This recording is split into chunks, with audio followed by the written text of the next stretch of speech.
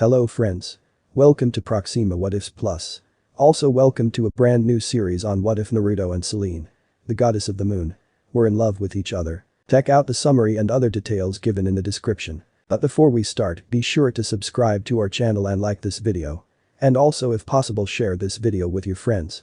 Now let's start the story. Narita International Airport, Japan. My name is Naruto Corvinus, though I use my mother's surname Uzumaki when I am in the Far East. My father's name is Alexander Corvinus, who is an immortal.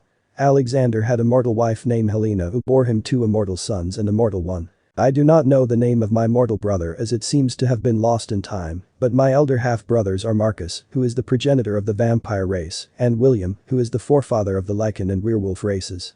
The descendants of these two have been trying to eradicate each other for centuries in Europe and have spread throughout the world in small numbers. My father Alexander was distraught at the death of the love of his life Helena, but after traveling the world for a century or so, he found another immortal named Uzumaki Kushina. Kushina was a 9-tailed kitsune and very beautiful with long red hair. She and my father Alexander's union resulted in me, Naruto.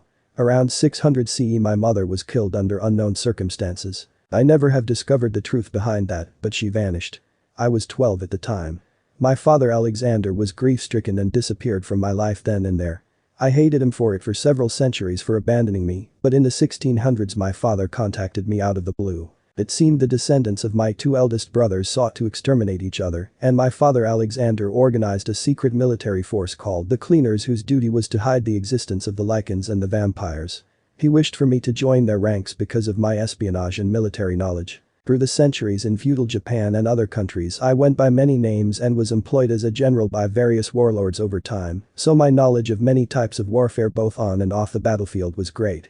However, I told my father that I had no interests in his little war or those of my half-brothers. I told him to leave me out of it as I had no real reason to support a man who abandoned me. I was no longer angry at Alexander Corvinus, I simply did not care and did not wish to be involved. That was before I was attacked by one of my brother Marcus's progeny, a female vampire when I was walking home from work. POV change. The vampiress was obviously of European descent and was for all intents and purposes feral. Naruto had studied vampires and knew by their own laws that a vampire wasn't supposed to reveal themselves unless it was to turn another into a vampire via the virus that all vampires carry, which was fatal to most. As it turned out, Naruto's kitsune blood was far more powerful than any virus, and he was completely unaffected. Naruto beheaded her with his katana that he kept concealed upon himself under a simple illusion. He decided after searching her body to destroy the remains with foxfire and be done with it. Unfortunately, she had friends that were searching for her. Naruto played cat and mouse with the vampires for weeks, using his many kitsune illusions to throw them off the trail. Eventually they gave up, but by that point, Naruto was both irritated and curious about them and decided to find out just why they were in Japan to begin with. After capturing and interrogating one of them, he found out that they were trying to establish a new coven in Japan and were seeking a good location to set up at. As it turned out, there was a coven in New York in the United States, known as the New World Coven, and one near Budapest in Hungary, known as the Old World Coven. They were trying to found a Far East coven. This group was from the Old World Coven, and after some convincing Naruto found that it is based in a remote mansion about an hour north of the city of Budapest. The mansion's name is Ordagas, which is Hungarian for Devil House, and the closest town to it is Santander. And they were acting under the auspices of a high-ranking vampire named Craven. He apparently held the title of regent. Naruto wasn't too thrilled that the vampires were trying to set up a nest in Japan, so he decided to visit this Craven person and convince him to leave Japan alone through a little aggressive diplomacy. Budapest International Airport, Hungary. Naruto got off of the plane in a fairly nondescript business suit and trench coat. He was soon flagged down by a blond man in black jeans and a leather jacket. The man said quietly, "Welcome to Hungary, Naruto Corvinus. Your father is pleased to know you are here. I trust you know some basic Hungarian." Naruto growled slightly and said in perfect Hungarian, "I've learned many languages in my time, sir. Who are you and what do you have to do with my father?" The man recoiled slightly at Naruto's harshness, but then said in a placating tone, "I'm Samuel and I'm what you would call a cleaner. I have a car waiting and I was instructed to take you to your father. He is quite eager to see you. Tell Alexander Corvinus I have neither the time nor the inclination visit him," said Naruto curtly. "I'm a busy man and my visit here has nothing to do with him or your organization." Samuel was taken aback but said, "Are you sure? We could be a great help to you." Seeing Naruto nod without hesitation, Samuel said, "Please take this business card and call if you need any help then. Your father truly wishes to see you." Naruto accepted the card and said, "I'll keep it in mind." He then walked away briskly to gather his luggage. Well, that could have gone better. Groused Samuel to himself. If he's not willing to see his father, then how am I going to keep an eye on him and pass along information? Mr. Corvinus was very specific to keep Mr. Naruto safe from harm. Naruto walked along through the streets of Budapest in the fall rain. He had a kitsune sense of empathy to sense other supernatural beings. Below the street surface he sensed a large group of people. They had a feral feeling about them, and some seemed to be fighting among themselves. The vampires I fought with seemed cold and analytical, but had a similar vibe. These guys seem animalistic and untamed. Could they be lichens? Naruto pondered a few moments, but then decided it wasn't his concern. Well, I'm here to find this Regent Craven character and convince him to stay out of Japan. Hopefully it won't cost him any limbs. Urdaga's mansion. Selene had just returned from a rather disastrous lichen hunt with her fellow death dealers Rigel and Nathaniel. Death dealers were the elite hunters of the vampires and tasked with wiping out lichens. Unfortunately, in the subway shootout that resulted, Rigel died and Selene figured Nathaniel was probably dead as well. She was also curious about the two lichens. They appeared to be tracking a human. Selene's instincts told her to investigate this further. Unfortunately, Craven had other ideas and dismissed her. There was a party welcoming members of the new coven into the home of the old coven, and Craven desired her to be his escort as he had long pined after her. Selene was pondering what to do when her attendant and Craven's lapdog, Erica, came in. "You need to get ready for the party, Selene. Craven has ordered it." Erica was an attractive blonde that not so secretly wanted Craven all to herself. Erica was a bit jealous of Selene monopolizing Craven's affections, despite the fact Selene spurned Craven time and time again. Still, Erica was friendly with Selene and admired her in a way. "Come on, Selene. Let's get you dressed," said the blonde vampiress. Selene simply complained, Craven is more of a bureaucrat than a warrior. Her dark tresses and fair skin contrasted a bit with Erica's. "I have better things to do than attend some ridiculous party." Naruto arrived at the mansion in the rain and paid the taxi driver, who departed thereafter. He easily leapt over the massive wrought iron gates that barred his entry and quietly walked across the courtyard. Two well-armed guards rushed out to intercept him. Their vampiric senses were screaming danger as the spiky-haired blonde walked towards them in silence. They knew he wasn't a vampire or lichen, but the question was, what exactly was he? "Halt!" yelled one of them. "Stay where you are and state your business." The man was obviously very frightened. Naruto unleashed his killing intent on the two guards, causing them to tremble in fear. It took all of their willpower not to turn tail and run. Naruto's eyes lit up red and slitted. "I'm here to see a vampire named Craven, who I understand is the regent in charge here. I have business with him. Why don't one of you two gentlemen fetch him for me? I'm a busy man and have a schedule to keep." Naruto then ratcheted up his killing intent further, and the whole mansion felt it. Selene stared out her window to the front yard and saw a man there, which was the source of the massive killing intent she felt. Whatever he is, he has the power of an elder. She saw one of the guards turn tail and run back towards the mansion. With the thought of "damn coward" on her mind, she armed herself to the teeth and ran down to the front entrance to see what was going on. If there was going to be a shootout, then she would definitely be involved. When Selene arrived in the front room, she saw all the members of both covens in their fancy dress for the party, as opposed to her black leather and long coat. Other death dealers had arrived as well. "What is going on here?" asked Selene. The rain-soaked guard came in and said, "There is a person outside who desires to talk to Master Craven. He says he has business to discuss." It was obvious the guard was terrified. Craven was sweating heavily from the killing intent outside. He tried to cover it up and said haughtily, "Tell this person he can wait until tomorrow. I'm hosting an important function tonight and I have no time for interruptions. If he doesn't like it, shoot him dead. I have little time for such rabble." About that time several shots were heard outside and Craven nodded. "Well, it sounds like that issue has been dealt with. Everyone please return to your dining." About that time the double doors to the reception hall were blown off of their hinges by the body of the other guard, who looked as if he'd been literally scared to death. His entire chest was caved in and smoking as he laid there unmoving, much to everyone's shock and horror. Naruto's voice drifted in and said, "I told you I have schedule to keep. Bring me Craven now." The killing intent was smothering, and Selene was debating whether to step in or just leave Craven to his fate. Personally, the latter seemed quite attractive to the black-haired beauty. Then Craven bolted to everyone's shock. "Keep him busy," yelled Craven over his shoulder as he ran for his life. Selene's eyes were as big as saucers. "I knew Craven was useless, but such a dishonorable act of cowardice is inexcusable." Deciding that everyone else was too dumbstruck to react, Selene went to meet this stranger. The dark-haired death dealer walked out into the darkened foyer in a relaxed but ready stance. She didn't have her pistols drawn but could in a split second. There she saw Naruto with his red eyes burning. Naruto simply said, "You aren't Craven." "I know Craven is male." Where is he? He fled in fear at your killing intent," answered Selene. She really was at a loss of what to say, so she just told the truth. The blonde kitsune growled, "I have not even met the man, and yet I have been able to take his measure and have found him wanting." Naruto let out a sigh of disgust. "Who are you?" asked Selene. She hoped this person wasn't going to go on a rampage. Judging by his aura, she was no match for him. "I'm Naruto, who might you be, miss?" asked Naruto. Selene was a bit dumbfounded at Naruto's sudden pleasantness in his tone of voice. She answered, "I'm Selene." Naruto bowed and said, "Well, it's a pleasure to meet you, Miss Selene. Until we meet again." With that, Naruto disappeared in a swirl of blue fox fire. The evening went rather uneasily for the partygoers of both the old and new covens. Craven, who was renowned for being the death dealer that slew Lucien, had run with his tail between his legs like a total coward. This was not only a complete embarrassment for the old coven, but a point of shock and dismay for the members of the new coven. They all agreed that the vampire elder Amelia was going to be absolutely furious when she arrived 2 days hence. Selene was utterly disgusted, and Erica, who held Craven on a pedestal, was totally disillusioned and heartbroken. Budapest, Lycan Den. Craven fled to Lucien's hideout in hopes of gaining some sort of amnesty, but found that the Lycans gave him a less than warm welcome. They did take him to see Lucien, however. "What are you doing here, Craven?" asked Lucien.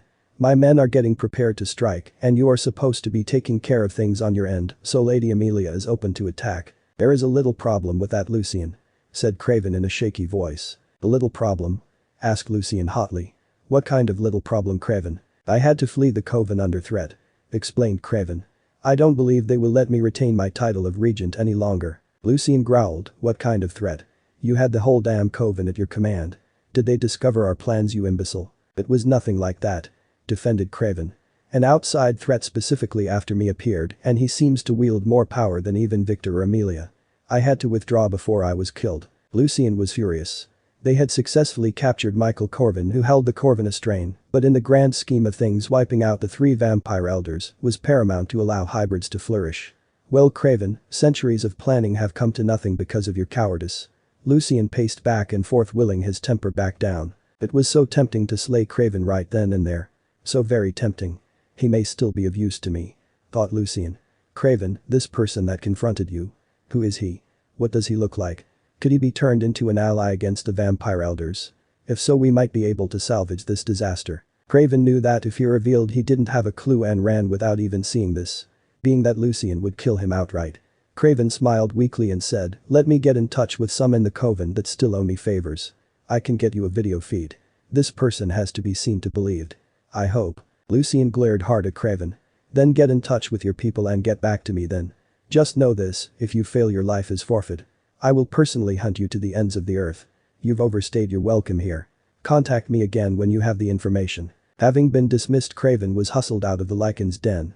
Selene had already reported it, and odds were Lucien and his group could be wiped out by the death dealers. Craven decided to contact his friends still in the coven and tip them off.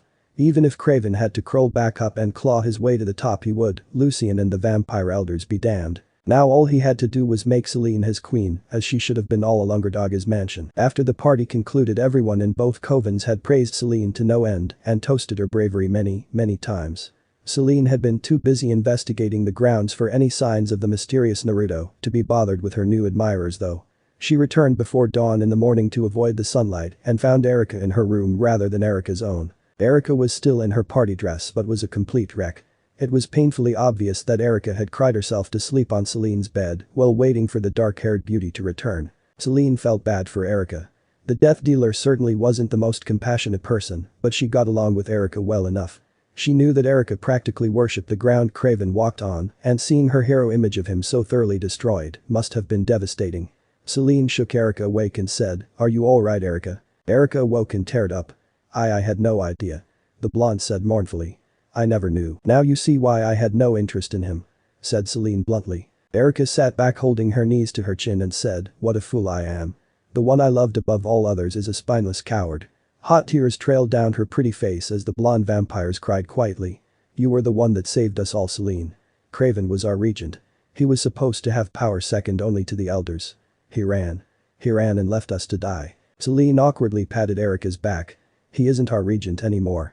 I don't know what punishment the elders will hand down, but it's sure to be severe. Fleeing in the face of danger is not something that someone of his supposed power should do. I don't know what that Naruto person's business with Craven was, but he was actually very cordial with me. If Craven had stood his grounds and actually talked to Naruto, then it's possible none of this would have happened. Maybe it's for the best. If a crisis that endangered us all with such a cowardly regent, then things could have been 10 times worse. What about that guard that flew through the door?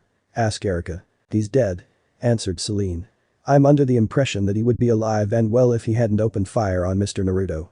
Seeing Erika's confused look, Selene added, it's my gut instinct, trust me. Erika nodded sadly. So what do you think this Naruto person is? Selene half shrugged. Honestly, I have no idea. He feels like us but different. His eyes glowed red and were slitted, and he had elongated canines like us. Maybe Elder Amelia will know something. He's definitely not a lichen.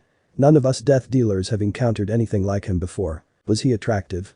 Asked Erika curiously. Selene sighed. I'm afraid I was too concerned with losing my life to check him out as boyfriend material. Erika. Shame. Quipped the blonde. Corinthia Hotel, Budapest. Naruto wasn't a huge spender, but when he traveled it was in style. He'd been saving money and living frugally for 1400 years, so why not splurge a little? Between the rather decadent spa and the many restaurants, Naruto figured he could laze about without a care for days at the Corinthia Hotel. The next morning he was awakened by room service and a very attractive maid, her name was Francisca, thoroughly tidied up the room and changed the sheets. She was rather flirty with the blonde kitsune, but he knew better than to go there. After she left, Naruto picked up all the hidden cameras and listening devices that she had planted. She was very subtle about it and used her looks and acted enticing to set them up without him noticing, at least that was the plan. I wonder how long Miss Francisca has been in the employ of Alexander Corvinus. Thought Naruto aloud. She's really quite good. Of course I've been dealing with spies for centuries, so I suppose I shouldn't judge her.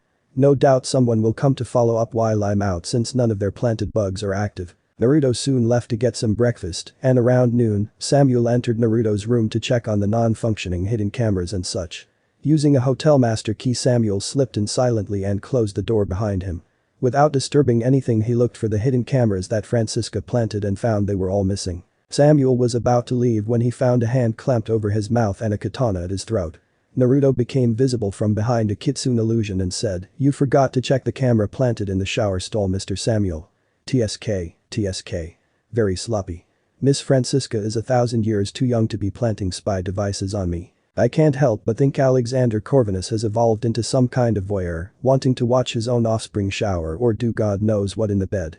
Who knows what kind of compromising positions his people could catch me in if I actually invited a lady over for the night. Most of those detected infrared as well. For shame. Samuel felt the blade tickle his Adam's apple. What shall I do with you, Mr. Samuel? I suppose I could kill you and dispose of the body. Or perhaps I should simply ask a few questions and let you go. What do you think is the better option? Naruto gripped Samuel's face a bit tighter and said, if you try that MI6 move on my knee, that your leg muscles are tightening, for I will slice your head off. Samuel's eyes widened in fear and he realized Naruto held all the cards. Naruto said, as long as you understand the position you're in now, I'll release you. Naruto lowered his blade and took his hand off Samuel's mouth before nudging the cleaner forward. The cleaner turned around to face Naruto, who was nonchalantly reclining in a chair with no sign of a sword by that point. Samuel was doing his best to slow down his heart rate and breathing. Naruto pointed to a bag on the end table by the couch and said, all your listening devices and cameras are in there. Why don't you have a seat until the adrenaline rush wears off? You're still perspiring like mad. For someone trained by MI6, you sure are jumpy. Naruto added conversationally. Samuel held his head in his hands as if to ward off the worst migraine in history. He said without preamble, just what exactly are you, Mr. Corvinus? Mr. Corvinus is my father, just call me Naruto. The Mr. makes me sound old. Said Naruto, totally ignoring the question of what he was. The blonde cleaner sighed. Mr. Corvinus truly wants to meet up with you. He has much to tell you. Then why didn't Alexander Corvinus come here himself? Asked Naruto. It isn't like I'm going to attack him or something. I don't care for him but for abandoning me, but he did sire me for what it's worth. Mr. Corvinus is a bit of a recluse, I'm afraid. Answered Samuel. As am I, replied Naruto. I don't appreciate being spied upon, Mr. Samuel. You can pass that along to my father. The frigate sank to Helena, headquarters of the cleaners. That evening Samuel was submitting his report to his leader Lorenz Marcaro, otherwise known as the First Immortal, Alexander Corvinus. Alexander shook his head. He's got my blue eyes, but the rest of him is all Kushina-chan. Playful, mischievous, deadly. He's her all over again. Just watch him from a distance and try to discern his motives for being in Budapest. I know he visited Ord Agas, so it has something to do with the vampires. Samuel said, "With all due respect sir, why don't you just go visit him? He doesn't seem overtly hostile and in his own strange way seems friendly even when he's threatening your life." Alexander sighed. His mother was a nine-tailed kitsune, she was old, wise and very powerful, though she could pass off for a teenage girl. I never did learn the full extent of her powers in the 15 years we were together. I never found out what happened to her either. If Naruto is half as powerful as Kushina-chan, then he can probably cast illusions and turn invisible as well as teleport and make blue fox fire that burns anything he wills it to and nothing else. Naruto's personality sounds like a kitsune through and through. They are playful pranksters by nature, but have a vengeful streak as wide as the ocean. Trust me when I say he was just playing you. Sir, started Samuel. Once we find out what he is after I will visit him myself. Said the Corvinus patriarch. I prefer to hold all the cards in a meeting, but it seems he does too. He inherited that from me I guess. Get some rest Samuel, tomorrow is another day. The Café Lots Hall, Budapest. Selene was sitting and quietly listening to the live piano music as she sipped on some white wine. It had been a fruitless night of searching for lichens, and she didn't particularly wish to return to the vampire mansion or Dagas. It seemed that among the foppish aristocrats that seemed to plague the vampire race, she had become some kind of celebrity, and they were trying to bring her into their exclusive little circle. The sugary praise and false pretenses made Selene sick. She was a warrior, one of the best death dealers and damn proud of it. The last thing she wanted to be was some pampered prissy socialite. As Selene sipped her wine she was watching the room around her for any signs of danger. That's when a spiky-haired blonde man came walking in. She noticed he had some kind of whisker-like tattoos on his rather handsome face. More importantly though, he had the most dazzling blue eyes she'd ever seen. They seemed to sparkle with mischief as his eyes met her blue ones. He grinned and came over to her. She was trying to place him until he said, "We meet again Miss Selene. I didn't expect to see you again so soon."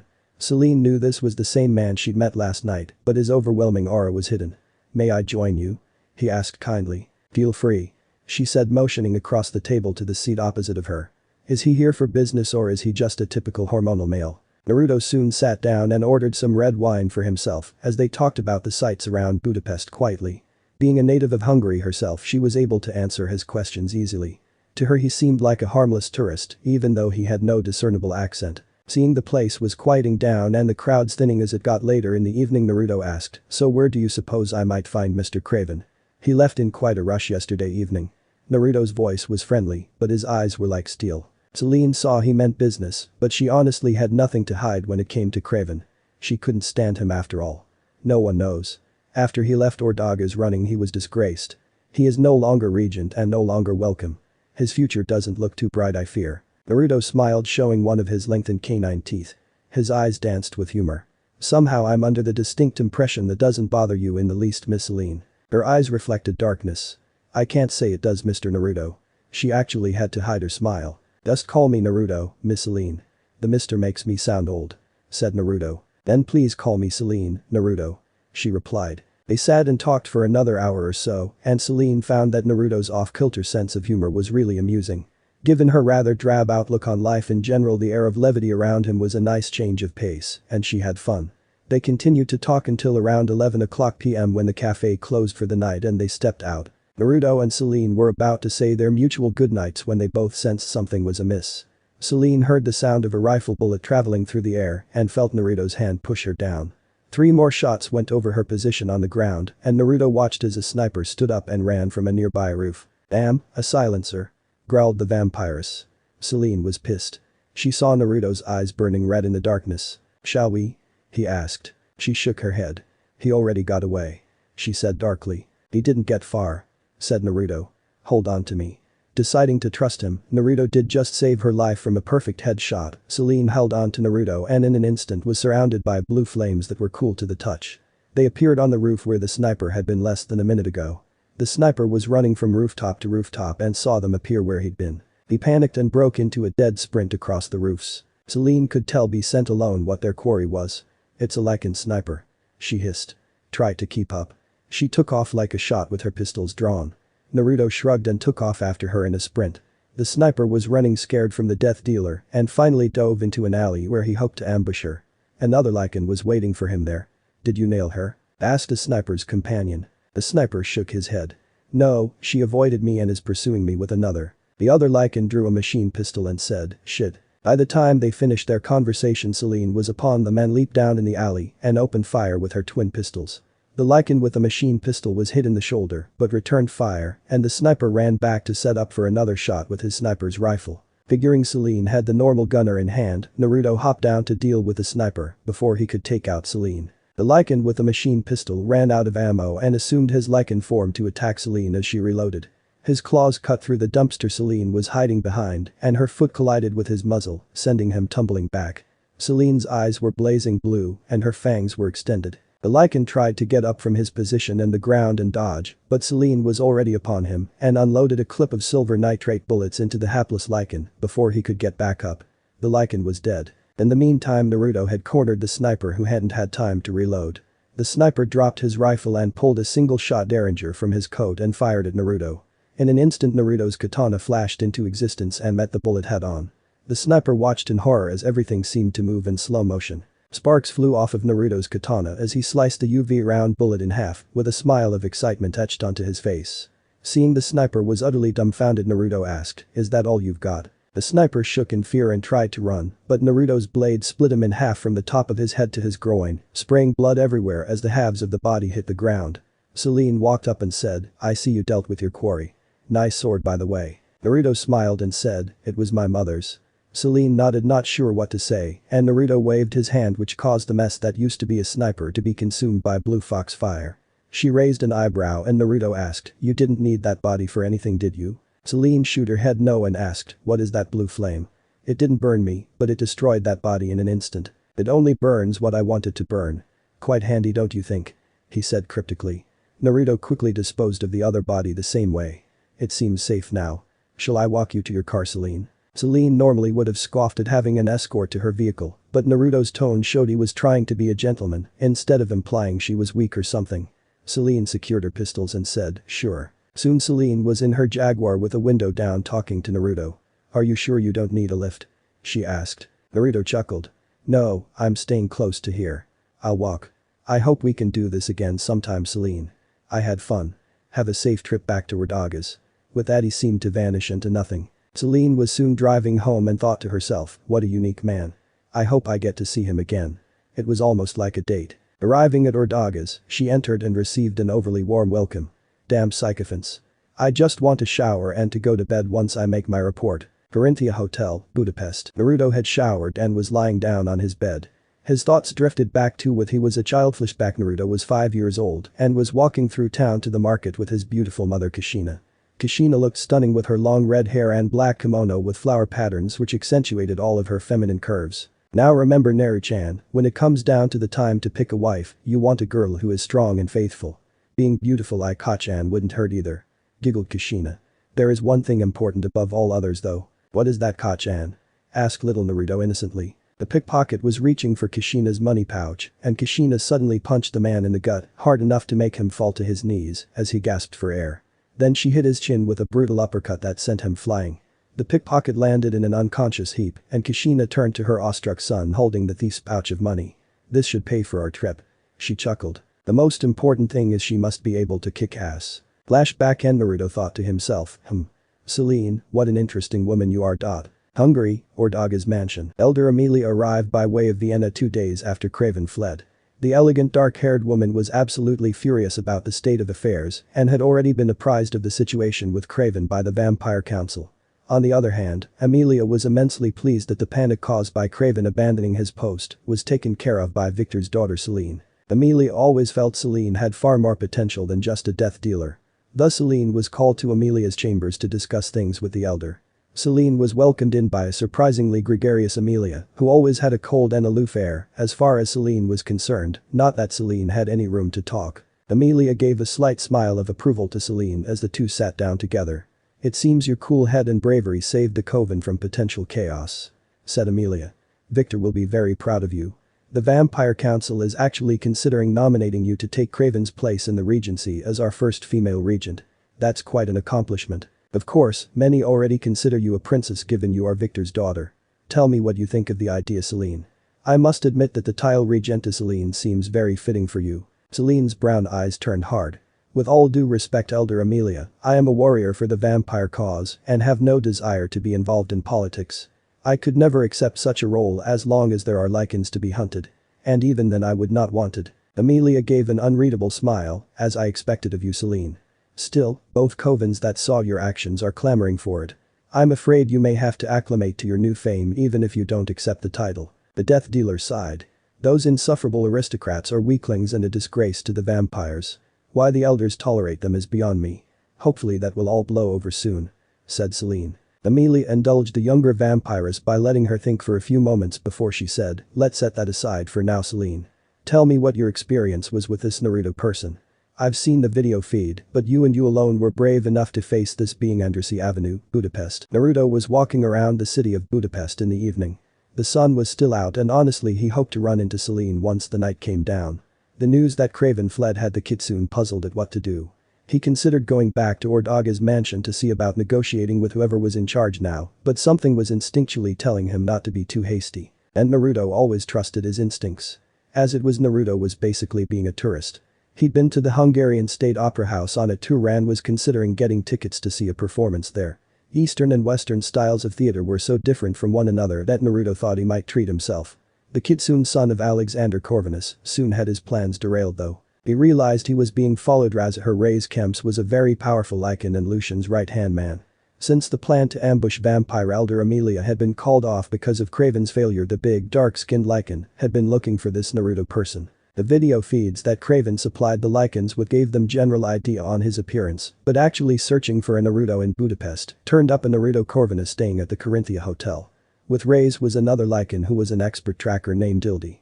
In contrast to Reyes' hulking muscular build, she was lean and lithe. Likewise he was shaved bald and she had her long brown hair in a ponytail. He was built for power and her for speed. Ildi had tracked an odd fox-like scent from Naruto's room at the Corinthia Hotel to the Opera House before the pair actually spotted Naruto physically exiting the historic building. Ildi whispered, "That's him, Reyes, the blonde in the grey trench coat and suit." Reyes nodded. The big Lycan was always astounded by just how good Ildi's nose was. "This should be simple enough," said Reyes in his deep voice. "Lucian's orders are to take this Naruto back to the new den where Lucian can talk to him in person. Hopefully we won't have to rough him up too much." "I'd rather rough him up a bit," said Ildi. "He looks like fun." She licked her lips and adjusted her black biker's jacket. Between her worn jacket and her hole-filled denims, Ildi looked like a punk rock girl or a biker. Reyes shook his head. He could never tell what wavelength Ildi was on. She was a wild girl that most of the male Lycans feared. While she was hot to look at, she was dangerous. Whether Ildi meant she wanted to beat up the blonde or have sex with him was a mystery that Reyes wasn't sure he wanted to solve. "Let's just capture him quietly, Ildi." Giving a jaunty salute, she said eagerly, "Aye aye, Captain," and took off in a trot with Reyes a few yards behind her. Reyes trailed her at an easy pace around the Opera House into the shadow of the building when Ildi suddenly stopped running and stood there staring off into space. Reyes asked Ildi what was wrong and got absolutely no response. The younger Lycan was mesmerized. Reyes was puzzled at what to do only to hear Naruto's voice from the shadows behind him. "She can't hear you, Lycan. Now tell me why you two have been stalking me." The big Lycan whipped around and was going to yell, "What did you do to her?" But his voice died in his throat when he saw two slitted red eyes blazing in the shadows. He couldn't see anything else of Naruto's form. "You needn't worry, I didn't hurt her," said the kitsune in a menacing voice. "Of course, that doesn't mean I can't. Now tell me what it is you want, my Lycan friend." Reyes was a brave person and never backed down to anyone except Lucian. But the red eyes and the focused killing intent on him was overwhelming. Reyes wanted to curl up in a ball and hide himself. No wonder that idiot Craven ran. "This is unreal," thought Reyes desperately. Gathering his wits, Reyes said fearfully, "Our leader wishes to speak with you. He asked us to bring you to him." Naruto seemed to materialize out of the shadows and became visible. He said, "And why would I want to meet this leader of yours?" The Lycan growled, "Because he said so, that's good." And Naruto's katana appeared from nowhere and was drawing the tiniest bit of blood from Reyes' throat. The kitsune growled, "That's not good enough. Know your place or I'll erase you and you cute friend over there in an instant, Lycan. Now give me a real reason before I get cross." Reyes was sweating as the katana gleamed menacingly. He wondered why no one noticed Naruto was holding him at sword point out in the open. Looking into Naruto's glowing red eyes, he saw a hint of amusement mixed in with utter ruthlessness. Reyes said in a shaky voice, "He can tell you where Craven is." Naruto's blade vanished as the blonde walked up to the much larger man. "Tell this leader of yours to meet me at the Meat and Sauce restaurant at 7 o'clock tonight. I'm in the mood for pulled pork and I'm sure he'd be happy to treat me. If he hasn't got the guts to show up, then tell him to stop sending his scouts after me or they'll start disappearing." Naruto then vanished in a swirl of blue fox fire. Ildi suddenly snapped out of her trance and said, He's right around this corner, what the hell. Even his scent is gone. Turning to Raze she said, Raze, I lost him. Then she looked at Raze. What the fuck man? You look like you've been through hell. Raze normally would have taken offense, but first of all he was too mentally exhausted from his encounter with the monster Naruto, and secondly this was Ildi and knowing her it wasn't worth it to get in a fight. That and he had been through hell. You've been in a trance Ildi. Naruto did something to you that made you zone out completely. Then he held me at sword point. I don't know what he is. We need to call Lucien. Getting out his cell phone Raze called Lucien and explained the situation. Lucien was less than thrilled to find out he had a dinner date and worse yet he had to pay for it. Still, Lucien trusted Raze. Raze soon turned off his phone and said. Well, Lucien's not happy, but he said he'd go. There is nothing left for us to do here. Let's head back. Ildi normally would have ribbed Raze for being so frazzled, but she could tell the big man was really out of sorts. She slapped his back in a friendly way and said, then let's get going big guy. They never noticed Naruto was still there under an illusion in the shadows. So their leader's name is Lucien. It looks like I have a couple of hours to burn before dinner. Looking over his map on his phone Naruto headed over to view the List Academy of Music to admire the architecture. The meat and sauce restaurant. Lucien showed up at 7 o'clock p.m. sharp in less than the best mood. He had 8 of his people stationed around the area, but the restaurant wasn't that big, so he couldn't bring others in with him. The Lycan leader was also a bit concerned because he hadn't seen his right-hand man Raze so shaken up in centuries. The fact Raze even admitted he'd been frightened to Lucien, in private, was telling. From what Lucien had seen Craven was always a coward, but perhaps in the case of Naruto it was justified. At any rate, Lucien was dressed in his usual street clothes and decided to at least act respectful. That's when Lucien saw a blonde man with spiky hair wave him over. The blonde kitsune said, you must be Mr. Lucien, I'm pleased to meet you. Please call me Naruto. I've got us a table towards the back. I trust you have a preference for meat. Lucien shook Naruto's hand, and in spite of the fact Naruto seemed like an ordinary human Lucien could sense fathomless power oozing from this person. He also wondered how Naruto already knew his name in advance. It was very unsettling. He replied, nice to meet you too Naruto. Soon the two were sitting and once their food arrived Naruto said, This is pulled pork sandwich is excellent. So why were you looking for me Mr. Lucien? Speak freely because no one else in this restaurant can hear or see a thing we're discussing. Including those 8 Lycans you have watching from outside. Naruto's eyes sparkled with mischief when Lucien got a look of surprise. I understand you have Mr. Craven's whereabouts. I'd be interested in that information. But I'm positive that isn't why you attempted to have me abducted. Tell me what it is you want Mr. Lucien and perhaps we can come to an understanding. Lucien was straightforward, I'm interested in knowing if you are an enemy of the vampire race as I am. Lucien was wise enough to know Naruto was some sort trickster. I'd also be interested in learning what you are. You feel similar to a Lycan or a vampire, but you are not. Naruto interlaced his fingers and said, you are correct. I'm neither a Lycan nor a vampire. As for my business I don't consider the vampires my enemies any more than the Lycans. But I do have issues with Craven personally. If you're against Craven then that makes all the vampires you enemies. Said Lucien. He's their regent after all. Naruto made a TSK sound and hissed, don't take me for a fool Mr. Lucien. Craven is their former regent. He's been deposed and disgraced. The vampires might consider it a favor for me to eliminate him. Lucien said, it seems you're well informed Naruto, my apologies. Damn. I was hoping to gain his help, but I can't even figure out what he is. Tacking a different tack, Lucien said, you are aware of the true reasons behind the Lycan vampire war, are you not? Naruto nodded. You mean the enslavement of the Lycans and the subsequent revolt. The situation was explained to me centuries ago. Genetically 2 races of cousins have been trying to commit genocide upon one another for centuries right under the noses of humanity, which aren't even aware of the secret war because of the cleaners. I'm not going to claim that I know everything, but I certainly have a good idea. I take it you wish to get me to join you? That was my hope. Said Lucien. I'm not interested. Said Naruto. I've fought in many wars Mr. Lucien, but all of them had an end in sight. The Lycans and vampires war is endless and I'm staying out of it unless someone forces my hand. And trust me when I say you do not want that. I can't give you the information on Craven's location then. Said Lucien. That's a shame. Said Naruto. I suppose I'll just have to be patient until an answer to my dilemma presents itself. If you don't join the Lycans then many will consider you an ally to the vampires you know. Said Lucien in a matter-of-fact tone. Not all people are as reasonable as I am Naruto. Lucien felt his entire body paralyzed by killing intent and Naruto's eyes lit up red and his canines lengthened. Lucien was shaking in fear as Naruto stood up and seemed to tower over him like an angry god. Do not try to threaten me Lycan. Hissed Naruto. I am a good friend but a terrible enemy. You'd best remember that. If I catch any of your people trying to spy on me, they will cease to exist. This conversation is over.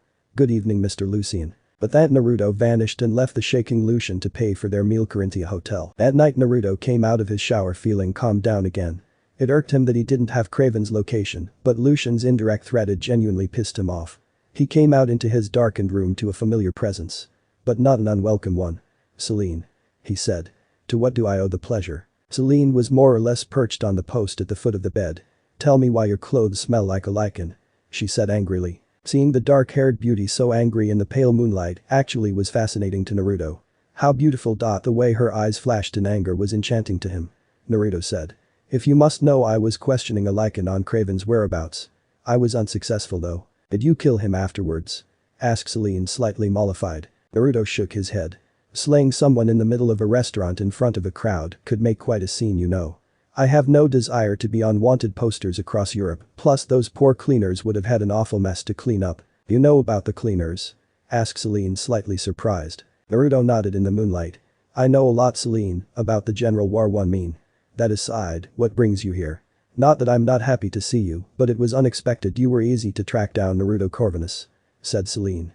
Your name is rather unique, you know, you really should travel under a better alias. So you tracked me down while you were at Ordaga's. Naruto smiled. I suppose there aren't too many Narutos in Budapest either. He said lightly. No, there aren't. Replied Selene. She once again was feeling amused but was keeping up a hard front. She was irritated that Naruto had lowered himself to talking to a lichen. Naruto threw his dirty clothing in the hamper for room service to clean. I don't suppose you'd be willing to come down from that awkward position and talk with me, would you? It looks uncomfortable. Said the kitsune. Selene stepped lightly onto the floor and said, the vampires are very curious about you, Naruto. Lady Amelia asked for me to seek you out. So that's why you're here, Selene? Asked Naruto. I was hoping you were here to visit, I rather enjoy your company. The dark-haired beauty blushed a tiny bit and looked away. Actually, I came to see you to get away from Ordaga's. She said, embarrassed. It's become quite insufferable of late. Naruto grinned, showing his fangs. So you used a mission from Lady Amelia to stay out after curfew. I knew there was a reason I liked you, Selene. Seeing he teased the death dealer enough, Naruto asked, so what's so bad at Ordaga's? Can you talk about it? Selene crossed her arms under her breasts. I can talk about it. It's all your fault, Naruto. Naruto raised an eyebrow and pointed at himself questioningly. Yes, you Naruto Corvinus. She said, pointing at him. And how is it my fault? Asked Naruto curiously. Aside of scaring off that pathetic coward Kraven, I'm unaware of anything that I did wrong. Well, I guess I did roast that guard alive. He said, sounding puzzled. Selene got a flat look and said. That guard is inconsequential. You turned me into a celebrity. Naruto tried not to laugh. He really did. PFFFFT. How did I turn you into a celebrity of all things? Chuckled Naruto. Selene, I have many powers, but elevating someone into stardom is not among them. He said as he stifled his laughter. The dark-haired beauty's eyes narrowed accusingly. It's not funny, and yes, you did turn me into a star in vampire circles. Naruto got his chuckles under control and sat down at the desk in his room. Alright, please do fill me in on the details. I'm curious as to what happened. Selene pulled up a chair and sat down in it. She said, after Kraven fled, I went out to face you alone. Everyone else was too frightened to do so. As a result, the vampire elders are considering me a candidate for the new regency spot, and all those sycophantic aristocrats among the vampires want to be best friends with me. On top of that, I have poor Erica clinging to me like a lifeline because her entire image of Kraven has been shattered and she sees me as her savior now. Naruto rubbed his chin. Though personally I blame the fact that your bravery caused your elevation in status. I can't deny I inadvertently caused some of this. I do understand not wanting to deal with aristocracy or politics though. At least on a battlefield people are openly trying to kill you. But politicians, they are plotting behind your back and you end up with the sword of Damocles hanging over your head every step of the way. I'm sorry to hear about that. Selene looked at Naruto for a moment and said, you speak from experience. Naruto nodded. She's very perceptive. It's just as I'd hoped. I was in that position a couple of times when I was a general. The death dealer was curious now. You were a general? The kitsune answered, long ago. When they tried to draw me into politics in feudal Japan, I simply vanished for a few years and reappeared under a different alias. It's an effective tactic because humans don't live that long, but such an option wouldn't work with a bunch of immortals. Selene growled, that seems a bit cowardly. Naruto raised an eyebrow. Call it what you like, it is effective as I said.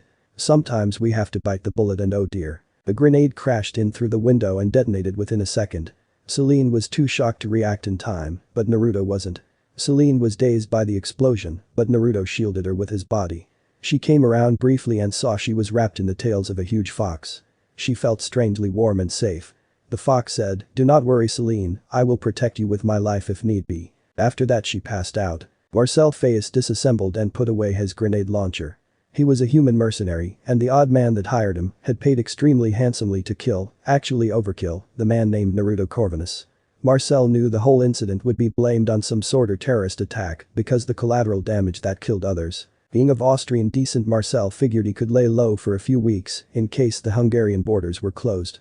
He regularly traveled Europe, a businessman, so it would be simple enough to blend into the crowds. What Marcel Fayes didn't realize was he just made an enemy of epic proportions. The kitsune named Uzumaki Naruto that was once known as the Blood Red Tide because of the carnage he caused in battle when he was a provincial general in Japan centuries ago. Budapest, Millennium Underground Railway. Selene awoke feeling extremely tired and in pain. She had an IV in each arm with blood feeding her. She didn't know where she was, but she looked over and saw Naruto sitting there with his red eyes glowing. Naruto seemed to be in some kind of meditative state. He looked over at her in concern and said, "You're safe underground and I've procured a lot of blood to help you regenerate Selene. You weren't injured by the fire or the shrapnel, but you are probably a walking bruise from the impact of the shockwave. I'll keep watch over you so don't worry." "Where are we?" asked Selene tiredly. She hurt all over. "We're in an old storage room near the M1 metro line near the Budapest City Park end of it," said Naruto. "It's daylight out so you'll need to wait until sundown to return to Ordaga's mansion. Just rest for now. You're regenerating rapidly so you must have several centuries under your belt to be that powerful." "I'm 630, said Selene. Naruto nodded and said in a soothing voice, "Sleep Selene, I'll be here when you wake up." Selene soon drifted off to sleep again as Naruto watched over her. Ordaga's mansion. Lady Amelia was privately in a panic, though to everyone else she seemed calm and collected. She sent Selene on a mission to contact Naruto Corvinus, and now Victor's beloved daughter was missing. Their connections in the National Bureau of Investigation as well as regular police reports showed there were no signs of any bodies in the room Naruto Corvinus was registered to be in, which was a relief. Many of the Coven's aristocrats were very up in arms about where the princess was, but Amelia kept them in line with a simple glare. There was also the question of the regency, but finding Selene was much more important in Amelia's eyes. Though Amelia didn't openly fear Victor per se, his temper would be monumental if his precious child had been killed. The vampires would start scouting tonight once the accursed sun fell from the sky. If the Lycans were behind it, then no god could save them from Amelia's wrath. Just as importantly though, the vampires might gain a powerful ally in Naruto the frigate Sancta Helena. Alexander Corvinus was very worried. His estranged son Naruto had been the target of an assassination attempt and the leader of the cleaners didn't know who or why. All he knew was how a grenade launcher fired from a nearby rooftop. Naruto had been shadowed at range by Alexander's people and it seemed that Naruto had made contact with both the vampires and the Lycans, so anyone could have targeted Naruto in theory. A vampiress had been in Naruto's room before the explosion, but the cleaners found absolutely no evidence of either of their bodies there. The Jaguar that the vampiress drove was still parked where it had been last night and Samuel had already taken action to observe the vehicle in case she, and hopefully Naruto, returned for it tonight. Samuel came in to report to his commander. "We ran the history on that Jaguar, sir. It's registered to a non-profit organization attached to the Hungarian Red Cross."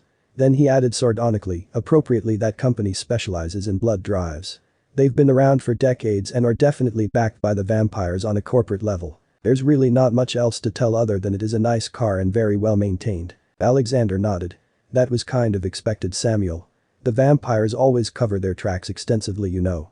Wheels within wheels, Millennium Underground Railway. Wheels within wheels. Thought Naruto as he unintentionally mirrored his father's thoughts. The vampires could be responsible, the Lycans could be responsible. No doubt if asked they will point the finger at each other. It could be one side trying to frame the other. It could be Craven, as no doubt the coward has connections. It could be someone else. It was stupid of me to use my real name upon reflection. I haven't been outside Japan since the late 1800s, so I didn't even think to use an alias on my passport because no one would know me. Hell, the last time I was here in Hungary it was under the rule of the Habsburgs and part of the Austro-Hungarian Empire. You'd think for all the years of experience I have that I wouldn't have made such a rookie mistake.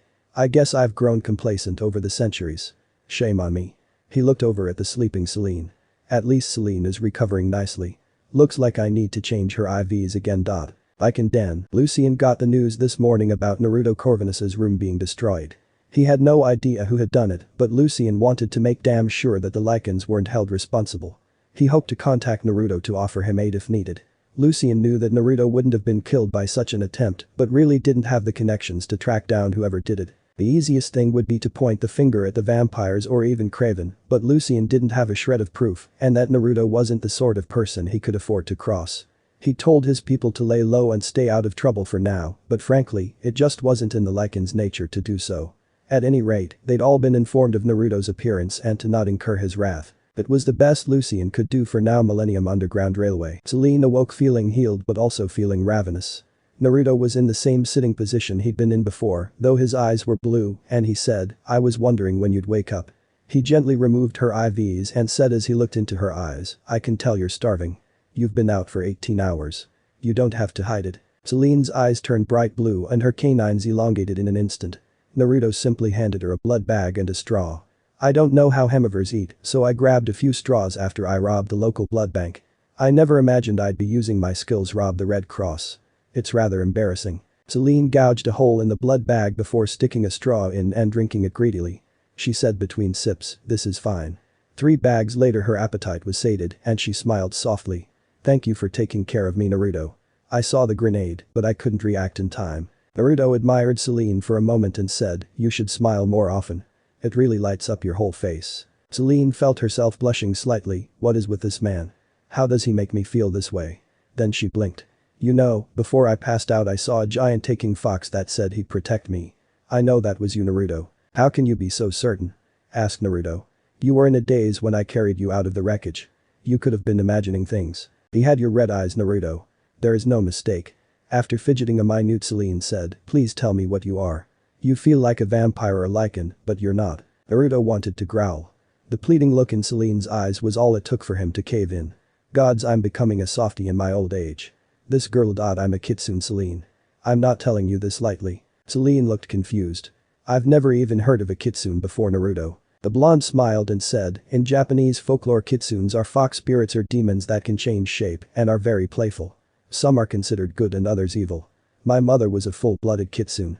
My father was something else. So are you a good or evil kitsune? And where do kitsunes come from? You call yourself Corvinus. That is quite a coincidence, you know," said Selene, wondering how she could get more details.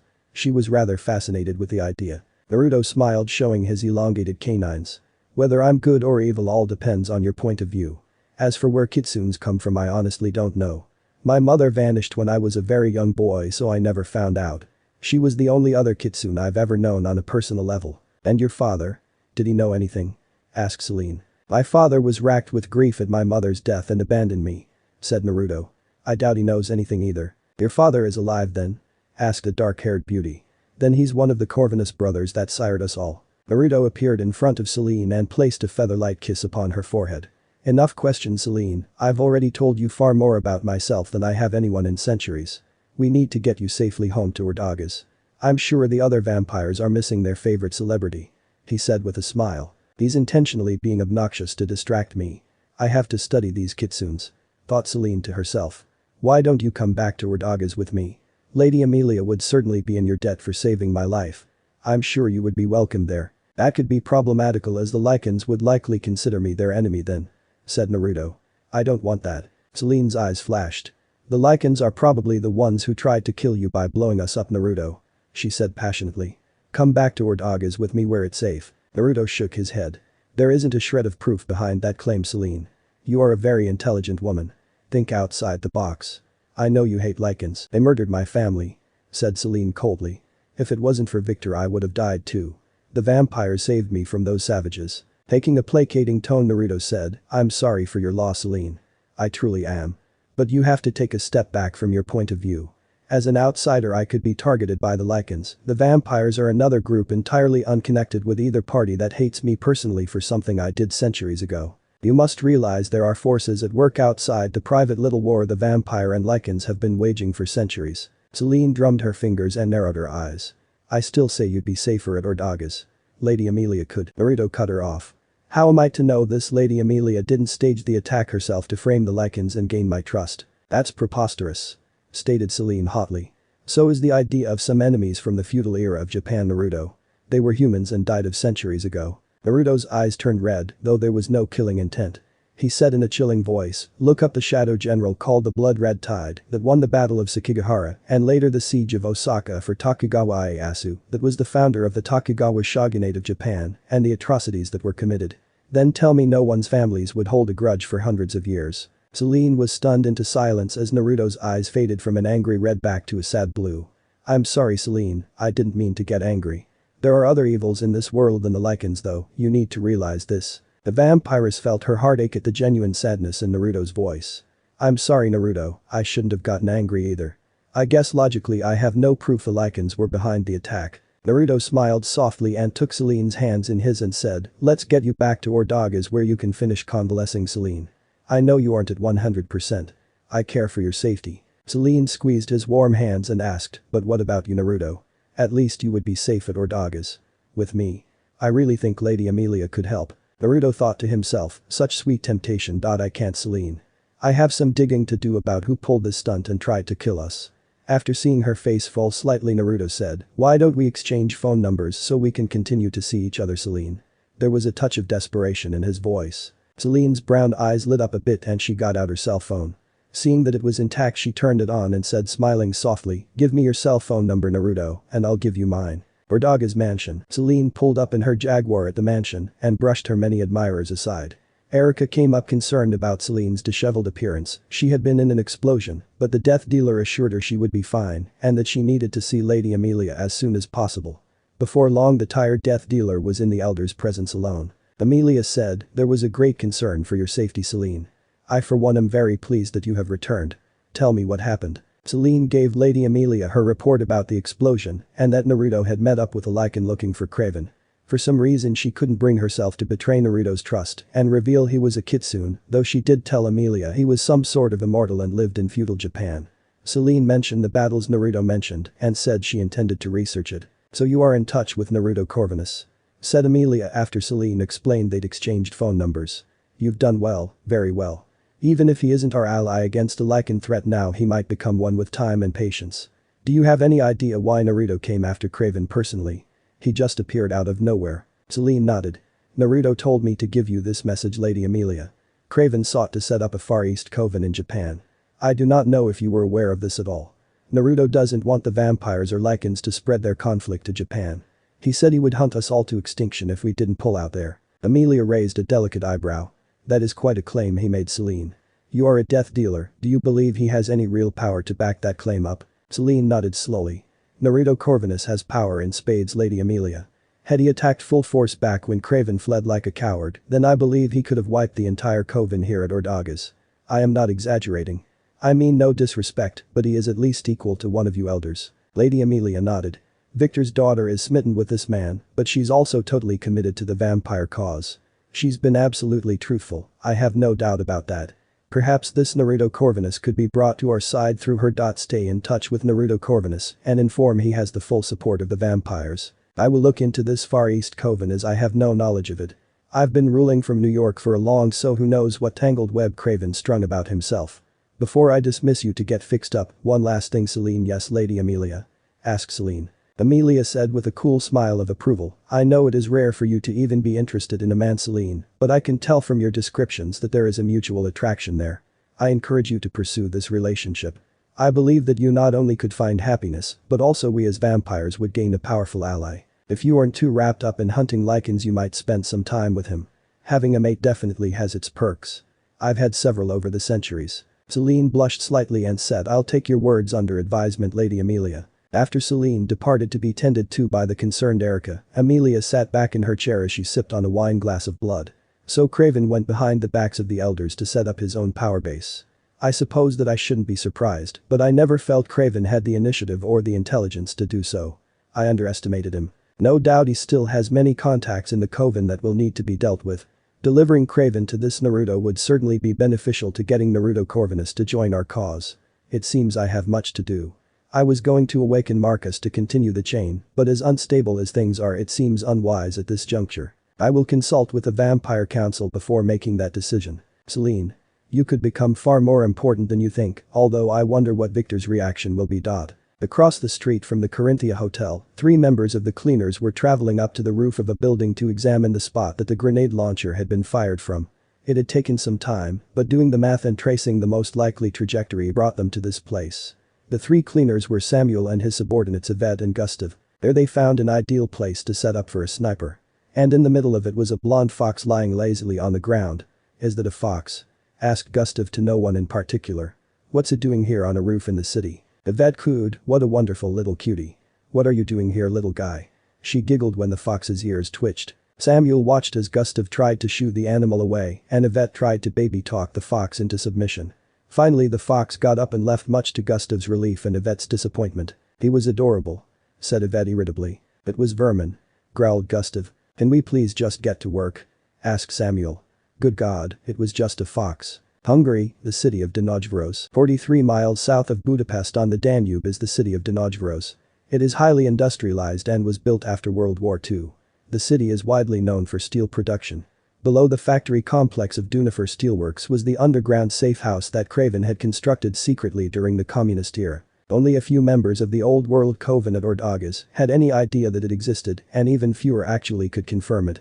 Craven and a powerfully built Chinese man with a V-shaped scar marring his face were talking to an absolutely gorgeous Japanese woman on the large flat-screen television. The look on her otherwise beautiful face was quite angry. "You two sent a human assassin with a grenade launcher to take out the likes of Uzumaki Naruto-sama, is that what you are telling me, Craven?" asked the seething woman. Craven cringed at the woman's wrath. "Lady Kurami, it was Xiaowei's idea. I assure you that the entire room was destroyed in the explosion. Our employee was very thorough." Lady Kurami let out a feral growl. "Uzumaki Naruto, or Naruto Corvinus as you know him, could easily shrug off even an anti-tank round if he wasn't caught by surprise."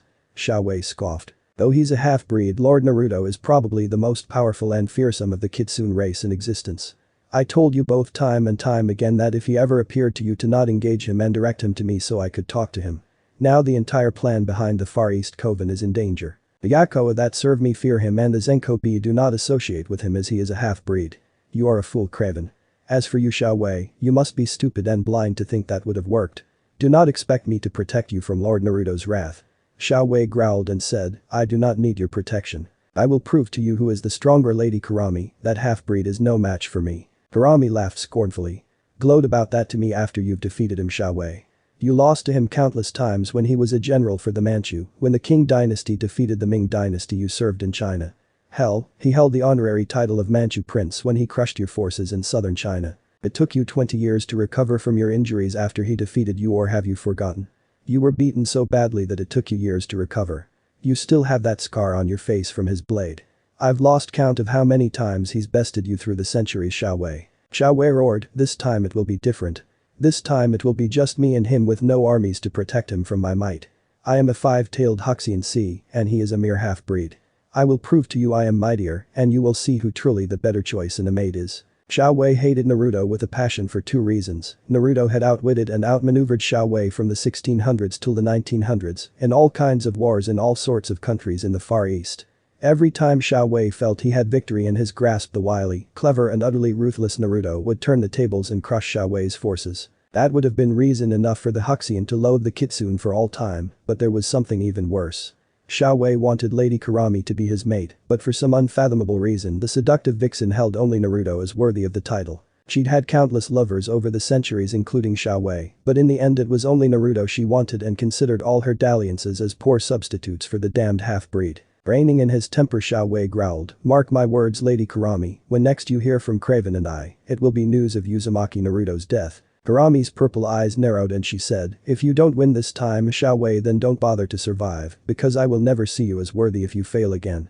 She ended the transmission from her end, and Xiaowei roared in impotent rage at the blank screen. The frigate sank to Helena. Samuel came in to report to his commander Alexander Corvinus on the team's findings.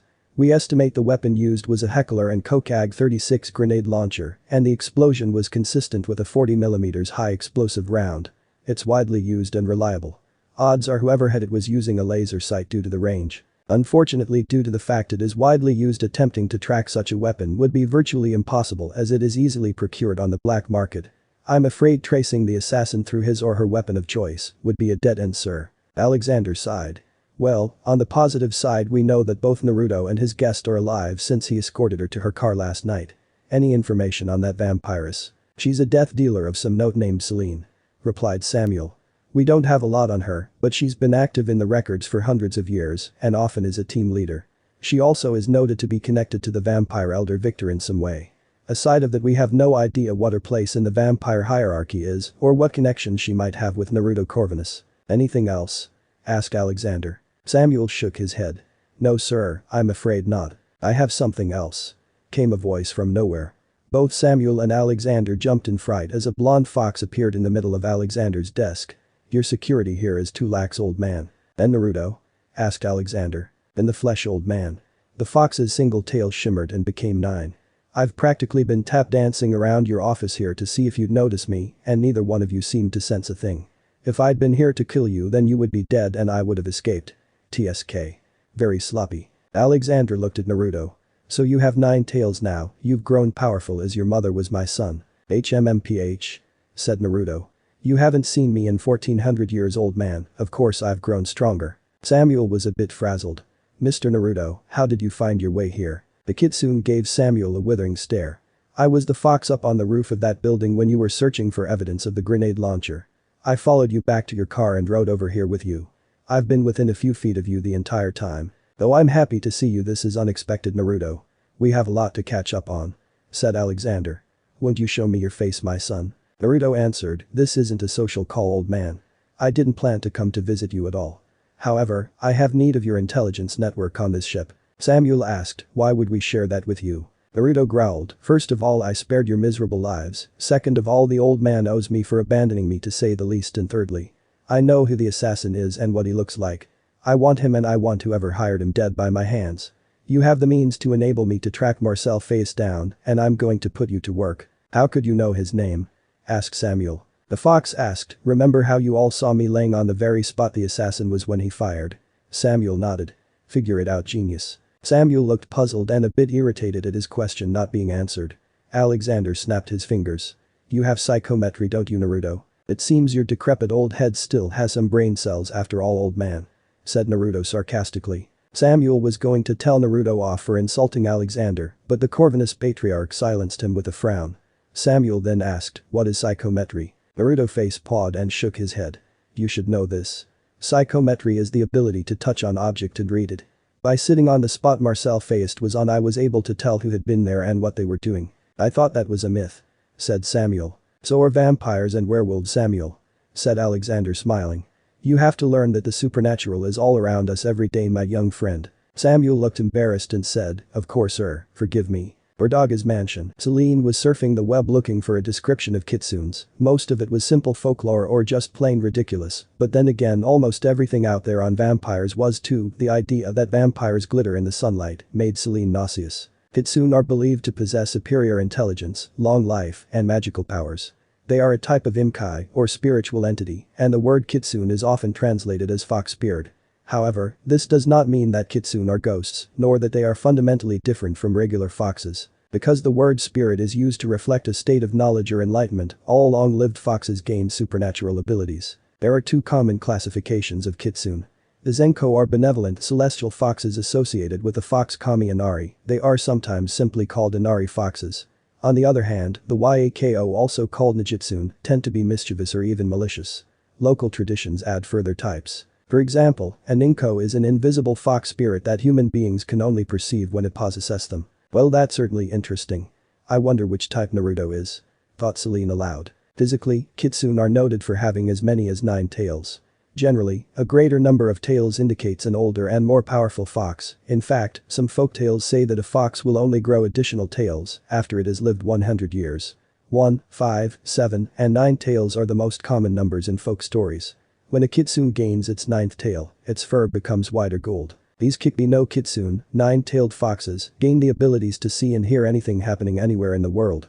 Other tales credit them with infinite wisdom. Selene continued to look over things like shape-shifting, their Hashi no Tama, Starball, and even their trickster nature. I hate to say it, but Naruto fits this trickster category to a T. I'll have to ask him just exactly how he robbed the Red Cross. He may have turned into a beautiful woman or something. She thought, chuckling to herself. I guess I should look up this Shadow General. She thought back to Naruto's rather angry exclamation. Look up the shadow general called the Blood Red Tide that won the Battle of Sekigahara and later the Siege of Osaka for Tokugawa Ieyasu that was the founder of the Tokugawa shogunate of Japan and the atrocities that were committed. Then tell me no one's families would hold a grudge for hundreds of years. I wonder what he meant. Thought the dark-haired beauty. After searching all over the web, Selene found a research paper online from Osaka University's archaeology program that had been transcribed. Tokugawa's Shadow General. Preface. Most of these writings are taken directly from the chronicles of the Japanese imperial courts during the 1660s-70s.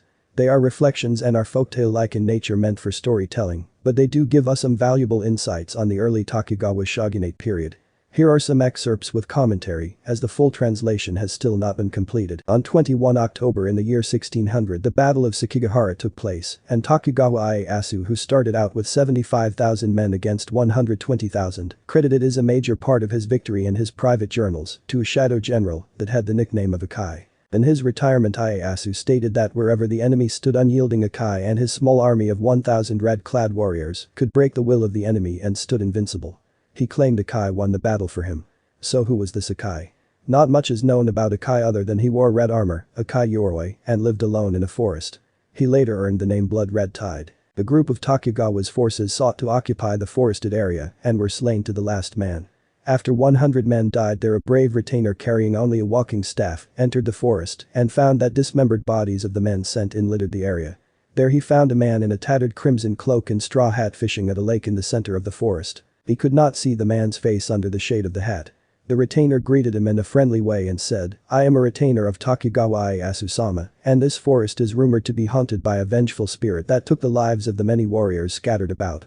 Does this not concern you, my friend?" "There is no vengeful spirit here, only you and I," the man in the straw hat said simply. The retainer said, "Then you slew those men?" "For I certainly did not." The crimson-cloaked man said, "No man came and spoke to me. They hid like cowards behind their weapons and threatened me to make me leave while I was fishing. I do not tolerate such treatment." Then he turned back to his fishing. But the retainer was clever and asked to join the man in fishing. They spoke of many things while they fished together. After some time the retainer said, "Tell me, friend, if I told you Tokugawa-sama was going to send 1,000 men here to drive you out of your fishing spot, then what would your reply to him be?" The crimson-cloaked man's face was hidden by the straw hat, but the retainer could tell the man was thinking. Finally he said, "I would tell you to inform Tokugawa-sama that the bodies of 1,000 of his men would lay slaughtered in this forest, and Akai would still be fishing here." "I believe your words, Akai-san," said the retainer. "What if Tokugawa-sama offered you those 1,000 men to fight for you as one of his generals?" Akai answered, "Then I would make them unstoppable as the most virulent plague and serve Tokugawa-sama as his retainer." This is mostly fabricated, but records show that a general named Akai appeared from nowhere and was given 1,000 men to command. He was noted to live in a forest, though its location is not named. It was also noted that his background and birth were a complete mystery to those around him. No one ever saw his face, but his mask and armor were described. Akai was said to have offended the other general's sensitivities when he made this claim, but Tokugawa Ieyasu felt the hand of fate at work and said to his retainer, "Bring this Akai before me and tell him he may pick 1,000 men from all the armies at my disposal, so long as they are not officers." The other generals privately scoffed at this idea but did not question their lord. The next day the retainer returned with a man clad in very old-style red samurai armor that wore the mask of a smiling fox. Many of the generals wore fearsome masks of demons or dragons, but a smiling fox. They all laughed at Akai. It was said the youngest and most boisterous general named Warai exclaimed, "This clown is no general. I will strike him down with a single strike of my blade. Tokugawa-sama, may I test this fool?" Tokugawa said, "It is your life, youngster. If you wish to test yourself against Akai-san, then go ahead and try." The young general laughed and said, "Fox clown, your armor looks like something my grandfather's grandfather would have worn. You are so amusing that I almost hate to kill you." Then he took his katana out and got in the ready position. "Come at me, clown." Akai placed his hand on the hilt of his blade and said in a growling voice, "Fool." In a flash the young general stopped laughing and fell to pieces. Even the young general's katana and armor were sliced into pieces as if they were made of rice paper. No one even saw Akai move. Blood erupted everywhere from the young general's remains, and Akai stood impassively and aloof as the blood spattered on his red armor. That's when everyone noticed the fox mask was no longer smiling, but baring its teeth in a ferocious snarl. He bowed to Tokugawa and said, "If it pleases you, my lord, I will choose my soldiers now." After receiving permission, Akai went through the men standing there and seemed to choose at random. He looked at each without saying a word and then motioned to those he picked to stand away from the other armies. The men he picked were not the biggest or the strongest or even the most fleet of foot. When he was done, all of the generals were puzzled as to why he picked men that seemed very ordinary instead of exceptional. Tokugawa-sama wisely knew there was a reason, but asked to quell the questions in his generals' hearts and minds. "Tell me, General Akai, what made you choose those particular men? They did not flinch in my presence as all the others did," said Akai. Akai turned to his 1,000 men and said in a commanding voice that chilled all the others to the bone, "Welcome to the path of carnage. Now follow me." That was only the beginning, and Akai returned to his forested area to train his men for the next few months. Tokugawa had only called upon Akai 6 months later, and Akai said his men were not ready yet, but should be blooded. Whoever General Akai's army was sent to face was slaughtered to the last man, and it was said that Akai's men were literally bathed in so much blood that their armor was stained red like their commander. One of Tokugawa's generals named Urami had been sent along to observe and quickly defected along with his army after witnessing the massacre. He renounced Tokugawa and said he would never serve alongside monsters. The young general named Warai was said to have been cut down for having too much pride in the very presence of Tokugawa himself. It also was recorded that General Urami defected to those opposing Tokugawa during this time frame. Neither incident even makes mention of General Akai, but the facts do line up with the story. A year later the Battle of Sekigahara took place, and Akai would settle things with Urami once and for all. After a hard day fighting for all involved, General Akai's army was sent to break the iron defenses of a village named Kurosu. Ironically, it was defended by General Urami, who defected not so long ago. Urami had 7,000 men at his disposal, and he found the idea of Akai attacking with a seventh of that number to be utter foolishness. In the official history of the battle, Urami's forces were mentioned as erased, though once again no mention is made of Akai. General Akai's 1,000 men drove down into General Urami's forces of 7,000 without rest or respite. They gave no mercy and no quarter. General Akai commanded, "Spare no one," and led the charge himself. No man withstood him or his followers. General Urami and his men were distraught as they were driven back towards their home village of Kurosu. No matter what Urami's soldiers did, they were utterly slain. Some even tried to flee under the onslaught, but General Akai hated cowards more than anything and had them cut down mercilessly. When General Urami's forces found their backs close to the river upstream of Kurosu village, Urami exclaimed, "We will give no more ground. The time to counterattack is now." The unspeakable slaughter inflicted upon them by the red-clad warriors cut Urami's forces to less than a third. Finally, General Urami's remaining 2,000 battered and broken men fell back to the river. Urami himself hid behind his strongest warriors until General Akai cut every last one of them down. Finally, General Urami prostrated himself on the blood-soaked soil and tried to surrender in fear of General Akai and his 1,000 red warriors, though his army still outnumbered the red-clad warriors 2 to 1. "We surrender to you, Akai-sama. We will serve you as your loyal vassals, if only you will spare us," General Akai said in his deep growling voice. "So you said to Tokugawa-sama before you betrayed him." Akai turned to his men, and steam seemed to roll from the mouth of his fox-like mask. "Dismember every last one of these cowards and throw the pieces in the river. Only when the water flows red and their families view the carnage downstream will that village surrender. Then I will be satisfied." Within hours, the formerly unbreakable village of Kurosu that held the Tokugawa forces at bay surrendered on their hands and knees as their spirits were so broken seeing their dead clansmen's dismembered remains that they had no will left to fight. A few clans that Tokugawa Ieyasu ordered spared, such as the Shimazu clan, were fortunate. For any opposing clan not protected by Tokugawa's orders that General Akai's army came upon was slaughtered to the last infant. After the Battle of Sekigahara, General Akai was known as the Blood-Red Tide because wherever he walked, be it over earth or across the water, the blood of his enemies drenched the soil or filled the streams nearby. It was said the families that survived the purge of the Blood-Red Tide swore vengeance for 1,000 years against the red-clad general. Legend said that Tokugawa Ieyasu's other generals begged the shogun to never give the Blood-Red Tide more than 1,000 men, for they feared Akai would kill them all. Akai was rarely seen outside of the battlefield but was always available should Tokugawa Ieyasu need him and his army. There is a further record of note that the Blood-Red Tide appeared only once in the imperial court. He was said to have shown up in his usual armor, and all the others were shocked as they were dressed in their finery to respect the newly appointed shogun Tokugawa Ieyasu. The Blood-Red Tide stood aloof and kneeled respectfully before Tokugawa while wishing him a long and successful reign. After speaking with the shogun, the Blood-Red Tide stood alone and away from the others, and all feared him save two, Tokugawa himself, who trusted the Blood-Red Tide implicitly, and the beautiful courtesan Kurami Haderu, who was immediately smitten with him. It was said no man could resist her charms, but the Blood-Red Tide took little notice of her and left alone that night without her company. It should be noted the actually was a highly influential courtesan named Kurami Haderu, and for her to not get what she wanted was unheard of. After that point General Akai, or the Blood Red Tide, only made one other appearance at the siege of Osaka, where he once again left a trail of corpses and slaughter in his wake. As those records are still being reconstructed, a transcription is not available at this point. One thing is certain, whoever the Blood Red Tide or Akai was known to have spread such carnage that all but Tokugawa himself and Akai's own men feared him, and his fellow generals avoided him whenever possible. He may forever remain a mystery. Selene finished the document and thought to herself, how could such a person as Naruto do such things? I can see why he would think others held a grudge though. Just who are you really, Naruto Corvinus? Hungary, the city of Erd. Erd was just south of Budapest, and with the cleaner's help, Naruto tracked the assassin Marcel Feist to the Romantica Hotel. Feist was sitting down to read the newspaper that had the Corinthia Hotel attack on the front page and smirked. Suddenly he had a blade at his throat. Enjoying your handiwork, Mr. Feist? Asked a voice behind him. I can't tell you how irritated I was when you tried to blow my lady friend and I up with that grenade launcher. Naruto wasn't happy. If you want to live another day, Mr. Feist, I believe you should tell me who hired you and where I can find them. Hissed the kitsune. Otherwise your next breath may well be your last. Naruto had to hand it to Marcel Feist. He was a tough cookie, and it took chopping off all the fingers on his right hand one knuckle at a time before the man completely broke. He had been hired by a Chinese man named Xiao Wei, it couldn't be. But the actual money was transferred in by a man named Craven. Naruto already had traced the money transfer thanks to the cleaners, but he didn't know Craven's location.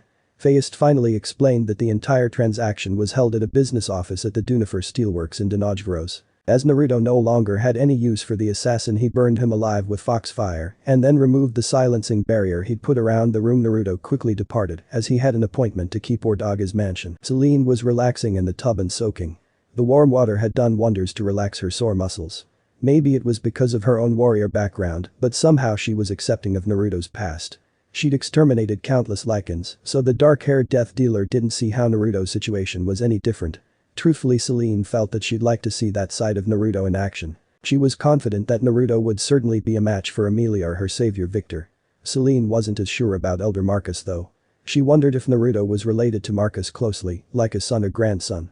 Elder Marcus was supposed to be awakened soon, so perhaps he could shed some light on the subject. For now though, Selene was under orders to relax and fully recover. She wanted to see Naruto, but she knew he was busy tracking that assassin. Once she was healed, Selene planned to join him in the hunt. It could be fun. Donojveros. The young lichen tracker Ildi was in Donojveros on a scouting mission, and the smell of the soot and steel industry was bothering her sensitive nose. Her job was to find Craven's lair, so Lucian could pass that information to Naruto Corvinus. The idea had her excited for two reasons. One was they could get rid of that fool Craven that she hated with a passion, and the other was simple. She liked Naruto's scent. Ildi was young, she was only 70, but pretty strong and very talented. She hoped that maybe Naruto could become her playmate. Unlike the vampires, the lichens didn't have taboos about having mates that weren't lichens. Unfortunately, she wasn't strong enough to go on dangerous missions like this alone, thus she was stuck with a muscle-bound lichen Claude Ambrose, who she'd sooner shoot than work with. He was strong, Ildi acknowledged that. But he was also a complete idiot in her opinion. He tried to have his way with Ildi once, but she tore the living hell out of him with her claws. He still wanted her, but Ildi wasn't going to ever let him touch her again. She planned to cut his balls off if he ever tried anything. Still, Ambrose was always trying to sweet-talk her and impress her with his overwhelming manliness. It was times like these that Ildi really appreciated people like Reyes. He was strong and smart. And quiet. With Ildi leading the way, they soon found a trail. Ildi knew Craven sent from him visiting the den. Maybe we can go out for drinks after we find this place, Ildi. Said Ambrose, much to her irritation. Fuck off, Ambrose. Growled the tracker. We're going to find Craven's hideout, turn around and go straight back to Lucian. Ambrose said, bitch. I was just trying to be nice. Be nice to one of the whores that can actually stand your smell. Hissed Ildi. Now shut the hell up so I can concentrate on this vampire's scent. The two went down into the Dunifer Steelworks and looked about. The scent leads here. Said Ildi. There's so much damn soot in the air that I'm not sure which way to go. She dropped to all fours to try to catch a scent on the ground, only for her concentration to be shattered by Ambrose, slapping her rear and saying, show me that ass, baby. Ildi was about to retaliate when they heard a male voice. What are two lichens doing around here? The man's scent was unknown to Ildi, but Ambrose said, you aren't Craven. Who the fuck are you? Ildi wanted to face palm. Ambrose just gave away their whole mission. I'm Xiao Wei, you two are here after Craven? Asked the large man. This is the wrong place, kiddies. Ambrose grabbed the Xiao Wei's collar and growled, then where's the right place, bastard? Ildi's danger sense went off, and a split second later Ambrose was screaming because Xiao Wei had wrist blades and removed Ambrose's arms at the shoulders. Seconds later, Ildi was running flat out down the street, and she heard Ambrose stop making sounds with a crunch that was obviously the lichen spine. "I've got to get the hell out of here," thought the lichen girl. Then she caught a slight fox-like scent. Ildi was injured from a blade slash to her thigh, as well as one across her midriff. Xiao Wei was enjoying toying with her. She'd fired every round she had from her pistol, and Xiao Wei nimbly avoided the shots as he pursued her. Fuck, she thought desperately. Even if she fully transformed, she couldn't regenerate fast enough even to run away from this person. Ildi stumbled to the ground. What are you?" she asked, hoping to buy time. Xiao Wei chuckled, hoping to buy time to heal those wounds. Little lichen. Fine. I'll indulge you.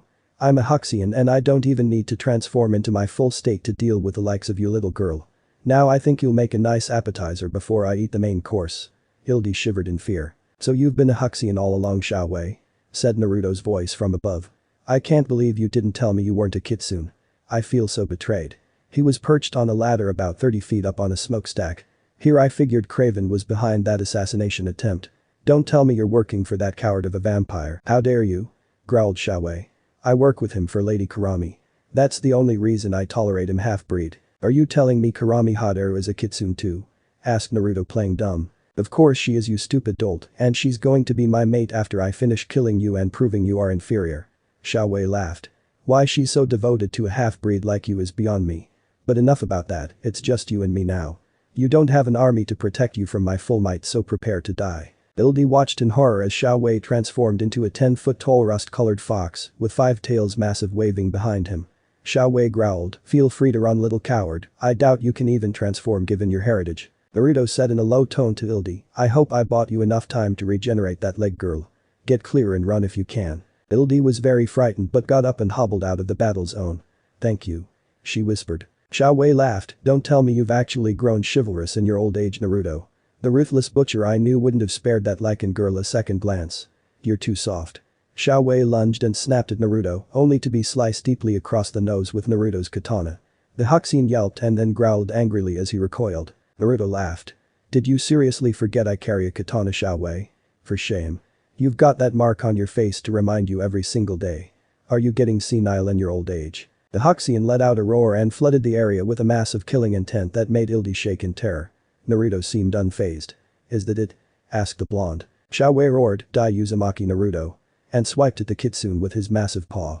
Naruto leapt over the swipe only to be waylaid by one of Xiao Wei's tails. "See the superiority of a pure-blooded Huxian now, you little fool." Xiao Wei was salivating heavily as he gave a vulpine smile and said, "Prepare to become a feast, you puny half-breed." Naruto's blade disappeared and he said, "Fine." Naruto then focused his energy and turned into his 15-foot kitsune form, which revealed he had 9 tails and his fur glowed golden like fire. The level of killing intent he hit Xiao Wei with utterly overwhelmed the Huxian, who was shaking in fear. Xiao Wei yelled, "How? You're just a half-kitsune. How can you possibly have that kind of power?" "Bad breeding, I guess," said Naruto nonchalantly. In a flash of gold, Naruto was on Xiao Wei and bit deeply into the Huxian's right shoulder, causing blood to flow liberally and Xiao Wei to howl in pain. Naruto's attacks were relentless, and the 5-tailed Huxian was quickly being overwhelmed. Xiao Wei turned tail to run, feeling discretion was the better part of valor when he felt 2 of his tails pinned by Naruto's golden paw.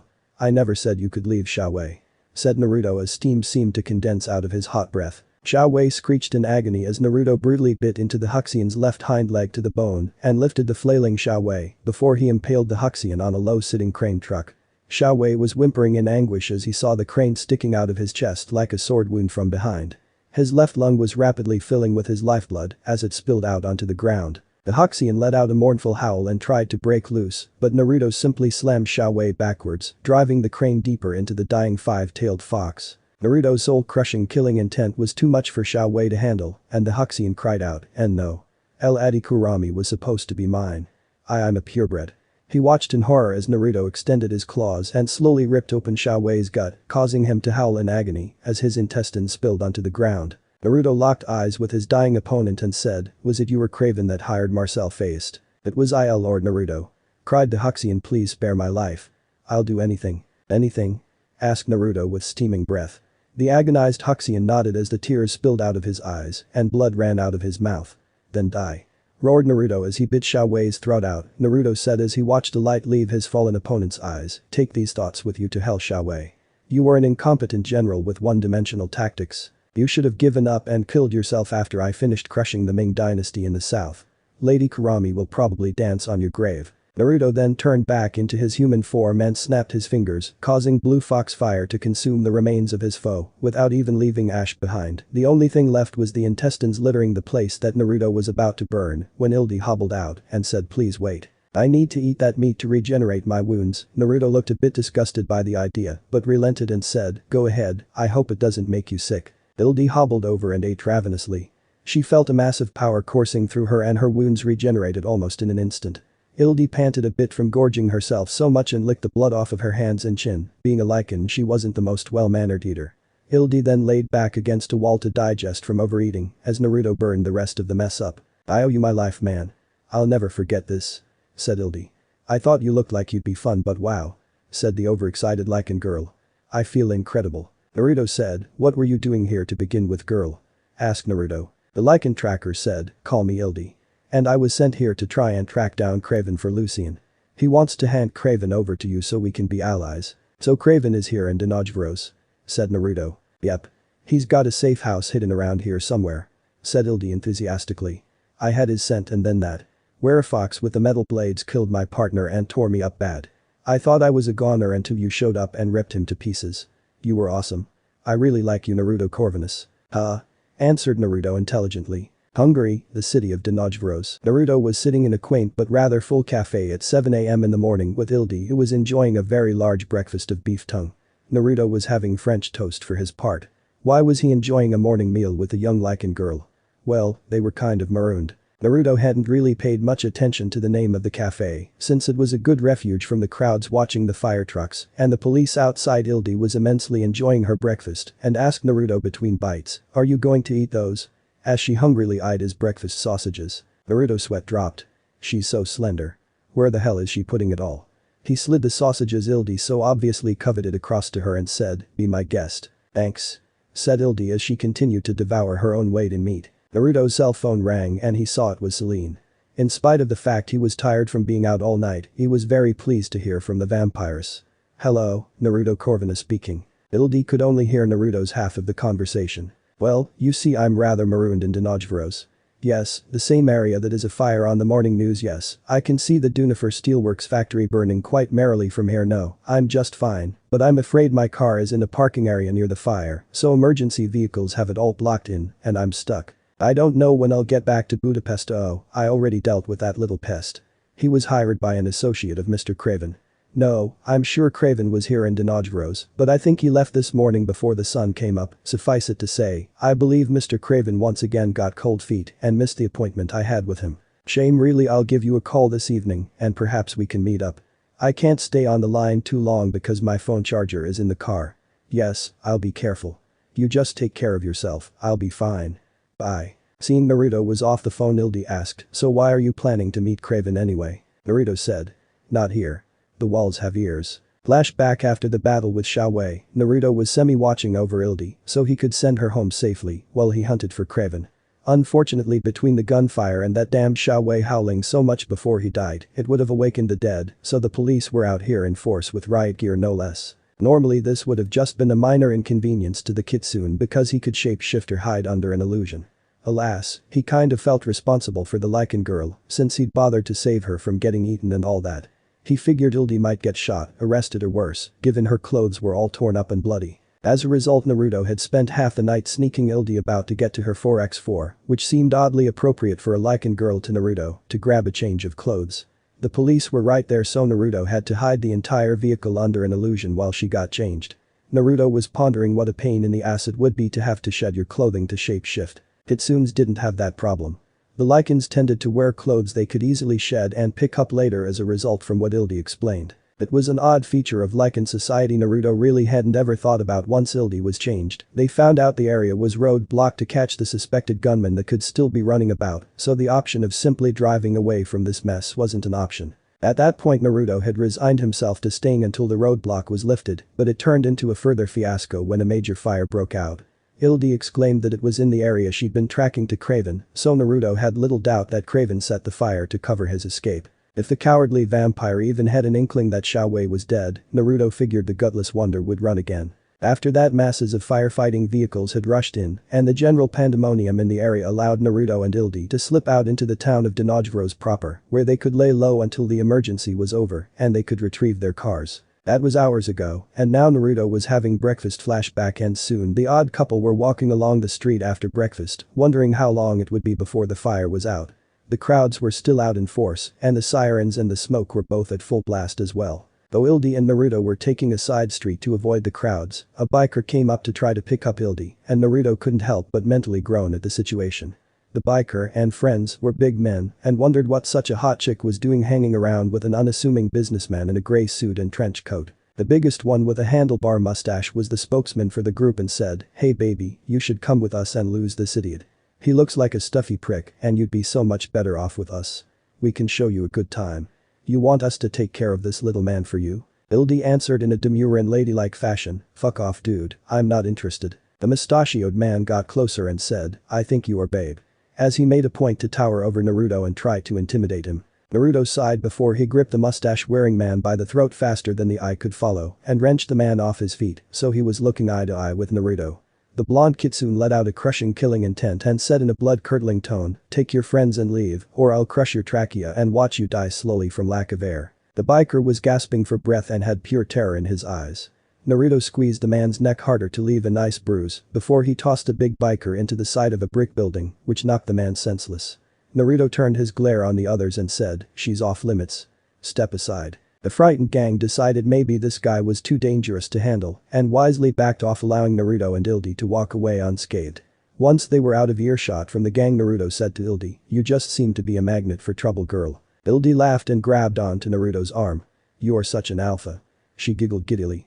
"You know I'm not usually like this, but we could go to a hotel or something," she added shyly. Naruto blanched. "Just how old are you, Ildi?" "I'm 71 this year," said Ildi. "Why do you ask? It's not like I'm not experienced." "Ildi, I'm 1400 years old," said Naruto flatly. "You're very young compared to me." "Cool, an older man. I bet you know all kinds of tricks. You could play teacher with me," said Ildi playfully. Naruto nearly face faulted. Then she added, "Besides, I like your foxy smell. It's sexy." Ildi then got a curious look. "Say Naruto, where do you werefoxes come from anyway? Given you're a Corvinus and that old, are you related to William Corvinus?" Naruto was glad for the change of subject. "I'm what's called a kitsune and we come from the Far East. I'm from Japan." Ildi raised an eyebrow. "You have blonde hair and blue eyes and you say you're from Japan? That doesn't add up." "My father was Hungarian and my mother was Japanese," explained Naruto. "That's why I look European." "Cool, so you come from a big family?" she asked. "My father is estranged and my mother died when I was little," said Naruto. "Damn, that's rough," said Ildi. "That Xiaowei dude kept calling you a half-breed. Is it because you're half Japanese? This girl sure is curious," thought Naruto. "Oh well, I guess she's already seen my fox form, so it won't hurt to tell. I'm half kitsune from my mother's side. It's simple racial prejudice. What about you? Do you have a big family?" Ildi smiled. "Yep.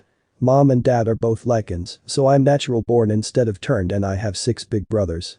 I'm the youngest, but mom and dad have been talking about having another one." "So you had 6 brothers to look after you growing up?" asked Naruto. "You must have been really overprotected being the only girl." Ildi got a flat look. "Are you kidding? When I was little they called me Runt and their favorite sport was runt ball. I was the ball." "Gee, that sounds unpleasant," said Naruto with a sweat drop. It's not so bad," said Ildi with a shrug. "Once I got older and could rip them a new one, we all got pretty close."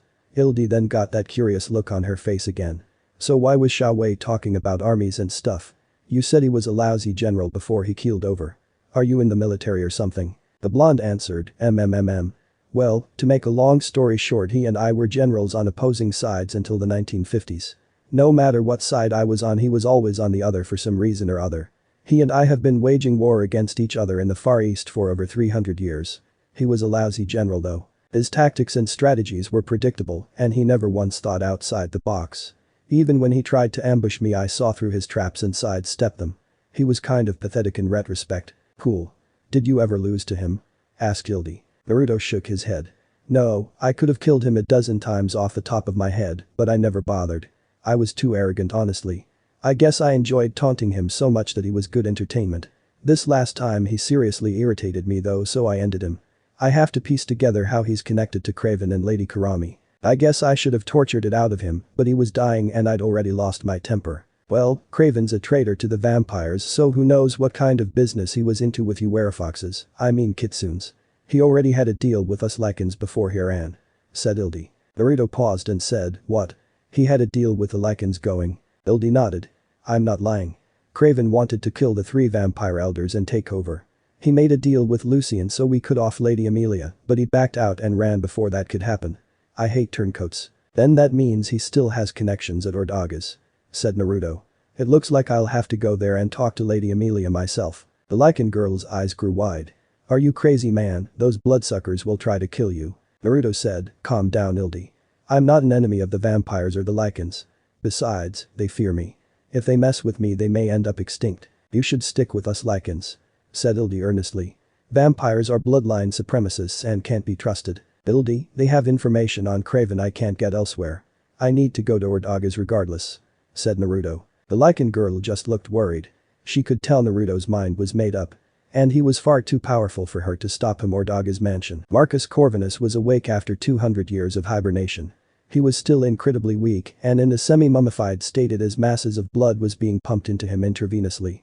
He was sitting with Amelia who had yet to begin preparations for her hibernation. The Vampire Council had agreed with her that Naruto was a big enough issue that having 2 elders active for some time would be in the best interests of the coven. As it was, Amelia had transferred her memories to Marcus who was assimilating them, but Naruto was a big enough threat that they were discussing that matter verbally. "So his name is Naruto Corvinus and he's made contact with both us and the Lycans," said Marcus. "He's playing a dangerous game. Either he's that foolhardy or that powerful. And from what Victor's daughter says he's that powerful." Amelia nodded. "He terrified the entire coven with his killing intent alone. Since Craven bolted it could have caused a major panic if Selene hadn't stepped in on her own accord." Marcus sighed. "Just out of hibernation and I already have a major headache. What else do we know about Craven and this Naruto's sudden appearance? We know that Craven was trying to set up some sort of Far East coven in Japan. I've been looking into that and Craven has invested a lot of capital and manpower over there," said Amelia. "Naruto Corvinus did not want the Vampire Lycan War to spread to Japan and came here to intervene. As for Naruto himself, Selene has been researching him a bit and he apparently was a particularly vicious general at least back to the 1600s in Japan. He also indicated his father was still alive, which would indicate he is a direct descendant of you, but isn't a vampire. If his claim that his father is an immortal and alive. He could be descended of William or myself before we changed or even my father Alexander," said Marcus wearily. "It looks like the quickest way would be to contact my father. He's probably the only one who has kept track of such things over the centuries.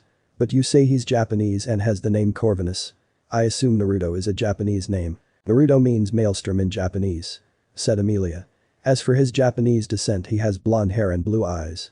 Selene says she can see Japanese features in his facial structure, but he obviously has European blood. So what is young Selene's relationship with this Naruto?" asked Marcus. Amelia gave an unreadable smile. "It's obvious from my point of view that there is an attraction between them. I encourage Selene to pursue it. I believe he could be brought over to our side if they become romantically involved." Marcus raised an eyebrow. "You're encouraging Victor's adoptive daughter to become involved with a non-vampire? You might recall Victor executed his own flesh and blood daughter Sonia for becoming involved with Lucian." The vampiress leaned back and said, "There are 2 other factors. Victor won't be awakened for another century, and by Selene's estimates, Naruto Corvinus is possibly stronger than Victor or myself." She indicated she wasn't sure about you. "That's quite a claim," said Marcus. "Selene is a very smart and diligent death dealer Marcus," said Amelia. "She would not have given those estimates to me if she was not sure.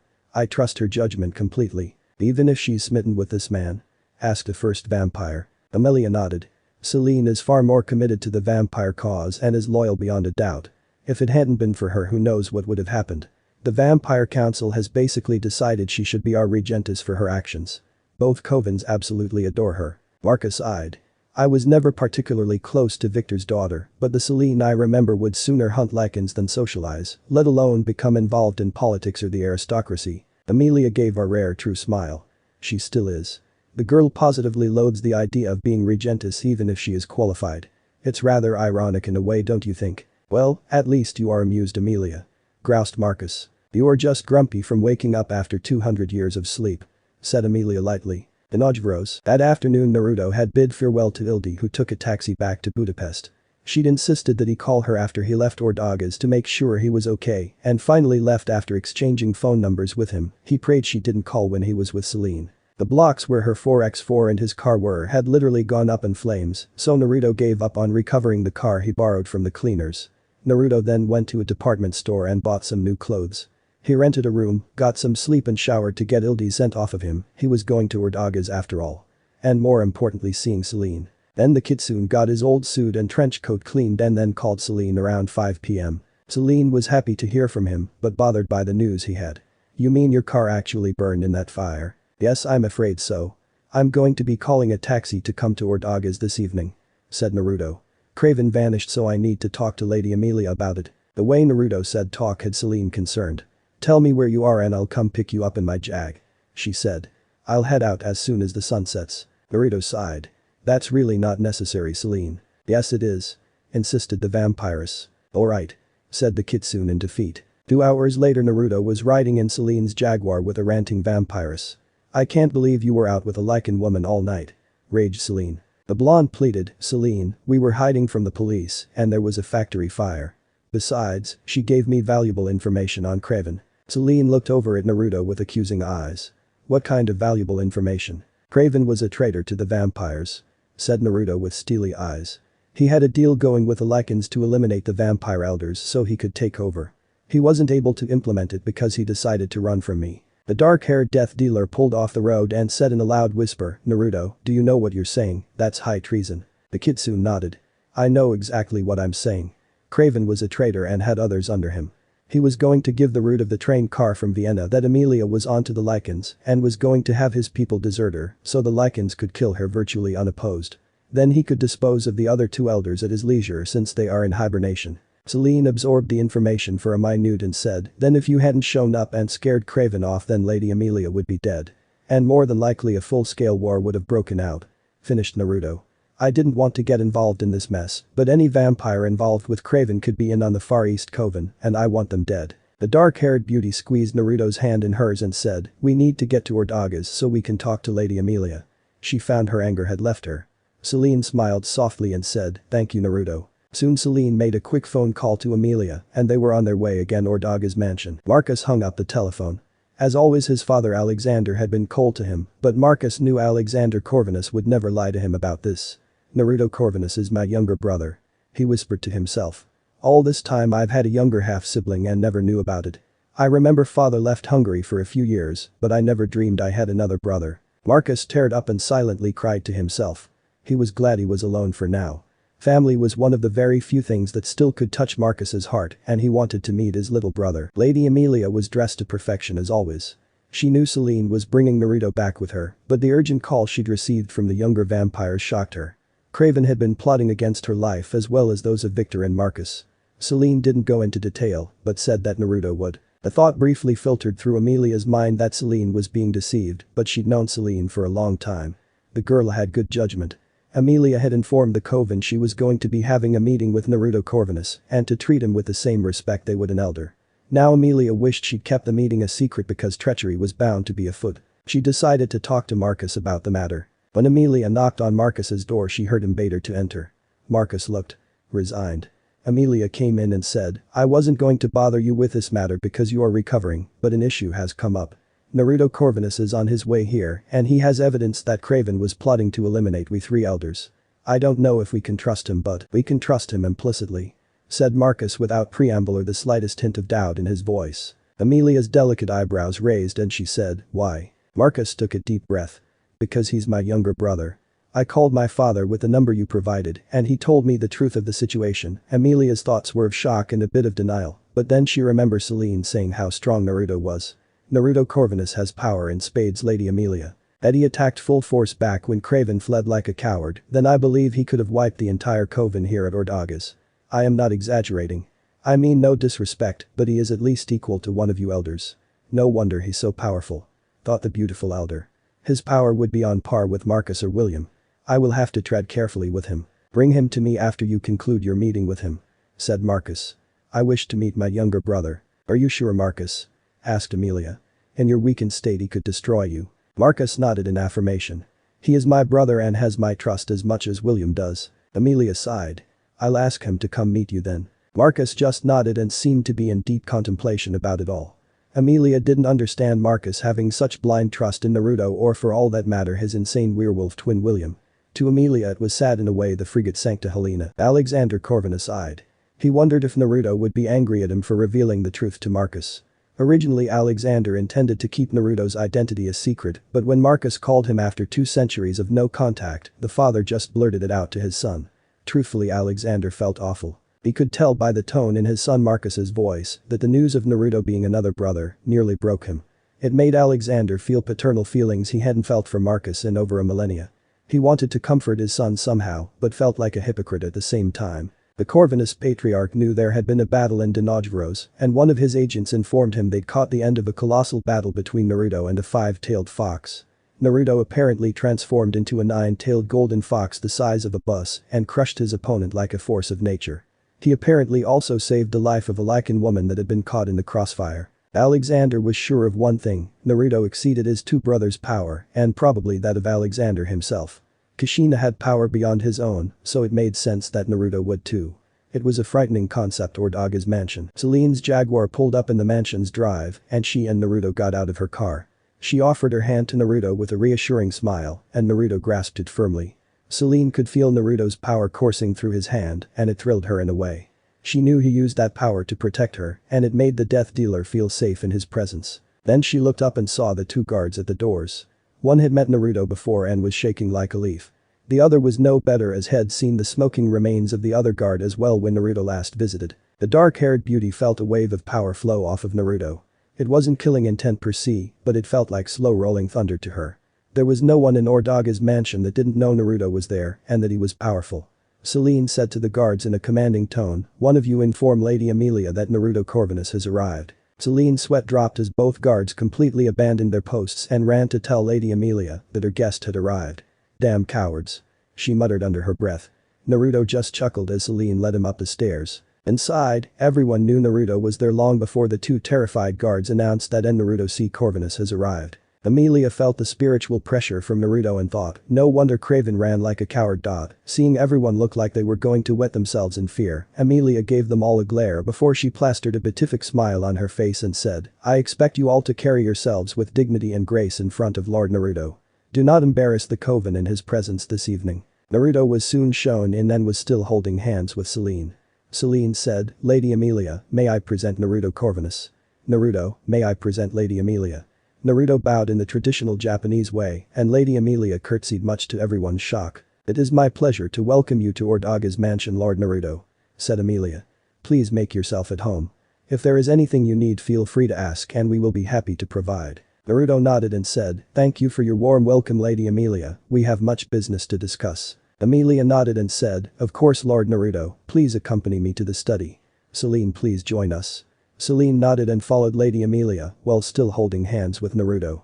She caught a glimpse of Erika looking over Naruto and the fact they were holding hands quite clearly. When they exited the front room to the private ones the rumor mill got started immediately. The princess was holding hands with Lord Naruto.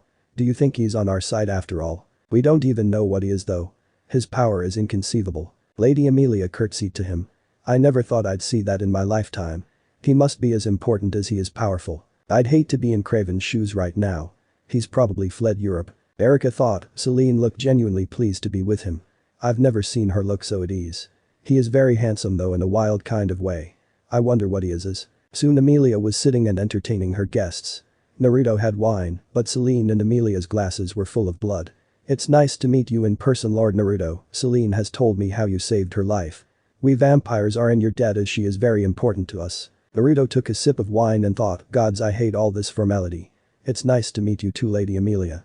Perhaps together we can eliminate Craven's designs. I do have to ask though, why do you address me as Lord? I don't hold a title. Amelia smiled graciously and said, actually, as the son of Alexander Corvinus and the younger brother of Lord Marcus Corvinus, you most certainly hold a title. Selene's eyes grew wide and Naruto said with narrowed eyes, so the old man told you did he? I was hoping to remain an unknown in this little war you vampires and lichens have going on. Selene asked you are Elder Marcus's younger brother. Why didn't you say so? The doors of Ordagas would have been opened for you. Naruto looked at Selene and smiled. Who would have believed me? Besides, actions speak much louder than words or titles. Anyway, I'm a half-brother to Marcus and William. They may not wish to associate with me. Actually, Lord Marcus is awake and very eager to meet you," said Amelia.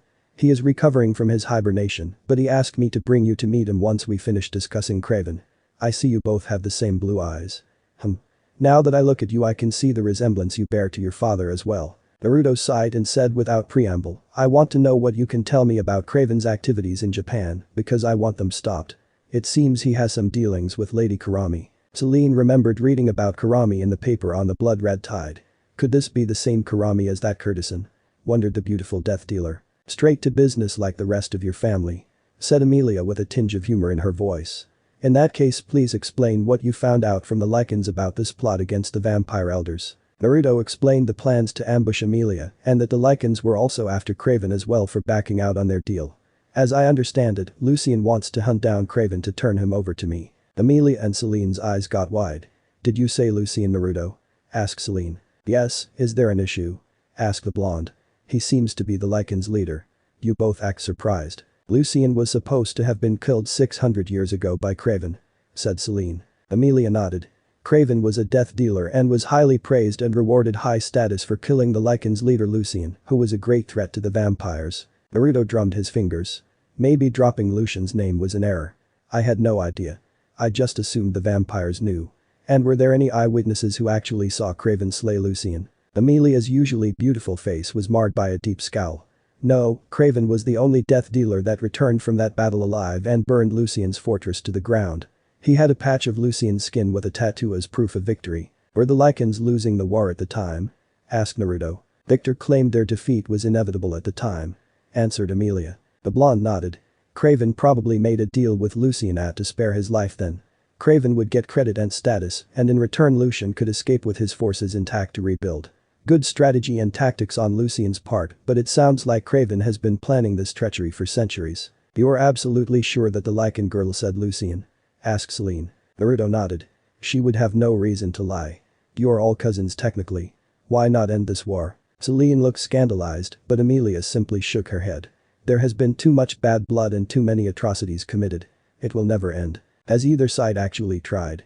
asked Naruto. "Let's discuss Craven's actions in the Far East," said Amelia, changing the subject. Naruto soon found out that Lady Amelia had been quietly probing Craven's actions financially, but had no idea that there were traitors in their midst working for Craven that were assigned to more or less arrange her death. There was a lot of evidence and capital invested in Kyoto in the information technology industry, as well as a lot of vampire employees working in the industry overseas. Around 200 of them. They hadn't found any direct references to Lady Kurami Haderu, of course they hadn't been looking for her name either. "We're basically going to have to set up an inquisition here in the Coven to see who is loyal to Craven and who is loyal to the elders," said Amelia. "Lady Amelia, let me talk to Erica first," said Selene. "I think she might be just the person to ask about who is in Craven's inner circle. She was obsessed with him and basically watched everything he did. She's my attendant of sorts." "Call her here then," said Amelia. She turned to Naruto and said, "I'm afraid I have much to do, Lord Naruto. Perhaps you could spend some time with Lord Marcus. He would like to meet you." Naruto realized there were things the vampires wished to discuss among themselves and agreed without much of a fuss. Truthfully, he was a bit curious as to what his older sibling Marcus was like. Selene seemed concerned about being away from Naruto, but he said, "It will be fine, Selene. I'll talk with my older brother while you take care of business with Lady Amelia." Amelia soon showed Naruto down to Marcus's chambers where he was recovering. Marcus was still semi-mummified and looked like hell to Naruto. The elder sibling said, "You look like Father Naruto." "I am Marcus." "You look like shit, man," said Naruto in a flat tone. Amelia's eyes bulged in shock, but Marcus actually laughed at his brother's bluntness. "Go on, Amelia, I will talk with my brother alone." "Well met, Naruto," he said as he weakly shook hands with his blonde younger brother. Erica was both nervous and excited about being requested to see Amelia. Selene brought her into the room and motioned for Erica to sit in a chair while Selene remained standing behind her. Erica nervously sat down opposite of Amelia and greeted her appropriately before Amelia nodded in return. "I understand that you are Selene's attendant and formerly served Craven as his personal maid," said Amelia. Erica said sadly, "I am ashamed that I held Craven in such high regard." Amelia asked, "Are you aware of why you were summoned here?" The blonde vampiress shook her head and said, "Selene only told me to come with her to see you." The elder said, as you were close to Craven, I wished to know if you were privy to any of his activities. Erica looked puzzled and said, I took care of his cleaning and other chores as his maid and sometimes arranged his social schedule for parties and such. What do you? Selene said in a firm but understanding tone, just answer Lady Amelia's questions, Erica. She placed a hand on Erica's shoulder that seemed to calm the younger vampiress down a bit. Amelia nodded in approval to Selene and said, has anyone been in Craven's room since he ran that you know of? Erica looked conflicted but then said, I went in there to tidy up and a lot of papers and his laptop seemed to be missing. It was there when Craven left and it has disappeared since. Do you have any idea who could have taken it? Asked Amelia. The blonde shooter lipped nervously and then said, I don't have any proof, but I would guess it was Soren. He is the head of Craven's personal guards. Craven's personal pitbull. Commented Selene. He was already at the top of the list. Erica said meekly, what has happened? Selene was going to tell Erica to stay silent, but Amelia waved the death dealer off. Amelia said, young Erica, we have evidence that Craven is a traitor to the vampire cause and we need to find all those guilty of helping him. Erica gasped in shock before Amelia continued. You weren't high enough in the ranks to be in his inner circle and Selene has vouched that you are trustworthy. However, you may have seen things that others did not because you had an infatuation with Craven. You are not here to be punished, but we need to know everything you know about those associated with Craven because they may be traitors as well. Soren was a very old and very powerful vampire who had been a confidant of Victor's long before he became head of Craven's personal guard. He often accompanied Craven on his clandestine missions to meet up with Lucien and frequently took care of cleaning up any evidence of Craven's messes. As a vampire still in good standing, he had quietly been disposing of the evidence of Craven's misdeeds, but he found himself in the unfortunate situation of there being too much evidence to destroy.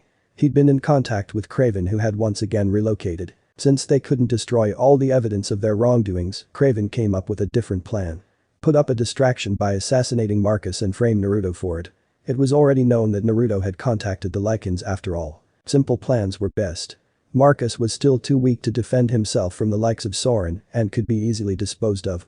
Loading his pistol with the UV bullets the Lycans developed and attaching a silencer, Soren went to get rid of Marcus and then set off the alarm, which would force Amelia to destroy Naruto with the help of the death dealers. By the resulting chaos, whoever won would be so weakened that Craven's forces could finish them off and Craven could take control in the confusion as the ranking vampire. Soren's job was fairly easy, kill Marcus, cry wolf and vanish to meet Craven. The dark-haired, dark-eyed Soren crept down to the room Marcus was recovering in and found Marcus was asleep and regenerating. Soren usually liked to see the look in his victim's eyes as he ended them, but instead of waking Marcus up, he simply slid his pistol out from under his coat and unloaded the full clip into Marcus. You could never be too careful with an elder. Seeing Marcus was obviously dead, Soren wiped the sweat off his brow and let the empty clip drop to the floor as evidence, along with a UV bullet as evidence. Naruto was known to have associated with the Lycans, so it was all that it would take to seal the deal. As Soren got out a clip of standard silver nitrate bullets out to reload, he saw a flash of silver, and suddenly his gun hand fell off. Soren was going to scream, but Naruto's hand covered his mouth in an iron grip. You shouldn't be so lax in enemy territory. Hissed Naruto as he and an unscathed Marcus appeared from under an illusion. Soren was screaming in pain from his hand being cut off at the wrist, but Naruto said, let me give you a reason to scream. As he cauterized a bloody stump of Soren's right wrist with foxfire. The pain was so intense that the nearly 1,500-year-old vampire's eyes rolled back in his head and he convulsed before he passed out from the pain. Naruto growled, weakling, passing out from so little pain. Marcus's blue eyes had watched as Naruto dealt with Soren. The blonde took care of the traitor effortlessly with hardly a sound. Naruto is incredibly dangerous. Thought the elder sibling. He moved like an assassin. Soren had no idea what was coming. He was completely convinced that illusion was me and I was history. So Naruto. What was that flame? Naruto smiled and said, it's an all-purpose flame I can generate that burns whatever I want. It's quite handy for hiding bodies and such. I was going to burn half his arm off to express my feelings on the matter, but the spineless fool fainted. Of course I couldn't do too much damage since we need his mind intact to question him. Not to tell you what to do or anything, Marcus, but if I were in your position I'd be calling Lady Amelia and others trustworthy to hide this. We can't let the cat out of the bag too soon.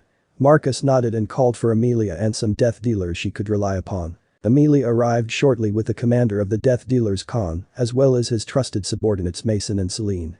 They heard Marcus's voice outside the door. Was that really, truly necessary, Naruto? I mean, you violated him, enemy or otherwise. Naruto's voice replied. He was an assassin. Of course a body cavity search was necessary. It wasn't like I enjoyed it, Marcus. Times have changed, Sleeping Beauty. Besides, even though he didn't have a bomb in his ass, he did have this bag transmitter there. You don't know modern espionage. I do. Don't argue with results. Marcus said in a petulant tone. Fine. Mason and Khan looked confused. Selene was worried for Naruto's safety. Lady Amelia's sweat dropped in thought, they really are brothers. Amelia knocked on the door and heard Marcus say, come in. Amelia entering the floor saw Soren lying in the floor spread eagle in nothing but his underwear. They also noticed his right hand was cut off and said right hand was lying on the floor nearby, clenching a pistol with a silencer attached. Naruto had obviously just washed his hands off in the sink after throwing away some disposable latex gloves that were there for changing Marcus's IV bags. What happened here? Asked Amelia. Marcus answered, Soren decided to murder me, but Naruto intervened and captured him from under an illusion. I have no doubt Soren has valuable information, otherwise I would have ordered him killed. Selene asked, are you okay, Naruto? The blonde nodded and said, I'm fine. It's this Soren guy who is injured. I have this funny feeling he's in for a world of hurt. Selene smiled softly in relief. An quickly asked, why is Soren in just his shorts? Naruto said, over here on the table. Naruto had already laid out an assortment of weapons and ammo he seized from Soren in front of Khan and the others on the table. One Walther P99 equipped with a magazine loader and a standard flash suppressor kit and a silencer. With optional hand attached. 2 loaded magazines of silver nitrate bullets. 1 empty magazine that had UV rounds and a spare UV bullet to be planted as evidence. 1 silver combat knife, 8 inches. 1 transmitter hidden internally presumably if he was captured. 1 cell phone, needs to be disassembled and examined for possible hidden features such as possible explosives. 1 wallet with ID and credit cards as well as a hidden blade. 1 set of keys. 2 keys are door locks, 1 for a Volvo, and the last 2 look like they are for padlocks. 1 comb with a 4-inch needle concealed in the handle presumably for assassinations. Everything else appears to be standard clothing but needs to be examined. Han looked over things since he was both the weapons master and commander of the death dealers and said, can I offer you a job? Budapest, Lycan Den. Ildi returned to the hidden Lycan Den to submit a report to Lucian. She'd already reported over the phone that Ambrose was dead at the hands of Xiao Wei and expected some flack from his little harem of fangirls. She had no idea. The 5 of them jumped her and pulled Ildi into a side room before she could even report to her immediate superior, Reyes. You are the reason Ambrose is dead, bitch. Shrieked the oldest one, Margit, who was around 300 years old. We're going to tear you apart, you little brat. Screamed another. All 5 of them transformed into their full Lycan forms with every intention of putting the younger Lycan girl down for good. A huge commotion was raised when the sounds of screaming, growling and howling ripped through the den as Ildi faced 5 older and stronger Lycan women. Ildi really knew how to fight well using what strength she had, but there simply was no way she could survive this. Reyes heard the noise of a fight and rushed down there to see what idiots were fighting and to break it up. A couple of pack members informed him that Ambrose's harem had attacked Ildi, so he went to go in and save the young tracker. The metal door was bolted though, and Reyes heard a shriek over the others that was clearly Ildi's voice. Damn, Ildi could be seriously hurt. It sounds like a death match and going on in there. The big Lycan decided time was of the essence and chose to force the door. The last thing Reyes expected was to see one of Ambrose's girlfriends come crashing out through the cement wall beside the metal door. He heard Ildi's angry voice growl, you little whore should never have fucked with this bitch. Reyes looked at the one laying in the hallway, he thought her name was Katerina. It was kind of hard to tell which one it was with all the blood. The Lycan woman looked more dead than alive. He heard the leader of Ambrose's harem Margit whimper, please and no more Ildi. We're really sorry. Margit had already reverted back into her human form and was pleading for mercy. You bitches try to kill me and you say you're sorry? Roared Ildi. I'll slaughter you all. Reyes came in through the hole in the cement wall and saw Ildi covered in blood, claw marks and bite marks. It was painfully obvious they'd tried to kill her. He also saw that Ildi was regenerating at an incredible rate. Steam seemed to be coming from her wounds as they healed in an instant. Reyes saw Margit was the only one still able to move and she was badly mangled. The woman had her left arm bent at an impossible angle and she was ripped to shreds. Ildi flexed her hands and said in a tone that would freeze hell, I'll paint the wall with you, Margit. You fucking bitch. Margit whimpered in fear and tried to curl into a ball to protect her vitals. Reyes said in a commanding growl, stop it right now, Ildi. As he grabbed her from behind with his tremendous strength to restrain the young tracker. Let go of me, Reyes. Raged Ildi. I'm going to give this cunt what she's got coming to her. Reyes found he had his hands full with the raging girl. Since when did she had such incredible strength? He thought wide-eyed. Reyes was really struggling to keep Ildi from slaying Margit and Ildi wasn't even transformed into her Lycan state. Reyes yelled, calm down, Ildi. Lucian will deal with these 5. Them trying to kill a packmate is a serious offense. The big lichen felt immense relief when Ildi's body finally relaxed. Ildi hissed to the trembling Margit, "You'd better pray that Lucian doesn't let me do the punishing, bitch. I'll make you beg for death." From Ray's point of view, he couldn't see that Margit was staring in fear at Ildi's red, slitted eyes that had faded back to brown when she calmed down. Ray's nudged Ildi out towards the hole in the wall, and the younger lichen obeyed. Outside they saw Lucian with a stern look on his face. He had already seen how bad Katerina was wrecked and he wasn't happy. Ray said, "I need to take Ildi to Doc Singe. Ambros's harem tried to slay her." Lucian looked at the blood-covered state his most talented tracker was in and said, "Take her to Singe while I sort this mess out. I'll talk to you to get your report later, Ildi." Bordaga's mansion. Soren woke up in pain and noticed several things. First, he was in an interrogation chamber in his skivvies and restrained with chains. Second, he noticed that his right hand was indeed missing and had been cauterized. He had really hoped that had just been a nightmare. Then he saw several death dealers were and preparing various torture instruments, and he, very unfortunately for him, was well aware of exactly what they could do from torturing others in the past. Lastly, he saw a very much alive Elder Marcus, as well as Naruto Corvinus, who was standing and talking quietly to Selene. Marcus's electric blue eyes locked with Soren's brown ones, and the head of Craven's guard began to shake and sweat involuntarily. "How are you alive, Elder Marcus? I saw you die." Marcus growled, "Funny thing about that, Soren. You see, Naruto, my younger brother, fooled you with an illusion as to even where I was. I was on the other side of the room while you shot holes in the wall." Soren looked at Naruto and noticed the two brothers' eyes matched exactly. He felt a cold fear of realization creep up his spine. "Be brothers?" Soren choked out. Naruto nodded and said, "You're going to tell us everything you know, Soren." His hand ignited with blue fox fire, and Soren started to shake in terror. "As amusing as all these sharp and pointy metal objects are, I think burning you alive will be far more entertaining. When I'm through with you, I guarantee you'll be praying for death to take you in its cold embrace." Soren had screamed his head off for hours and in the process, and told every dark secret he knew about Craven's dealings with Lucian over the centuries. Amelia and Marcus were shocked as he confessed to one thing after another, while begging Naruto for mercy. Every vampire in the room except Selene cringed whenever Naruto made his fox fire appear. Soren soon revealed Naruto's theory that Craven claimed all the glory in exchange for Lucian, sparing his pathetic life was true. He also revealed that the vampire lichen war started because of Victor breeding the lichens as slaves. He even admitted to playing a part in Sonia's horrible death, as well as that of her unborn hybrid child with Lucian. Just out of spite, Soren said to Selene, "And you are the biggest fool of all, Selene. Victor himself slaughtered your family to keep them from ever revealing the place of William's prison. He couldn't bear to kill you because you reminded him so much of Sonia. You've been loyally slaughtering lichens for years for the very man that killed your own family." Selene's eyes turned bright blue and she hissed, "You lie. Victor would never." "Craven and I were there, Selene," yelled Soren. "Victor tore your family apart like cattle. He gave Craven and I high status to keep his dirtiest little secret. He wanted you to hate lichens so you would never follow in Sonia's footsteps. Victor used you, Selene, and you were his willing puppet." Selene started to feel her world crumble. Somewhere in the back of her mind she knew Soren was too terrified of Naruto to lie about such a thing, Lichen Den. Singe was waiting for Ildi to get out of the shower so he could examine her body for injuries.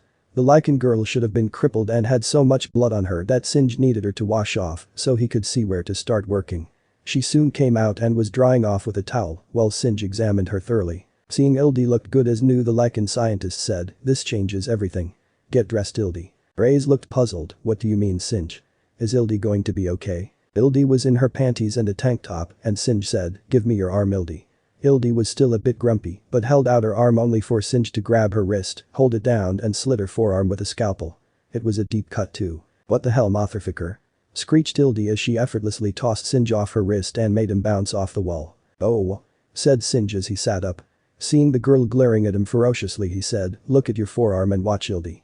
Ildi looked at her arm and saw steam rising from the wound as it healed up in seconds. Her eyes grew wide as the pain vanished along with the wound. Singe gave her a wet washcloth and said, "Wipe the blood off." After Ildi cleaned her arm off of her, she saw perfect unblemished skin without the slightest scar and stared.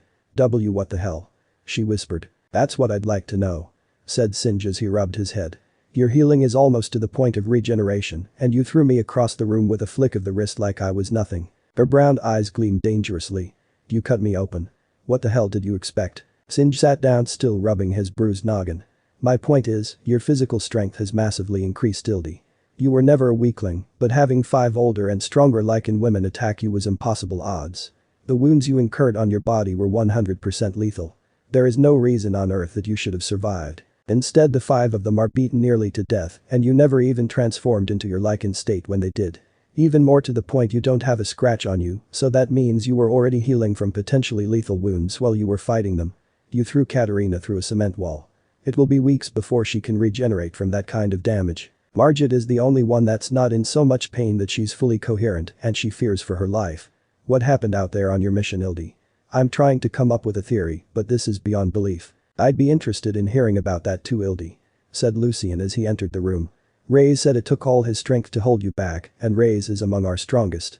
Whatever happened to you could be a huge help to us against the vampires. Ildi sat there looking a bit confused and then said, maybe it was that werefox meat I gorged myself on that Naruto gave me.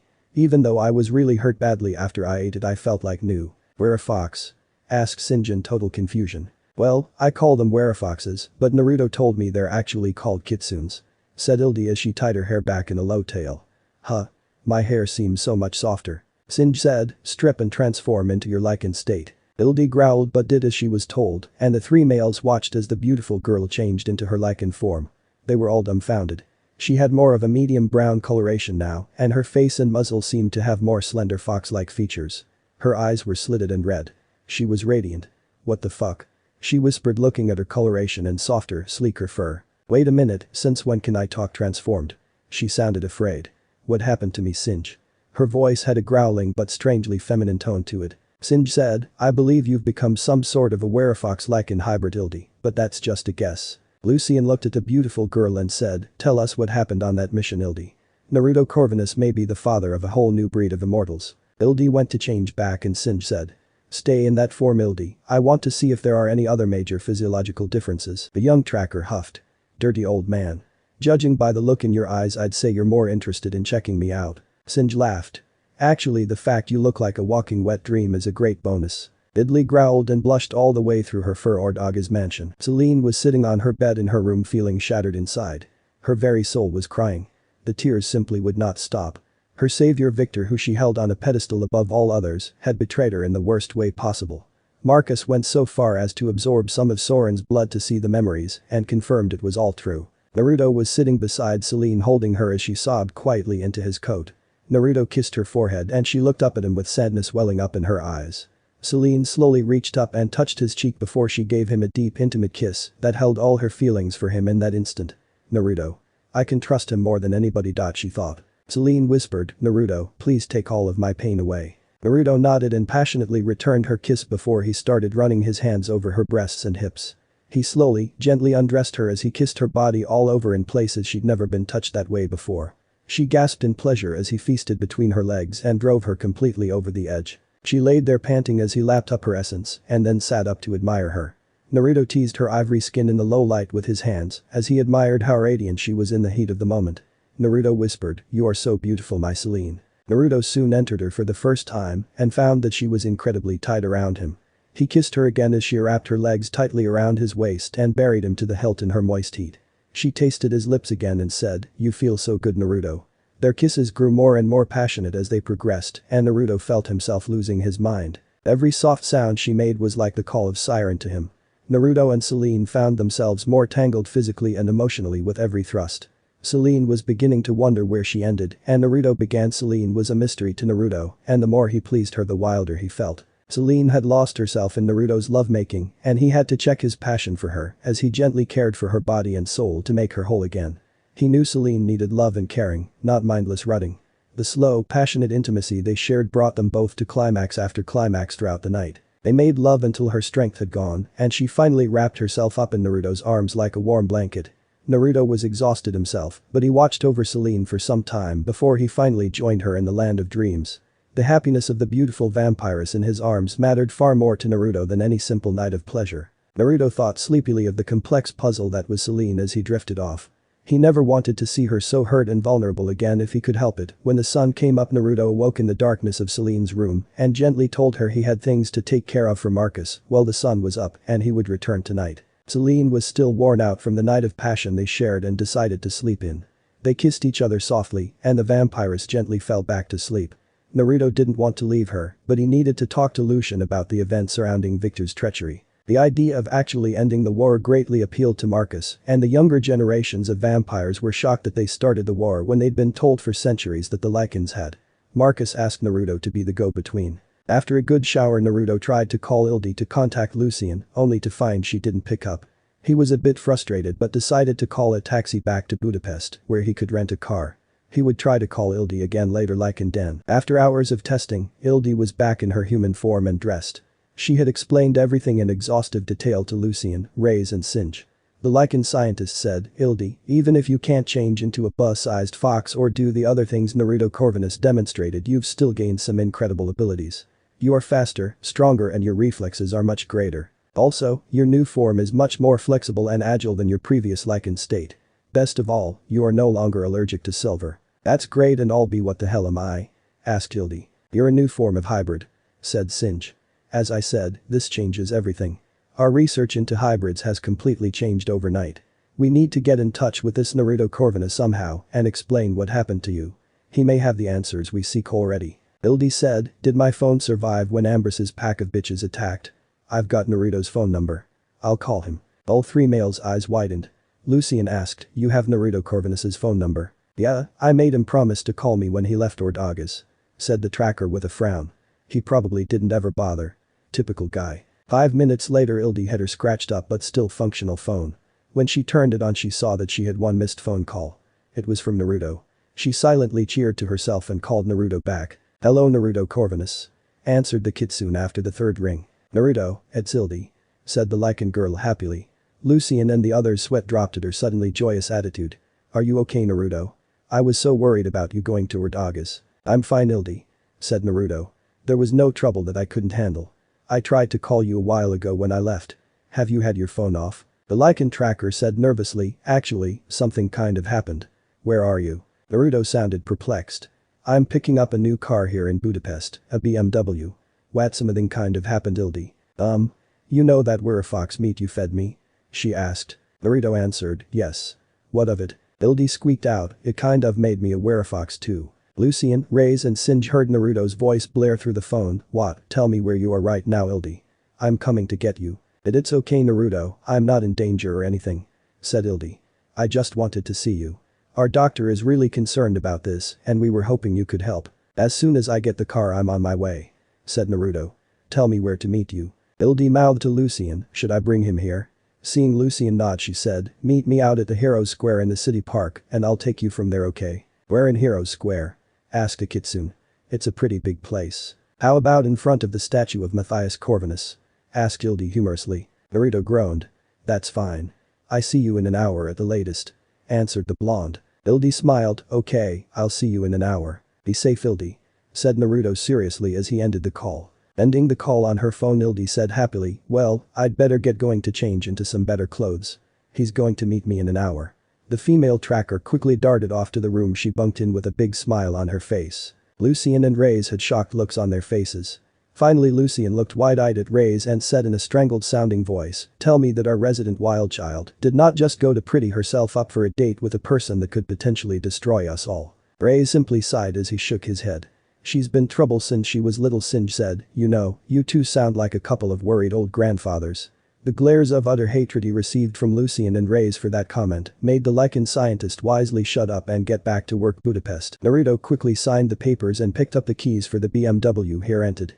I hope she's alright. How in the hell could eating Huxian meat cause her body to change? I wonder if she can shapeshift like a kitsune now? I'm more worried with how the Lycans may be treating her. If they've attacked Ildi over this there will be hell to pay. With those grim thoughts on his mind, Naruto hopped in his dark silver-gray BMW and headed out towards Heroes Square. Stay safe Ildi. He thought worriedly. Within a half an hour Naruto was at Heroes Square waiting at the designated spot for the Lycan girl. Heroes Square. Ildi arrived and saw Naruto was awaiting her. The blonde was clearly worried. She waved at him and smiled before calling his name. Naruto, over here. Said the Lycan girl. She felt the weight of his electric blue eyes focus upon her before he appeared in front of her in a split second and began fussing over her. Are you injured in any way? He asked quickly as he checked her over. She was in a nice bomber jacket and jeans as well as her combat boots. Ildi smiled at his concern. I'm fine Naruto. I'm not hurt, just changed. You smell like you just took a shower. I did right after I left Ordagas. Said the kitsune. I figured you wouldn't like the smells from there. Ildi could smell Selene's scent on Naruto's coat. A vampiress. And tears. I can still scent the place on your coat. Sorry. Groused Naruto. It's okay, the others won't notice. Said Ildi. My nose is a lot better than theirs. She grabbed his arm and hugged it to her. Come on, we have places to go. Like in den. Ildi was talking to Naruto as she led him to the den through the subway tunnels. It's lousy living underground, but it's very secure. I'm not going to pretend that it's a welcoming place though. If anyone gets out of line with you, just glare them down. Well, try not to kill anyone anyway. I'm going to take you to see Lucien, Reyes and Doc Singe. You've already met Lucien and Reyes. Reyes? I'm not sure I know this person, Ildi. Said Naruto. Ildi smiled. Reyes is great big black guy you nearly scared to death when we were tracking you. He's a good guy, but you kind of rattled his cage. Try to be nice, okay? Naruto groaned. I hate to be nice. The tracker giggled. I know. It's one of the things I like about you. Naruto's sweat dropped and Ildi said, here we are. As she banged on a metal security door. A slot opened in the door showing a male Lycan's eyes, and the young tracker said, it's Ildi. Tell Lucien I brought Naruto Corvinus with me as ordered. What's the password? Asked the door guard. Open the fucking door before I get pissed. Growled Ildi savagely. Password confirmed. Said the guard. Naruto looked at Ildi and said incredulously, that is a password. Ildi shrugged. Hey, it works doesn't it? Naruto just shook his head as the door opened. The guards felt a bit frightened by Naruto's massive aura, but nervously patted him down for weapons anyway, despite the fact Ildi assured them Naruto didn't need weapons to kill them. Of course Naruto's katana was hidden from them under an illusion anyway. Soon enough Ildi was taking Naruto back to see Lucien. She wasn't bothered in the least by the kitsune's power. Truthfully, it excited her. It actually felt very warm and comforting to Ildi. Everyone else was a different story though. Given Lycans were prone to a pack mentality, they generally bowed to those that they could sense were stronger than them. Most of the Lycans were shuffling quickly out of Naruto's way or shrinking back when he got near. Lucien had already warned them not to make trouble and that this was an important guest and, unlike Craven, he was very worthy of their respect. Everyone did notice that Ildi seemed quite pleased being close to their guest in the den. However, there is always an idiot in every crowd. I think you're being a bit too friendly with Ildi, outsider. Said a big Lycan with long black hair as he stood up. Ildi growled, we don't have time for this. I'm taking Naruto to meet up with Lucien. Get out of the way, Claws. I don't think so. Said Claws as he blocked the way. He isn't good enough for the likes of you, Ildi. I am. Claws always liked Ildi but was afraid of Ambrose, who had a claim on her. Since Ambrose was history, now Claws decided to make his move on Ildi. Someone has a little too much testosterone for their own good. Thought Naruto. Are all Lycans this territorial? I'm not interested in you, Claws. Said Ildi with a hiss. Now get the hell out of the way. Make me. Said the arrogant Lycan. Naruto sent enough killing intent at Claws to make the Lycan's knees buckle. Do you really want me to make you move, boy? Asked Naruto in a voice that would peel paint off the wall. His red, slitted eyes blazed and Claws almost fainted before he scurried to the side, shaking. Reyes felt the killing intent and rushed out there to stop any of the Lycans from messing with Naruto. When he got there, he saw Naruto's eyes and claws quivering in the floor. Reyes shoved Claws out of the way with his foot and said, sorry about that, Mr. Naruto. Come this way, please. Out of the corner of his eye, Reyes saw Ildi's eyes had changed to match Naruto's, and she was smiling fiercely at Claws, while the long-haired Lycan was on the verge of pissing himself. The kitsune's eyes faded back to blue and he said nicely, nice to see you again, Mr. Reyes. Please lead the way. Soon Naruto was back in the medical lab that Dr. Singe worked in. Lucien greeted him and introduced Singe before they started talking. So let me get this straight. Said Naruto as he looked at Singe. You are saying that Ildi is now a Lycan Kitsune hybrid just because she ate the meat of a Huxian? I'll admit Xiao Wei was fairly powerful, being a five-tail and all but changing a person's form. That seems a bit far-fetched to me. Singe said, go ahead and strip Ildi. Show him your new form. Ildi blushed a bit. This isn't how I wanted to get naked for Naruto the first time. She started to take her coat off, but Naruto stopped her. The kitsune put his hand on top of Ildi's head and said, hold still, a minute Ildi, I want to try something. She felt a warm sensation go through her body. A second later there was a puff of smoke and in Ildi's place stood an adorable one-tailed reddish-brown colored fox. What the fuck? Screeched Ildi in a squeaky little voice, seeing her point of view had completely changed. Naruto nodded to himself. It seems you can transform into a vixen just like a kitsune can. Yelled Ildi in her cute little voice. Naruto quickly shape-shifted into a golden fox with one tail and patted her head with his paw. Now Ildi. This is a good thing. Once you learn to do this on your own, it's a wonderful reconnaissance tool.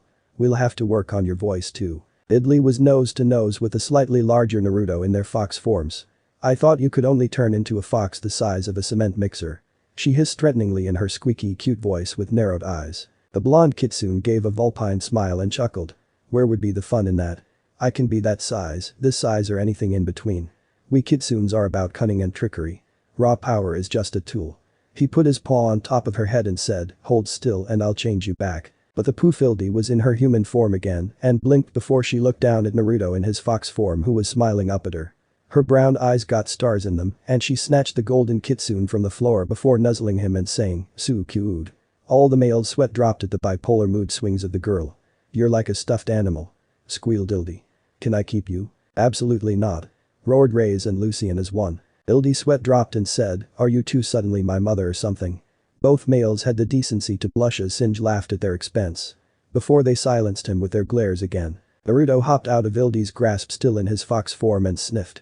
He smelled a normal human and followed his nose. Eventually he found the cage where they were keeping Michael Corvin. The kitsune asked the clearly exhausted Michael, "Who are you and why are you locked up in a lycan's den? You're obviously human." Michael answered tiredly, "I'm Michael Corvin. I'm a surgeon intern and they captured me. The one called Singe has been taking blood samples and experimenting. Are you really a talking fox or have I finally lost my mind?" The kitsune glared at Singe and nearly made the scientist wet himself with his killing intent. "Explain. Now," commanded Naruto. Singe said frightened, "Michael Corvin is descended of the third, mortal Corvinus brother. He has the purest version of the Corvinus strain in his blood. Potentially we could all become hybrids to increase our power using his blood. That makes his my grandnephew dozens of generations removed." Singe. "Release him," said Naruto in a commanding tone. Lucian's eyes widened. "What do you mean grandnephew? Are you related to Marcus and William Corvinus are my half-brothers," said Naruto. Ildi's eyes got huge and Singe gasped. Lucian and Reyes weren't doing much better. "I've stayed out of it for centuries, but I've come to the conclusion that I need to play a part to end this war between cousins.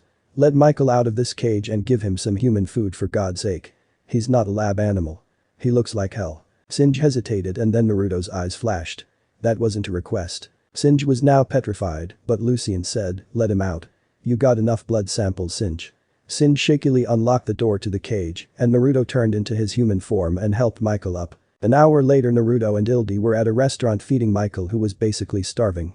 Naruto told Lucian that Michael was under his protection and there would be severe consequences if anything happened to the young man. Michael was very thankful to Naruto but was completely at a loss as to where he stood in this mess. Naruto explained to him that Michael having knowledge of the lichens was bad enough to get him killed and they needed to find a safe place for him. After some reluctance Naruto decided to make a call to his father Alexander. "My whole mission has been derailed by this situation. Ildi's situation is manageable, I think. But this poor kid Michael is stuck between a rock and a hard place." Naruto soon heard his father pick up the phone. "Old man, it's Naruto. I need to ask a favor of you, the frigate Sancta Helena." Naruto, Ildi and Michael were soon having an early dinner with Alexander Corvinus. Alexander looked at Michael and said, "Well, I've got a good grasp of your situation. You've basically been thrown into a world you didn't want to know about and can't get out of. You are very fortunate that Naruto here is such a softie deep down." Naruto growled and Ildi covered her smile up with her hand. Alexander had been rather formal with her and knowing this was the first immortal kind of frightened Ildi, but she noted Alexander Corvinus was much kinder and friendlier to Michael. Ildi also knew Naruto would protect her if it came down to it. As it was the young tracker found that she really had nothing to fear. She wondered about Naruto's relationship with his father though. It seemed strained to her. Naruto said they were estranged before and he seemed gruffer with his father than others. Ildi ordinarily would have simply asked, but she felt it might be a touchy subject with the two Corvinus men. Still, Alexander was shocked when Naruto revealed his intentions. "You may have kept this war hidden, old man, but I've decided to end it. The problem is centuries of hatred aren't going to go away overnight.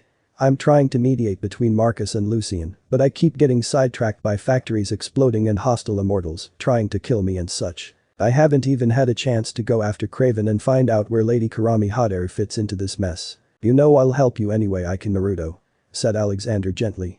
"All you need to do is ask. Let my people research the situation in Japan for you so you can concentrate on the Lycan vampire conflict.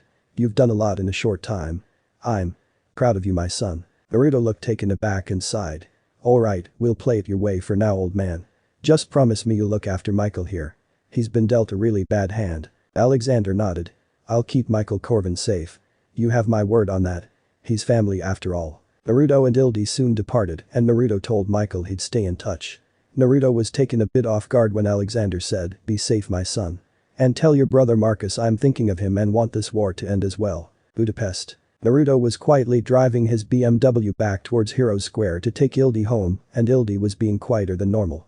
He was pondering the situation with Selene, with Ildi, Michael, and the whole vampire-Lycan conflict. Ildi broke him out of his thoughts when she asked, "Can we pull over and talk a little while Naruto?" The kitsune nodded and they pulled off the road. She must be worried about her kitsune abilities. I need to reassure her that I'll help her. When they stopped Ildi unstrapped her seatbelt and planted a searing kiss on Naruto's mouth before he could even react. Naruto's brain nearly imploded. Ildi's kisses are like fire. They are feral and untamed. Selene's kisses are like perfect water. They are elegant and sensual. He realized he already had his tongue rammed in Ildi's mouth as they battled for dominance. He gasped and pulled back so his lust-filled, slitted red eyes were staring into Ildi's own. "I was right," said Ildi panting. "You will be my mate Naruto. I know you have a vampiress mate, but you can change her like you did me. Then we can share you." "Share me?" asked Naruto bringing his breathing back under control. Ildi nodded rapidly. "Yes, you are a powerful alpha and alphas often have harems. She must be powerful too. Otherwise you never would have taken her as your mate. Turn her into a werefox like you did me and we can be happy." Naruto said, "Ildi, she may not want to become some sort of kitsune hybrid. Besides, it isn't like I can find another kitsune to feed her. What the hell am I saying? I'm not going to sacrifice one of my own kind. All you have to do is let her drink some of your blood Naruto," said Ildi. "If she doesn't love you enough to change then I do. I'd be happy to share you even if she's the alpha female." "Ildi," whispered Naruto. His instincts were screaming at him to take this beautiful girl as well. He knew she wanted it too. "I need time to sort this out Ildi. Selene is badly hurt emotionally and I just can't betray her by telling her I'm taking another." The young tracker was frustrated but asked, "What hurt this woman so bad?" "She was terribly betrayed by someone dear to her," said Naruto. "I won't go into details, but she's really hurting and needs my support right now." Ildi pressed her forehead against his and sighed. "Don't make me wait too long or Daga's mansion." Naruto returned to the mansion at sunset after making sure Ildi was safe back at home. He was able to confirm the fact Victor started the vampire-Lycan war with Lucian as far as the Lycans were concerned. That personally gave Naruto all the reason he needed to slay the vampire elder to avenge Selene and the Lycans as well as the vampires that died in the pointless multi-century conflict. The problem was he doubted both sides would see it as so cut and dried. At any rate, it was a start when Naruto got out of his BMW at Ordaga's, his danger instincts went off and 3 bullets went whizzing by. "Oh gods. Don't hit the rental car," thought the kitsune as he leaped clear. Seeing the BMW was undamaged he sighed in relief and turned to see who was shooting. Naruto saw the guards were fighting someone. The mangled Soren was being helped out the door by 4 other vampires when Soren saw Naruto much to his horror. Naruto's red eyes glowed in the darkness which reflected his sinister kitsune smile. "Oh my," said Naruto sarcastically. "I see you and your little friends are making an escape attempt Soren. How cute." Soren screeched in fear as the kitsune appeared between him and his guards. The 4 would-be guards were knocked out in an instant and Naruto grabbed Soren by the throat and pinned him against the wall. About that time Khan and several death dealers race in and saw the situation was taken of already. Khan asked, "Are they dead?" Naruto shook his head and asked, "Do you want them dead?" Khan growled and said, "We killed 3, you captured these 4 and Soren. That means the other 3 must have escaped. Did you lose any?" asked Naruto. "We lost 2 and Selene is dying." Naruto's mind stopped. He looked at Khan and then at Soren, who had a weak grin of victory, knowing Naruto cared for the princess. Naruto punched Soren in the face and knocked the traitor out. "Take me to her Khan. I'll deal with this scum later." Khan nodded and ordered his men to bind Kraven's remaining guards and quickly led Naruto to the downed Selene. Amelia was hovering over Selene looking distraught. She felt Naruto's massive presence and looked up. "She was shot in the side with 3 UV bullets and the UV poison is killing her," said the elder. Naruto looked at his lover and Selene said weakly, "Naruto. I'm glad you're here. Hurts inside." Khan shook his head sadly. Selene wasn't just another death dealer to him. She was a friend. The kitsune heard Ildi's voice in his head. "All you have to do is let her drink some of your blood Naruto." Naruto tore back his sleeve and slashed his wrist. He said desperately, "Drink." Selene tasted Naruto's powerful blood and found it was intoxicating. In her hazy mind she felt his blood tasted like immortal life itself. She felt the power in her veins soar as she consumed the ambrosia. Her eyes turned red and slitted as Naruto watched.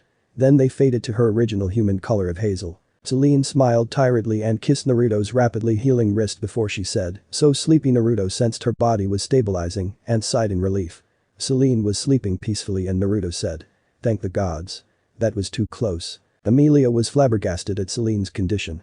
Selene's wounds were completely healed and the younger vampiress was sleeping peacefully. Emilia felt how much more power Selene was emitting and was awed. Selene woke up in her bed hours later feeling amazing. She was bursting with energy.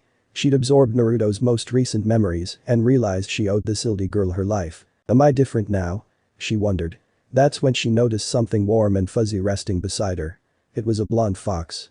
He was asleep and had his tails curled around him, except one which was gently lying on her arm to sense Selene's movements. The normally dead serious death dealer couldn't help but smile at how cute Naruto looked sleeping there. Feeling revitalized, Selene rolled onto her side to face Naruto and gently started scratching him behind his ears. Selene's smile widened when Naruto started making a noise in his sleep. Is he purring? He looked so adorable. Naruto suddenly woke up and his red fox eyes stared into Selene's smiling face. How do you feel, my angel? He asked gently as he saw her smile. Selene pulled the fuzzy kitsune in for a hug and said, I feel wonderful, Naruto. She nuzzled Naruto and said, thank you.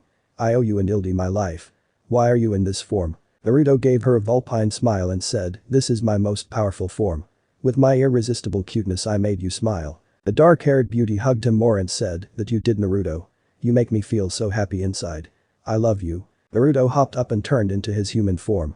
He hugged and kissed his lover and said, I love you too, my Selene. They were both happy and content to look into each other's eyes. For now, Kyoto, Japan. So you ran like a coward to Japan, said Lady Kurami sarcastically. I have to hand it to you, Craven, you are truly a master of fleeing from a threat.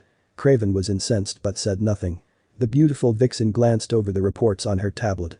So 3 of your men are in Hungary still and doing their best to turn vampires against Naruto-sama. More importantly, your right-hand man Soren is in the hands of Naruto-sama. He's a write-off. Soren has a will of steel, Lady Kurami, said Craven. He won't speak a word, I assure you. Kurami laughed scornfully. Are you kidding me? Uzumaki Naruto-sama could break the will of a god during an interrogation. The pain he will inflict on your little friend Soren will make your cohort beg for death. It's beyond the comprehension of your tiny mind, Craven. But few survivors I've seen of the blood-red tide's methods were so broken that they took their own lives in shame and despair afterwards. Naruto-sama is the definition of cruelty when he wants to be. To be honest with you, he let Xiao Wei off lightly when he slew him. I suppose Naruto-sama was in a rush. Then the beautiful kitsune snickered. Naruto-sama toyed with Xiao Wei for centuries. The very idea that Xiao Wei could face down Naruto-sama is laughable. But Xiao Wei said that Uzumaki Naruto was a half-breed and a weakling, said Craven. Xiao Wei was also an arrogant idiot, countered Lady Kurami. It's true that Naruto-sama was the product of a union between the 9-tailed kitsune Uzumaki Kushina and the immortal human Alexander Corvinus, but due to hybrid vigor, he's even stronger than either of them combined. He has the blood of Kurama-sama flowing in his veins, who is the most powerful kitsune that ever lived and answered only to Inari-sama. Craven snarled, if this Naruto is so damned powerful, then why isn't he running Japan himself then? Kurami smiled. That's simple, my dear vampire. He doesn't want it. Kurama-sama could have ruled as a god but chose not to. Likewise, Naruto-sama, who has been in military positions of power and simply vanished whenever someone tried to pull him into politics or governance. Like Kurama-sama, he has no interest in ruling over anything or anyone. Then where is this almighty Kurama now? Asked Craven hotly. He's asleep, answered the Lady Kitsune. His power wasn't necessary, so he fell into slumber centuries ago. His daughter Kushina-sama ruled in his stead for a long time, but after she bore a half-breed son, then the other Zenko turned upon her and she was never heard from again. No one knows what happened to her. However, as celestial foxes they could not blame Naruto-sama for what he was and simply ostracized him from their society. No one knows how Naruto-sama gained such a magnificent mastery over his kitsune powers, as he had no one to instruct him. Then why didn't you dark kitsunes take him in? Asked Craven. Kurami answered, there were several reasons we Akko never took him in. We feared the Zenko might attack and more importantly we feared Kurama-sama might awaken. There were also many that foolishly hated him for his half-breed status like that idiot Xiao Wei did. Once the Akko came to the realization that Naruto-sama was anything but weak, he had already grown too powerful and too cunning to manipulate or force into submission. That was back in the 1600s when I met him and he's only grown stronger since then. Make no mistake, your little friend Soren will be broken physically, mentally and spiritually beyond hope. Death will be his only release from his misery. Craven shivered in fear. What kind of a monster am I facing? He wondered. Or Daga's mansion. Marcus and Lucien did something unprecedented because of Naruto's help. They called a temporary truce until they could meet each other in a neutral place and try to negotiate something. It was a very fragile peace, but it was a start. There were still a lot of lichens and vampires that wanted blood though. Worst of all, Soren's 3 men were still running loose trying to stir up trouble. They could track. Kristoff and Istvan had kept their cell phones and could easily be tracked using the technology available to the vampires at Ordagas, but the last one, Reinhardt, left his phone behind by accident or design, so his trail was lost to them. Marcus growled, "Damn, these 3 have to die or they will disrupt everything." It was still daylight out and the vampires couldn't move out yet. Of course, theoretically their prey couldn't either. That's when Naruto made an interesting suggestion on tracking the elusive Reinhardt. Budapest, Hungary. Bad news traveled fast. Night had come down, and Ildi's hunting instincts were running wild. Even though there was a sort of ceasefire between the lichens and the vampires because of Naruto, both sides were actively patrolling for one of the rogue vampires named Reinhardt that vanished. Why? He was actively attempting to upset the delicate peace that Lucien was trying to negotiate with Marcus. At Naruto's suggestion, Ildi met up with a very dangerous death dealer named Khan at nightfall and got the scent of Reinhardt from his clothing.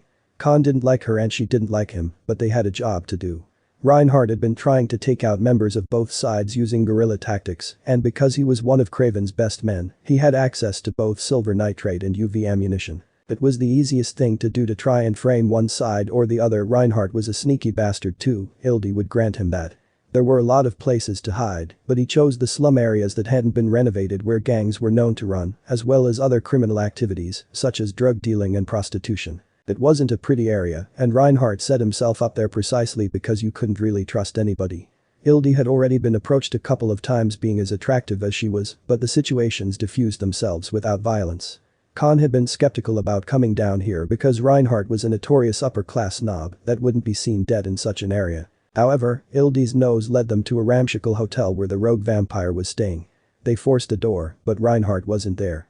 However, his belongings were. He must have left his jewelry here to avoid attracting attention, said Khan as he picked up a gold watch. Your nose led us right to him. I never thought I'd ever be complimenting a lichen, but you are good. Ildi nodded as she sniffed around. You're not too bad yourself, man.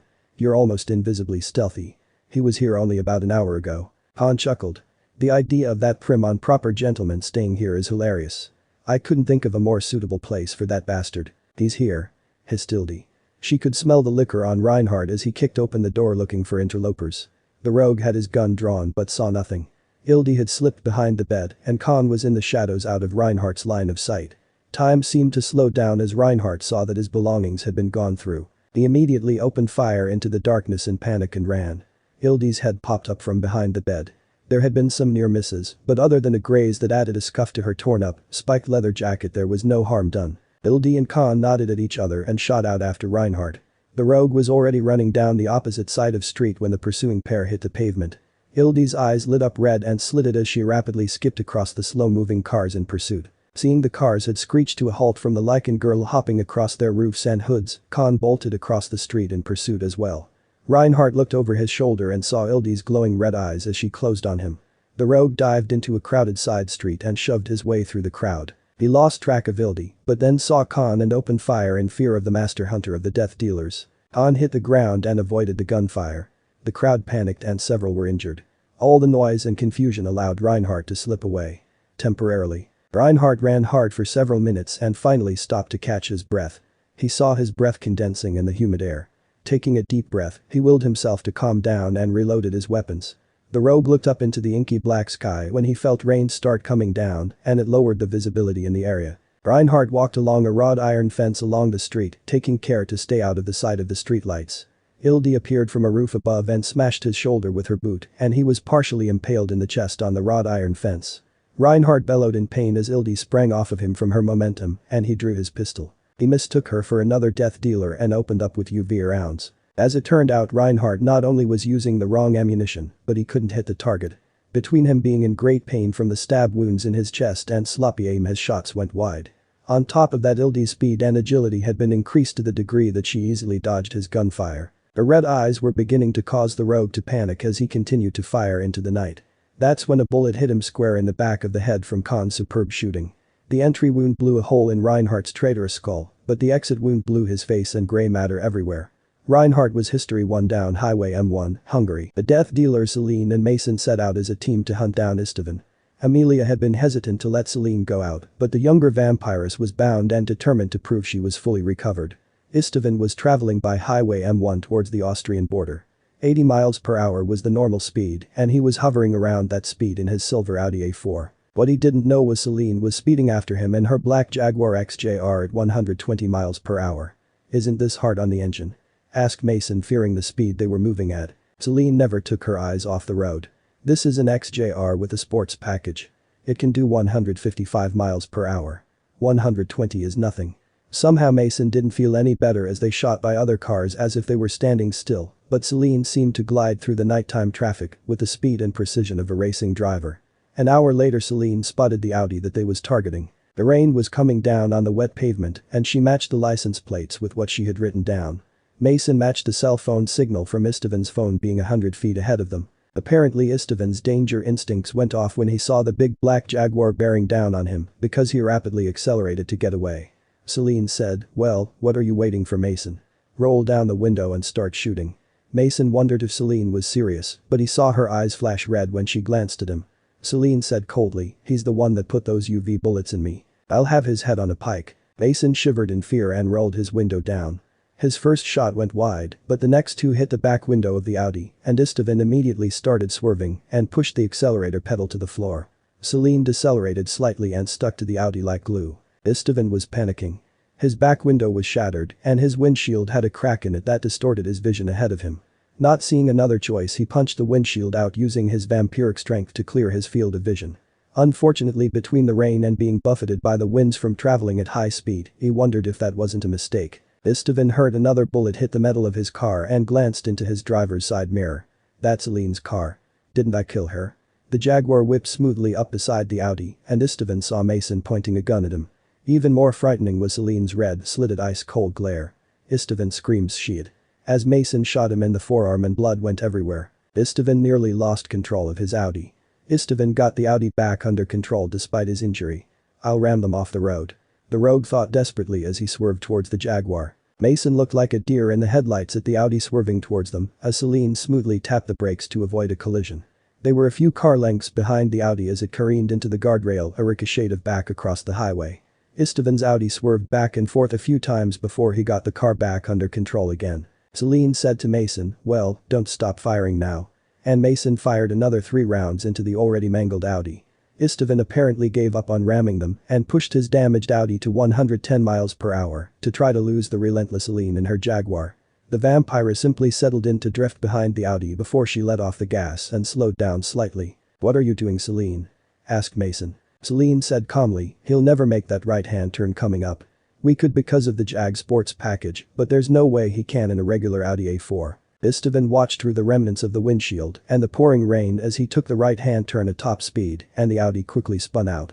The already crushed driver's side impacted the guardrail and sparks and metal flew as the Audi bounced, spun, and finally went completely over the guardrail end over end, leaving a trail of smoke and debris. There wasn't much recognizable when the Audi rolled to a stop upon the cement median on its roof. Selene brought the Jaguar to a halt and turned on the blinkers to make sure no one hit them in the dark.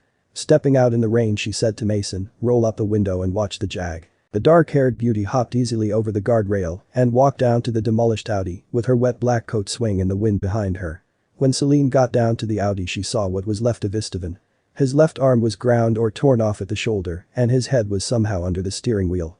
Apparently the airbags didn't deploy. Selene figured the electronics were shot out, but truthfully she didn't give a damn. Looking at Istvan's obviously broken neck and terrified eyes, she calmly drew her pistol, said coldly, "Rot in hell." Then Selene unloaded a full clip into his face for good measure. Putting her pistol away, she turned on her heel and walked back to her car. When Mason saw her come back to the car, Selene's eyes were no longer glowing red. Selene got in and said, "We're done here."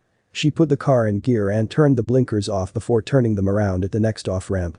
Mason and Selene drove back to Ordagas at a more civilized speed, much to Mason's relief. Down Budapest, Hungary, Christoph was talking to Craven on his cell phone in a warehouse he was hiding in. "It's worse than we believed, sir. Marcus and Naruto Corvinus are half-brothers. Istvan, Reinhardt and myself are the only ones that made it out. Soren and the rest are dead for all I know. No, I seriously doubt this line could be traced." No, Lucian and Marcus are actually calling a truce. That was the last thing I found out before our contact cut me off. This is a disaster, sir. What do you want me to do? Istvan made for Austria and Reinhardt went underground. I've completely lost contact with Reinhardt and I can't reach Istvan on the phone. They may be dead, I'm not sure. I am sure the death dealers are after us, but there's no reason that the Lycans would be involved. Just because they declared a truce doesn't mean they are allied. There are also many small vampire covens here and there that would have no reason to settle for peace with the damned Lycans. Surely you could stir them up to our cause with your influence. I need a secure place to lay low. Suddenly Kristoff's phone vanished. What the hell? Asked the startled vampire. The golden fox was sitting on a stack of crates above him. It had 9 tails lazily waving behind it. Kristoff's eyes locked with the red, slitted ones of the small fox. It gave him a vulpine smile and said, "Your group of craven followers are quite the bunch of schemers, aren't you, little vampire?" Kristoff gasped and said, What the hell? What are you? You'd better run, little Kristoff, give me an entertaining hunt and I might kill you quickly. Or then again maybe not. I don't know. This warehouse is the place you will die. The rogue vampire pulled his pistol and fired into the strange fox's face, only for the bullets to pass through it like a mirage. Kristoff heard laughter echo around him as the fox faded out of existence. You missed. Looks like you just wasted 3 rounds, Kristoff. The voice came from behind the vampire where the fox reappeared. Tell you what. If you get out of the warehouse alive then I'll let you go. Of course the odds of that are practically zero, but it will be amusing to see you try. Kristoff felt a cold chill up his spine and fired again with no results. You just wasted 2 more rounds, Kristoff. Didn't you learn the first time? Chuckled the fox from beside Kristoff. I have to say you aren't the sharpest knife in the drawer. What the hell are you? Asked Kristoff. The fox's eyes gleamed. Well, it should be obvious by now. I'm a predator and you are my prey. Shouldn't you be? Oh, I don't know, running or something. Kristoff said, you're just a hologram or something, fox. I'm not afraid of you. Stammered the frightened vampire. The fox looked less than impressed as his paw ignited with blue fox fire. Really? Let's put that hologram theory to the test. Said the fox as he ripped a burning chunk of flesh out of Kristoff's thigh. The rogue vampire screamed in agony and rolled around in the floor as he tried to put out the blue fox fire that went out on its own. The fox yawned, you're quite boring, you know. At this rate your death is going to be slow and painful. Why are you doing this? Whimpered the vampire. The fox said, you and your friends hurt my mate Selene. I'm afraid that didn't sit well with me. She sends her regards by the way as she's fully healed now. You're in Naruto Corvinus? Asked Kristoff fearfully. You figured it out. Said Naruto. Well done. Here's your prize. Naruto vanished and a pack of Lycans emerged from behind a line of crates. Kristoff fled in terror but was eventually torn limb from limb. Then the Lycans vanished and Kristoff found he was intact. His teeth were chattering in fear. That was an illusion. But it felt real, didn't it? Asked Naruto a few paces away. I could kill you a dozen times. The human mind is a terribly fragile thing, I'm afraid. Judging by you being so unhinged you'll break in no time. How boring. You're a monster. Screamed Kristoff in terror. The rogue vampire found his throat in the iron grip of a man in blood-red armor with a snarling fox mask. I've been called much worse than that. Said the blood-red tide. This boring game is over. Burn. Kristoff screamed bloody murder as blue fox fire consumed him from his toes and gradually up his body until nothing was left to burn. Naruto resumed his usual appearance in his suit and trench coat. What a pathetic little man. I suppose I should return to Ordaga's mansion and tell Marcus I took care of his little problem. The kid soon vanished in a swirl of foxfire, leaving no signs he'd ever been there. Endgame Kyoto, Japan. Lady Kurami looked rather bored and said to Craven, that was Naruto-sama's voice that you heard over the phone in the background when you were talking to your friend. You might as well accept the fact that your little servant Kristoff is dead and gone. Naruto-sama has probably already traced your phone signal here to Kyoto. Kristoff is very resourceful. Said Craven to Lady Kurami. Don't count him out yet. Comparing your man Kristoff to Naruto-sama is like comparing an ant to a dragon. Said Lady Kurami to Craven. If Kristoff is still alive, it's only because Naruto-sama is toying with him. Your man has already been erased by my reckoning. A while later Craven's phone rang. He smiled triumphantly and answered the phone. This is Craven, I take it you ditched that annoying Naruto Corvinus, Kristoff. Naruto's voice answered, actually, Kristoff is quite unavailable right now. I just thought I'd call you since you keep running away from me, Craven. I would have been willing to negotiate with you at first, but now I'm afraid that I want your head on a silver platter. Just for your information, your friend Soren was quite cooperative once I broke him. Sadly I doubt he'll ever be the same. Sleep with one eye open, Craven. Lady Kurami can't protect you from me. If you believe in a deity then pray to it because you are marked for death, little man. Naruto ended the call at that point, leaving a sweating and shivering Craven on the other end of the line. Lady Kurami laughed and said, "I take it that was Naruto-sama. How I adore that kitsune. He has such a wonderful way with people." The frigate sank to Helena. "Did you get a trace?" asked Naruto to a computer tech that worked for the cleaners. The tech nodded. "Yes, Mr. Corvinus. It was out of the Kyoto area in Japan just as you predicted. We'll narrow our search to that area." Alexander said to Naruto, "I told you my people are quite capable, my son. For once I'm in total agreement with you, old man," said Naruto. "How is Michael doing?" "He's quite a talented young man and has excelled in our medical program. He's an outstanding surgeon," said Alexander. "I'm glad to hear it. I hope he's happy," said Naruto. "Is he adjusting to this whole hidden identity business all right?" asked the blonde kitsune. Alexander answered, "It's been difficult, but he's feeling fulfilled because he's saving lives, which is what he's always wanted to do. Things are turning around for him." Naruto nodded. "I'm glad to hear it. It's a shame he's asleep or I'd visit him. Tell him I said hello. I have other places to be." Naruto vanished in a swirl of foxfire. The first immortal shook his head. "So much like Kushina-chan. I hope we can fully reconcile someday. At least we are on civil speaking terms now. Perhaps there is a chance he will forgive me." Urdaga's mansion. Marcus looked in the mirror. He was almost fully rejuvenated from his hibernation. "At least Naruto will stop calling me Sleeping Beauty now." He and Amelia went over the report submitted by Khan, Selene and Mason.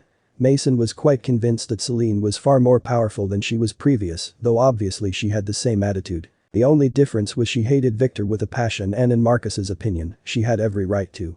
As it was, Marcus knew she was Naruto's lover, but Marcus didn't pry. Both Marcus and Amelia were very in favor of Selene's relationship with Naruto, as it meant he had a solid link with the vampires aside of the fact Naruto and Marcus were siblings. Selene's room. "I just can't get over how relaxed you seem, Selene," said Erika. "It seems Naruto has helped you in more ways than one. I'm very happy for you." Selene gave a minimal smile. "Naruto saved my life and saved me from despair. I love him." Erika practically squealed. "Best of all, he's handsome too." Selene's sweat dropped at Erika's superficial view on Naruto. Still, Selene's lover was quite a mystery. She knew from Naruto's blood memories that he had a Lycan girl as well. Selene wasn't sure how she felt about that. The idea of sharing a man with this Ildi girl wasn't all that appealing, but like Ildi, Selene was now hybrid. She got a full physical, and the vampires found she was much faster, stronger, and her regeneration from injuries was off the charts. She also was immune to UV rays, which meant she could walk out in the sunlight. Naruto indicated she might have gained other abilities, but the hunt for Kraven's little band had taken precedence. Selene knew that Istvan was history because she finished him off herself. She'd also spoken to Khan, who said that Ildi was an amazing tracker, and in the end Khan blew Reinhardt's head off. That only left Kristoff, which Naruto phoned in that he had erased. Selene was looking forward to seeing her lover today, but he had some business with tracing Kraven and said he'd return at sunset if not sooner. Naruto pulled up to Urdaga's that evening in his BMW and went in to see Selene. He hadn't had the time to see what his lover was capable of now and wondered if she could turn into a vixen as well. Naruto was also worried about the possibility of Idli and Selene getting in some kind of death match. He didn't want to see either of them hurt. They are like opposite sides of a coin. Ildi is wild and willing, and Selene is cool and remote. Between the two of them I think I have the perfect woman. Straightening himself up, Naruto knocked on Selene's door and heard her bid him to enter. She was working on her laptop and looked up at him. Seeing Naruto, Selene gave him the smile that she reserved for only him and came over and gave him a passionate kiss. When the two came up for air, Naruto held Selene close to him and relished the feeling of her body against his. "I heard you got your target," said Naruto. "Yes, he had a little auto accident," explained Selene. "Shame about the car though. He had a nice Audi, but it's scrap metal now. What about you, Naruto?" Naruto looked thoughtful and said, "I toyed with him a bit and got bored, so I burned him alive with foxfire." Selene's eyes lit up slightly. He was a traitor and deserved no less. "I wish I could do that." The blonde kitsune smiled. "Who says you can't? I wanted to see if you gained any other powers anyway. Want to try?" Selene smiled and nodded. "First we'll try shape-shifting," said Naruto as he placed his hand on top of Selene's head. Selene got a warm sensation, but nothing happened. Said Naruto. "That didn't work. Let's try something else." Selene once again felt a warm sensation go through her body. That's when she noticed her clothing had changed. What is this, Naruto?" asked the vampiress as she looked in the mirror at some sort of classical kimono on her. Naruto smiled from behind her in the mirror. "It seems you are a natural at casting illusion, Selene. With this ability you could look like anyone anywhere. You could also turn invisible. Of course it will take practice to change your voice as well." Selene looked in the mirror amazed as she turned back to her normal appearance. "Can we try Foxfire?" asked Selene. It was obvious the idea excited her. Naruto smiled. "I don't see why not. Hold out your hand." Naruto channeled power through Selene again, and a small plume of blue flame ignited in her hand. She gasped and said, "I can do it." The excitement in her tone was evident, and Naruto kissed her cheek. It seems Ildi and Selene inherited different facets of a kitsune's powers. Thought Naruto to himself. I'll have to train them both carefully. This is excellent, Selene.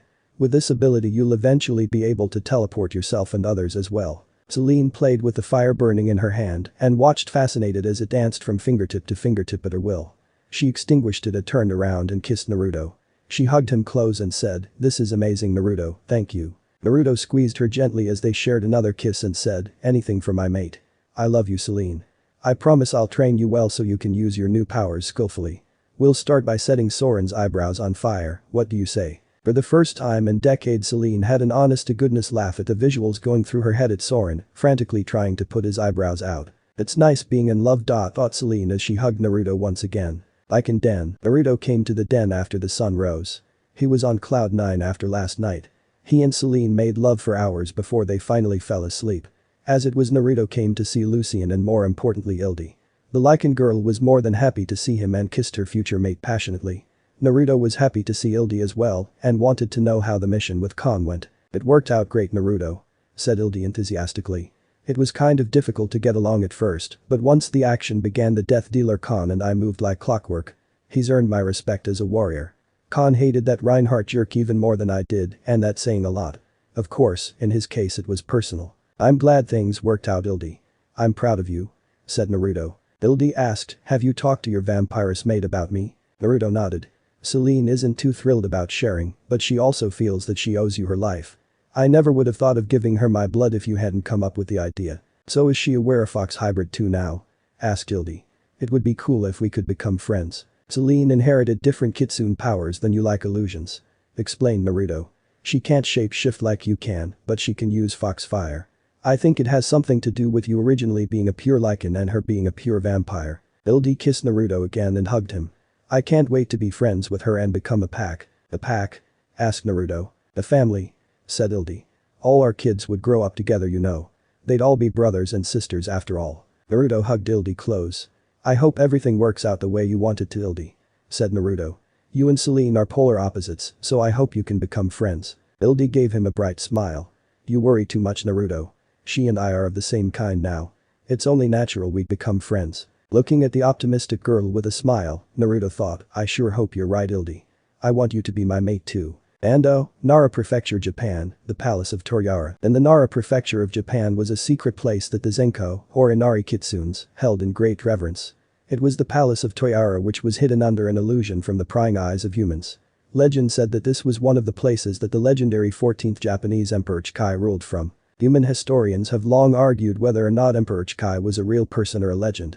Of course, that was totally irrelevant to the Inari Kitsune Celestial Council of 50 that lived and worked there. Every 50 years an election of sorts was held for council seats.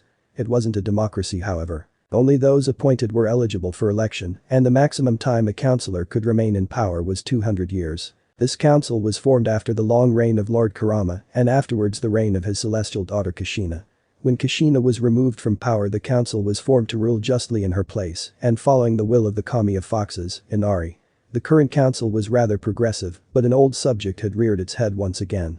Uzumaki Naruto. A new councillor named Kensuke said, "It has long been stated that kitsunes are allowed to interbreed with humans, but all of their children have been mortal humans without exception. Some have had impressive powers due to their kitsune blood, but none have ever been immortal." That brings us to the issue of Uzumaki Naruto, the union of an immortal human and Uzumaki Kushina, who would still be ruling today were it not for birthing an immortal half-human son, Naruto. "This is old news," said an older councillor in a bored tone. It was obvious he couldn't care less. "Everyone here is well aware of Kushina-sama's tragic fall from grace. Are you suggesting the council puts down her son as well? I consider him an affront to our race, but long ago the first council and more importantly the Inari priestesses ruled that it was not his fault that he was born a half-breed and should not be killed. Well, we have ostracized him since he came into this world. Inari-sama would not wish for us to kill him for being different." "I agree entirely. Why are you bringing this up, councillor?" asked another. Kensuke said, I bring this subject up because he is a nine tails and is the most powerful kitsune descendant in existence, including each and every one of us in this council chamber. Kurama-sama's blood runs strong in him. Too strong to be ignored or prejudiced against. By our elders' reckoning he has eclipsed Kushina-sama in power, and we all know just how strong she was said to be. It is the stuff of legends. Uzumaki Naruto is one of us. It is time to bring him into the fold as one of our own. There were gasps in the council chamber. But he wasn't raised as a kitsune. He is an outsider. Exclaimed a younger counselor. Would Inari want our strongest to be on the outside? Asked Kensuke. His strength is colossal. He has mastered kitsune techniques to an unprecedented degree with no formal training. He's also a military genius, which is nothing to scoff at.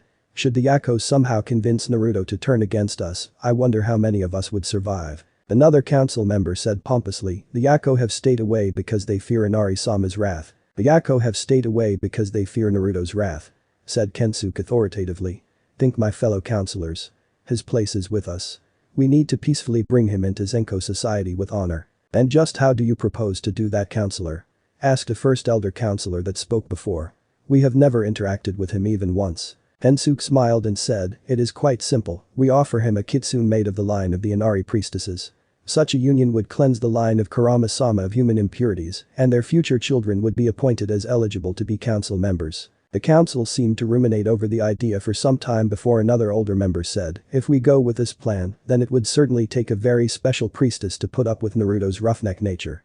That, and she would have to be able to charm him into being her lifelong mate. Inari would demand no less. The rather crafty Kensuke nodded in affirmation. Then the first daughter of our high priestess Tsukiko-sama would be ideal.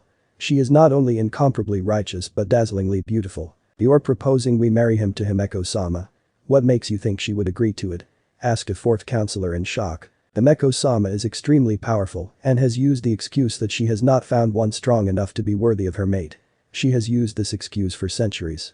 Explained Kensuke. Uzumaki Naruto has more strength than any save his sleeping grandsire Kurama-sama himself. We've been trying to get her to take a mate to continue the holy line for centuries, and she has adamantly refused as she is a nine-tail herself. It would be killing two birds with one stone.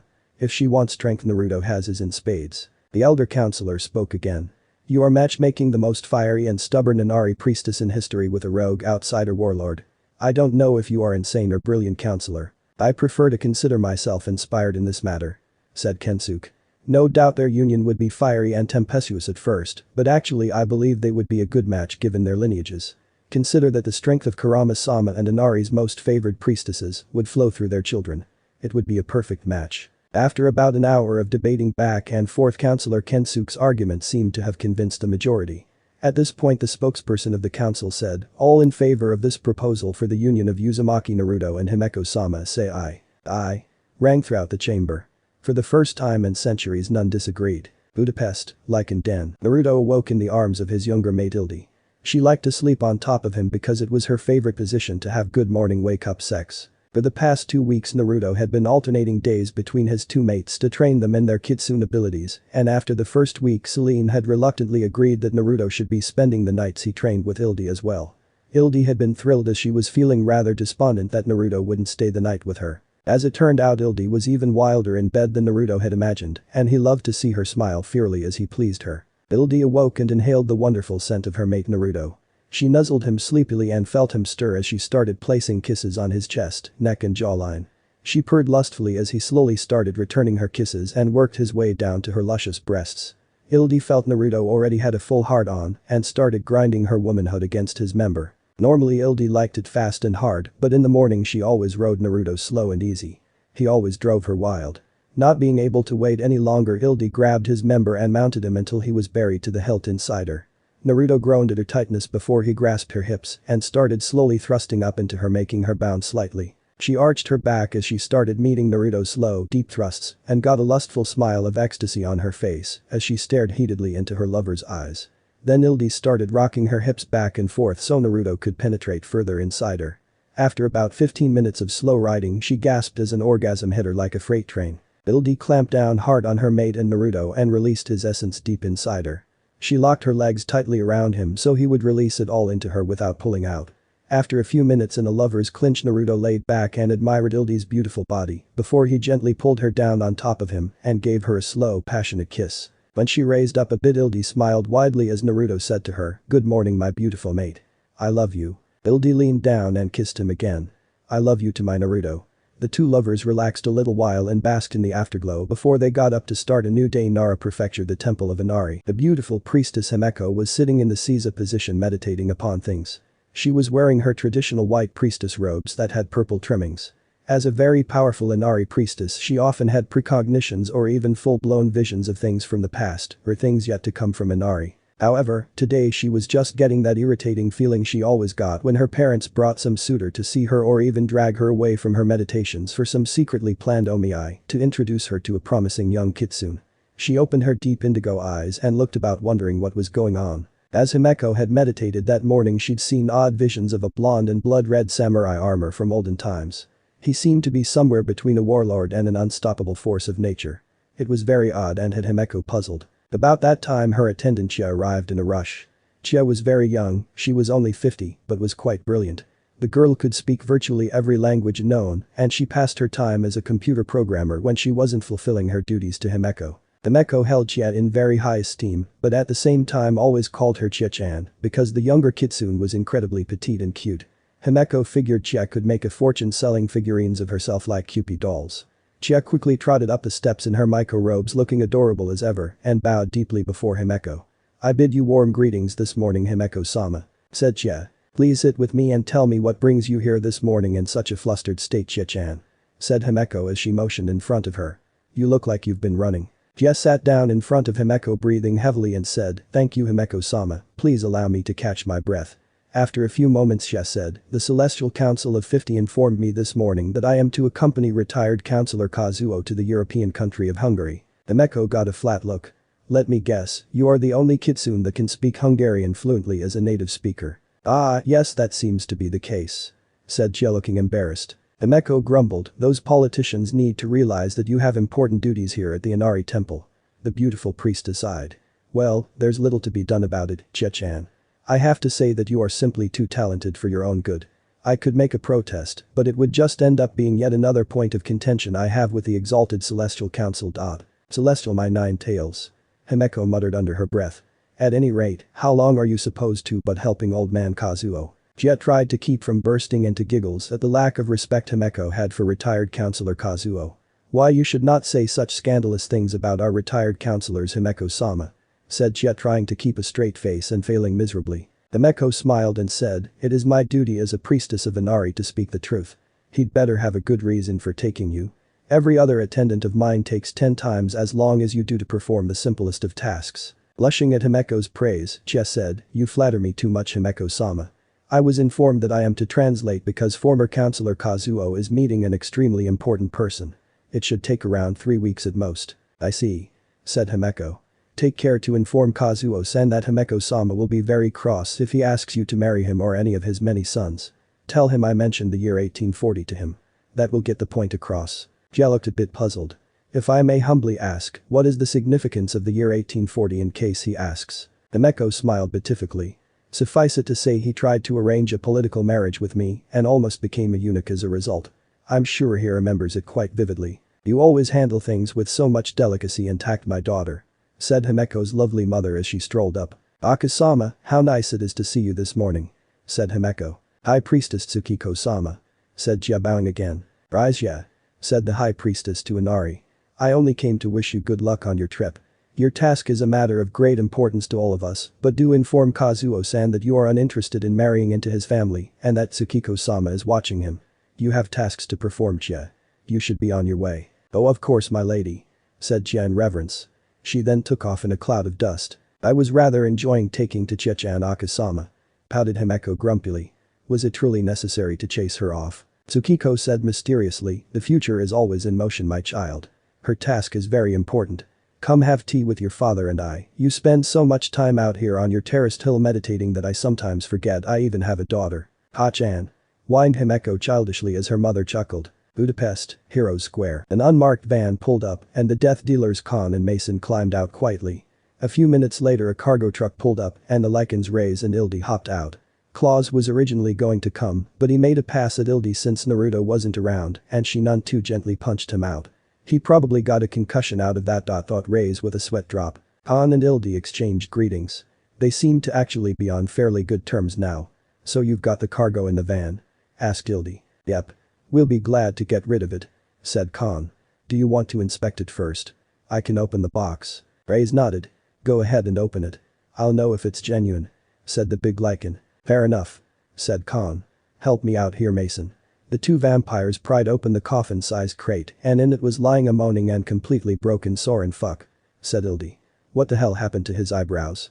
He's burnt to the fucking bone. It looks like someone took a branding iron to him. Not to mention the lack of hands and feet." Deadpanned Reyes. Mason cringed. Soren kept trying to escape and Lord Naruto got irritated, so he took Soren's remaining hand and feet. It was brutal. "What about the burn marks all over and the eyebrows?" asked Ildi with her head cocked to the side. "His face looks like it got put on a barbecue grill." Han said uncomfortably. That was Selene's doing. She can use blue fire now and was practicing. The screams were a nightmare. "So my big sister is able to use foxfire now. Cool," said an enthused Ildi. It wasn't a big secret that Naruto had a vampire hybrid mate and a lichen hybrid mate. It was actually considered a good thing because to both sides it made Naruto seem impartial. In lichen pack terms, Ildi already considered Selene to be her big sister and was eager to meet her. Reyes poked Soren and the dead-looking vampire groaned. "I owe him a lot of pain for torturing me way back, but he hardly even seems aware we're here." Han held up his hands in a placating motion. "Believe me, Lord Naruto broke Soren mentally and then broke him some more. Soren was confessing to things he did before he even became a vampire. I doubt he will ever recover from what Lord Naruto did to him." Lord Marcus was going to just hand him over, but Naruto kept him a couple of days so Selene could practice. "Sorry, but Soren isn't going to provide much entertainment for you guys. I would love to have seen his confession about the death of Lady Sonia," said Reyes. Of all the things he did, that was the worst to Lucien. Mason pulled out a zip-up case with CD-ROMs in it. "You can watch it all you want. We always record interrogations for evidence. I threw up when I saw it and I've seen a lot of stuff over the years." It didn't take long to close up the crate with the moaning Soren in it and load it in the back of the cargo van. Reyes closed the doors and said, "Any word on Victor?" "Lord Marcus wants to figure out a way Victor can be judged for crimes against both the lichens and vampires, along with Lucien," said Khan. "God only knows how many we've killed of each other for no reason other than his prejudice." "What did Naruto have to say?" asked Reyes curiously. Khan replied. "He wants to wake up Victor enough to move a little and then expose him to sunlight the way Lady Sonia was." I'm inclined to agree with him, but it's not my place to say. But that the two groups went their separate ways. When the crate was opened in the lichen den later, the first thing that Lucien said was what everyone present wondered about Soren. What the hell happened to his eyebrows? Bordaga's mansion. A few days later, Naruto woke up with his beautiful Selene. She was snuggled into his side as usual. He gently rolled to face her and brushed her bangs out of her face. Selene blinked and then smiled softly at her lover as the two enjoyed a very passionate good morning kiss. "MMMM," she said softly. "Let's shower together this morning, Naruto. After that we have plans today." 2 hours later, Naruto and Selene went out to an early lunch. They hadn't intended to spend that long in the shower together. They got a bit carried away. Selene still wasn't used to being out in the sun and actually being able to eat human foods and having an appetite for them again was still very novel to her. It had been 600 years after all. She was dressed in her usual death dealer gear and long black coat. Naruto was in his usual suit and trench coat. The blonde kitsune said, "So anyway, I'll need to extend my rental on the BMW, pick up Ildi, and then we'll meet up with you at the Komshe Soy restaurant at 6. Considering the rental fees, you might as well just buy the car, Naruto," said Selene. "Has she ever gotten a new car?" Naruto shook his head. "No, they haven't sorted out the insurance business yet down from the factory fire in Dinajvros. They argued with her to even prove the wreckage was hers." "That's ridiculous," said Selene. "You'd think they'd have settled for identifying the license plates on the wreck." "I guess a lot of people have been making false claims, so they are being tight-fisted about it," said Naruto between bites. "It's still ridiculous. People do need transportation, you know." Selene took another bite of her breakfast. "Off topic, but this French toast you like so much is quite good." Naruto smiled. "I'm glad you like it, Selene. There is a lot you've been missing." "What does Ildi think of this stuff?" asked a dark-haired beauty pointing at her food. "She thinks it's okay but still prefers meat dishes. I guess some things just can't be changed," chuckled Naruto. To everyone in the restaurant, Naruto and Selene looked like an ordinary young couple happily bantering over brunch. They had no idea Naruto dropped off Selene at Ordaga's around 3 o'clock and went to the rental place. He planned to pick up Ildi at Hero Square at 4 o'clock if everything according to schedule. Needless to say it didn't. Budapest International Airport, Hungary. Retired councillor Kazuo, his driver bodyguard Saburo and his attendant translator Chia got off of their first-class flight from Japan. Kazuo was a 700-year-old four-tail with a lot of political influence. Chia found that Kazuo-sama was a bit lecherous and had a harem and many children. The intelligent young lady knew it was because of money and politics rather than cringe looks or cringe even more charm. He'd been rather bold with his advances on Chia at first, but when she mentioned the year 1840, Kazuo suddenly became a complete gentleman. Go figure. Chia's impression of Saburo was he was nice enough but far too obsessed with duty. There is such a thing as working too hard, thought Chia as she looked at Saburo.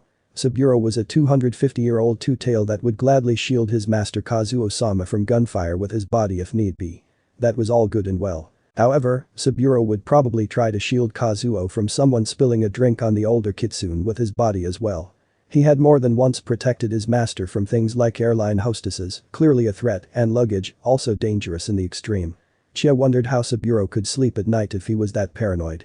Still, Saburo is likable and rather handsome. Thought Chia with a tiny blush. The rather odd trio went to the Hotel Palazzo Zicci because its 19th century elegancy appealed to Kazuo-sama.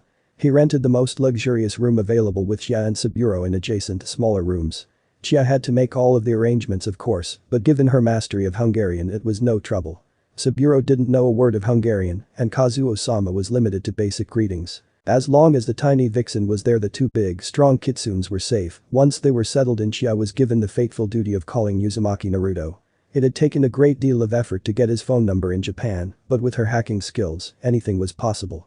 On the third ring a male voice answered in Hungarian. Hello, Naruto Corvina speaking. He was at the rental place filling out papers on the BMW. She replied in Japanese, greetings Uzumaki Naruto-sama, this is Kitsune Chia.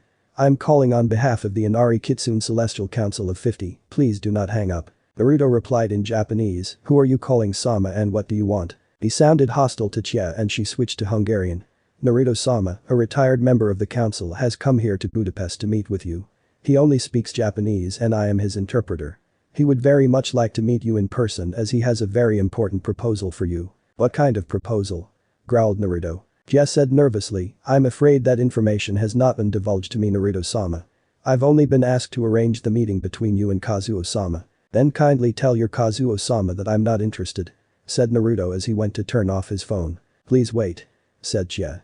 Kazuo-sama is right here.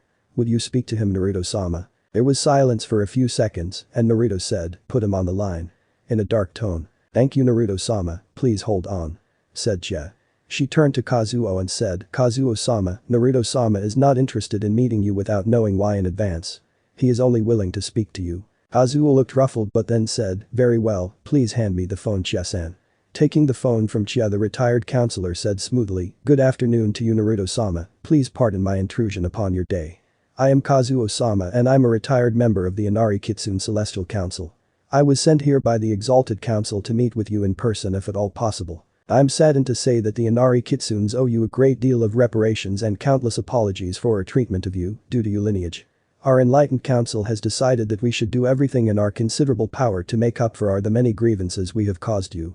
Would you be willing to meet with me in person Naruto-sama? I assure you our proposals are entirely benevolent and would benefit you greatly. Naruto retorted sarcastically, so after 1400 years of nothing the Zenko have decided to contact me out of nowhere because they supposedly want to make reparations. I find that very difficult to believe Kazuo-san. Actually, the idea is quite laughable. What is the real reason the Zenko have made this ludicrous decision? If you expect me to believe it's out of the goodness of their hearts, then you are taking me for a fool Kazuo-san. Few who have done that have lived to tell the tale counselor. Are you taking me for a fool Kazuo-san? Because if you are I would go back to your ivory tower in the palace of Toyara and tell your cronies that Naruto-sama isn't interested. Kazuo was sweating. This is unraveling quickly. I need to calm his anger. I assure you Naruto-sama, if you would be willing to come and speak to me in person, then I will assuage all your doubts. You are very wise to feel that way, and you are right that the Inari Kitsunes would profit from this as well of course, but I assure you that it would be greatly to your benefit as well. Suppose I do come to Kazuo-san. Said Naruto with a hiss. If you displease me with this offer I will erase you from existence. I wasn't called the blood red tide for nothing. Is it worth that much to you Kazuo-san? I'm willing to forget this conversation ever happened if you wish. The retired counselor felt a chill down his spine. Kazuo had spent centuries manipulating and reading others. Even over the phone he could tell that Naruto-sama wouldn't hesitate to slay him in a heartbeat. I assure you Naruto-sama. There will be no need for violence of any sort. I am sure you will be immensely pleased with our offer. The blonde kitsune could tell the politician was frightened over the phone. Good, I've established a good dominance over this Kazuo character for our little conversation. Very well, I'll hear this little proposal of yours. Tell me where you wish to meet and pray to Inari that you don't anger me Kazuo-san. How about 5 o'clock this evening Naruto-sama? Asked Kazuo. My staff and I are staying at the Hotel Palazzo Zichi on the 3rd floor. I would be very pleased to send someone down to greet you while we make preparations to entertain you. Don't knock yourself out counselor, I figure our meeting will be very brief. I'll see you at 5. Said Naruto as he hung up the phone. Shit. I'm supposed to meet the girls at 6. I'd better call them both and tell them I could be delayed. Urdaga's mansion. Selene answered her phone. You may be late due to some kitsune official contacting you out of nowhere. Naruto said, they're staying at Hotel Palazzo Zichi, so they obviously have money. I don't want to put you girls at risk so I'm going to take care of this business first. I'll probably be at the Komshei Soy restaurant at 6:30 or 7. I don't know what they want, but it sounds like someone from the Zenko Council. They claim they have some sort of offer for me, but I figure I'll end up telling them to shove it. Selene said in a worried tone, be careful Naruto. I don't want you hurt in any way. Not to worry my angel, they are politicians, not warriors. Said Naruto. I'll be alright. I love you. I love you too Naruto. Replied Selene. I'll meet up with Ildi and my jag at the restaurant and get us a table. Alright. I'll see you girls later. Said Naruto. Try to be nice okay? Ildi really wants to meet her big sister. Selene smiled softly. Alright, I'll see you later this evening. Like and Den. Ildi picked up on the second ring. Hi, it's Ildi. What's up Naruto? Naruto soon explained the situation to Ildi, and the Lycan Fox girl was not happy. It sounds like they are plotting against us Naruto. Maybe you should kick their asses for ruining our dinner plans. I want to be there with you and my big sister Selene. It will be our first meal together as a pack. Naruto was cringing. Well, a lot of ramifications could result from this and I want you two girls safe. Take your time and visit with Selene. She's kind of stoic, but I think you two will get along well once you break the ice. But I want you there too Naruto. We're going to be a family. Said Ildi despondently. I'll get there as soon as I can Ildi, I promise. Said Naruto. Do you need a ride? Selene could probably give you a lift in her Jaguar. Tee-hee-hee. No need Naruto, I got new wheels. Ildi sounded excited. Very excited. Oh? Did the damn insurance company come through finally? Asked Naruto. Ildi giggled. Nope. Daddy got me a black Ducati GT1000. He collects motorcycles so he gave me one. It got dropped off this morning. It is one sweet ride. It's not a full-fledged racer, but it will haul ass. If you're nice to me I'll take you for a ride. Naruto chuckled. I'll be extra nice to you then Ildi. I love you and I'll see you later. Okay, I'll see you soon Naruto. Said the excitable Lycan hybrid. I love you, bye. Hotel Palazzo Zichi. Naruto arrived in his BMW at the hotel at precisely 4:45 p.m. When he came to the front desk, he saw a very petite Japanese woman in a suit-skirt combination was waiting for him. He could sense she was a kitsune easily because she wasn't hiding her aura. She bowed traditionally and Naruto returned the gesture. I bid you greetings Naruto-sama, I am Chie, Kazuo-sama's interpreter. I am most pleased to meet you. Please follow me and I will take you to Kazuo-sama. Naruto followed quietly and said as they took the elevator up, I suppose Kazuo-san was too good or too afraid to come greet me himself. How pitiful. Chie cringed. Naruto was in a basic business suit and a trench coat. He was dressed for a casual meeting and Kazuo-sama was dressed in formal Japanese robes. It was obvious by his appearance and demeanor that Naruto thought very little of Kazuo-sama. Ordinarily I would have said Naruto-sama was being very disrespectful, but even with his power hidden Naruto-sama's aura is overwhelming. Thought the tiny vixen. I hope he does not get angry. Even without studying Naruto-sama's brutal background I would find him very frightening. Just how strong is he? As they entered the opulent room Saburo bowed to Naruto and said, I am Kazuo-sama's bodyguard Saburo. I'm afraid I will have to search your person for weapons as I cannot allow you to threaten Kazuo-sama's safety. I'm sure you understand. Naruto pinned the younger kitsune with a glare of concentrated killing intent and said, if you so much as touch me, I will kill you boy. The bodyguard feared for his life and the look in Naruto's blazing blue eyes said he was deadly serious. Retired Counselor Kazuo came out dressed in his finery and said, Now Saburo, Naruto-sama is beyond reproach, there is no need to search him. Please forgive young Saburo, Naruto-sama. He is very committed to his duty to protect me and meant no offense. Please forgive his impropriety. Saburo bowed several times and said, 1,000 apologies Naruto-sama, I meant no disrespect. In the old days Naruto would have bounced Saburo off the wall and said, "Of course I'm armed to the teeth you fool, I am a warrior." However, Naruto decided to play along and be diplomatic about things since he didn't know the full scope of the situation yet. There is no need to take unnecessary risks at this juncture, thought the blonde. Very well, I'll let it pass. This time, growled Naruto. Wonderful, said Kazuo in a warm tone. I must say it is an honor to meet you in person. I've been of the opinion for centuries that the Inari Kitsunes should have reached out to you sooner.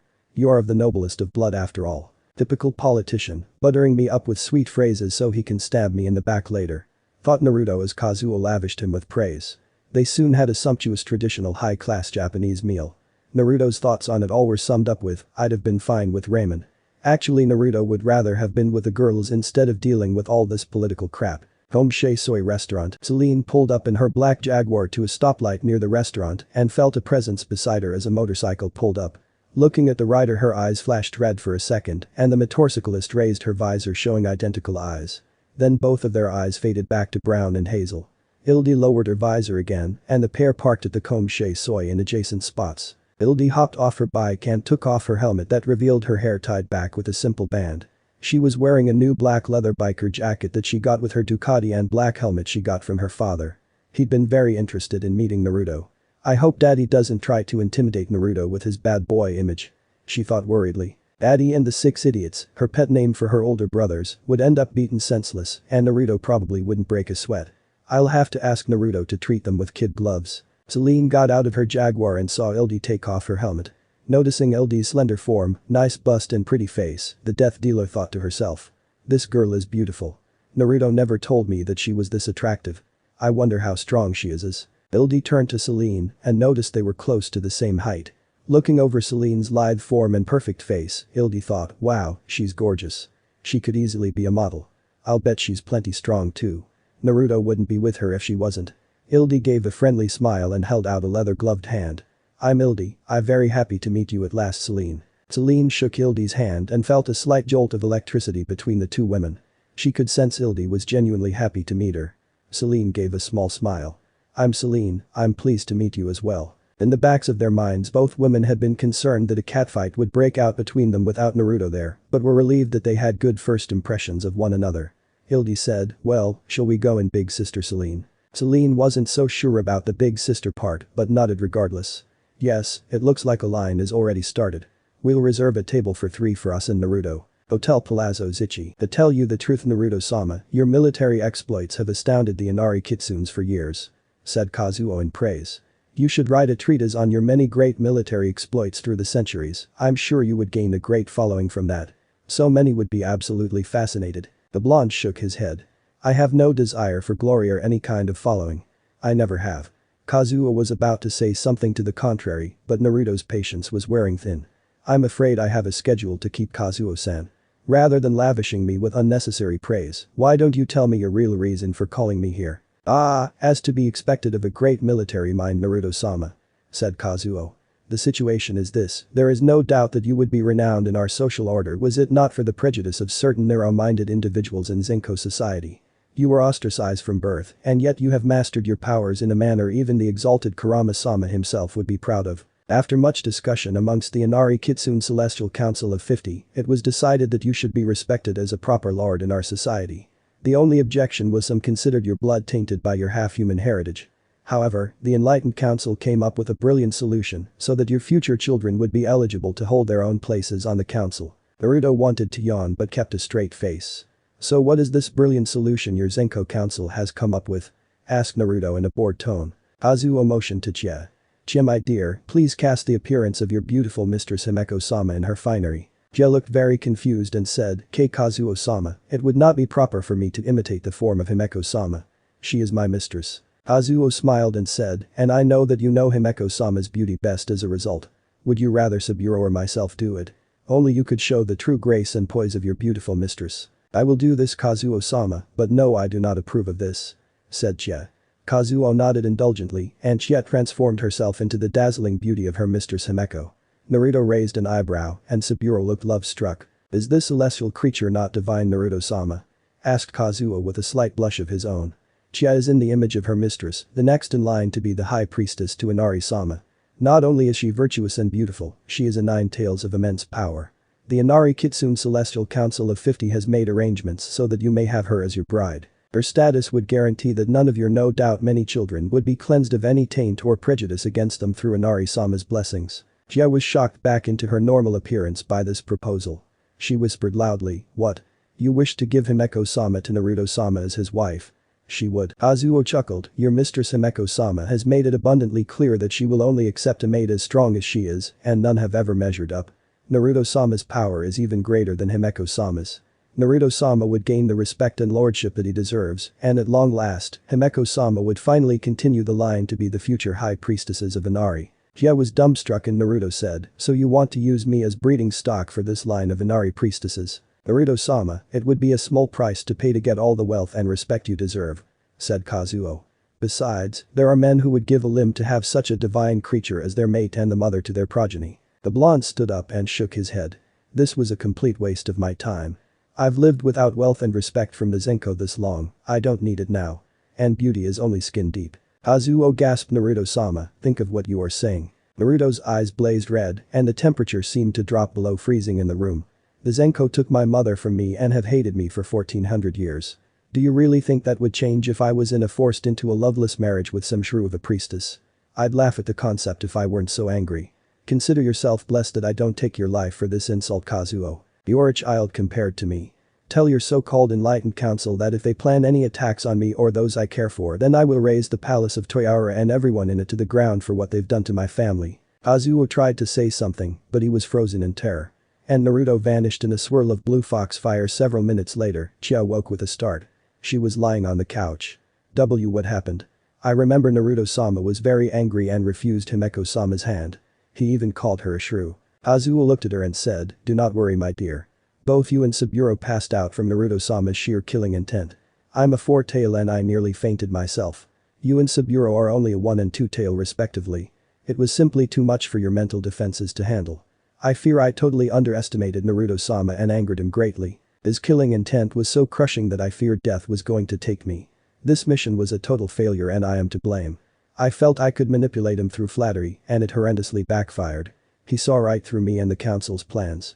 He is as powerful and wise as his 1400 years would indicate. I never stood a chance. His power is on a completely different level than mine." Jia said, "Naruto-sama said the Zenko took his mother from him." Kazuo nodded. "Some things are best buried in the past. It is not to be discussed, child." The young vixen thought to herself, "What is going on? I must speak to Himeko-sama the moment I get back." Jia would not sleep well that night at all. Budapest, Komshe Soy restaurant. Naruto took a little while to calm himself down and went to see his two mates at the restaurant. He was mentally exhausted. After casting an illusion around them so no one could hear their conversation, Naruto went through the whole tale. "And so they want me to go back to Japan, marry some Inari priestess, and become a respectable member of Zenko society," said the blonde kitsune in conclusion. Naruto got a totally unexpected reaction. He looked up and saw Selene and Ildi with identical flat looks on their faces. They said in unison, "And what did you tell them, Naruto?" Naruto thought to himself a bit fearfully, "Yikes. It seems the girls have bonded a lot more quickly than I thought possible. I told them to leave me alone or I'd raze their homes to the ground." Selene and Ildi both relaxed. "Well then, it sounds like they got the message then," said Selene. "Are you okay, Naruto? That had to be a huge emotional strain on you." Ildi nodded. "Don't worry, Naruto, us girls will take good care of you until you're feeling better." Naruto's sweat dropped. "I guess they were worried I was going to run off back to Japan." Selene took Naruto's hand and said, "Let's go home." She had sympathy in her eyes. "I can tell you are hurting inside." Naruto felt Ildi take his other hand. "Go home with big sister Selene. I'll take care of you tomorrow night." Naruto soon kissed Ildi goodnight and trailed Selene's Jaguar back to the mansion in his BMW or Daga's mansion. When Naruto got back to Selene's room, she quietly closed the door behind them and looked into his sad eyes. Selene kissed him gently and said gently, "You don't have to be indestructible all the time, Naruto. I love you. I'll keep your heart safe." Naruto slowly lowered himself to his knees and wrapped his arms around Selene's slender waist. He whispered her name, cried quietly in her embrace for a long while before he finally settled down. Selene just held him and listened to him as he spoke about his mother and everything that his meeting with the kitsunes had brought to the surface. A few hours later, Naruto was sleeping deeply and Selene was awake holding him. "I'll protect you, my kitsune.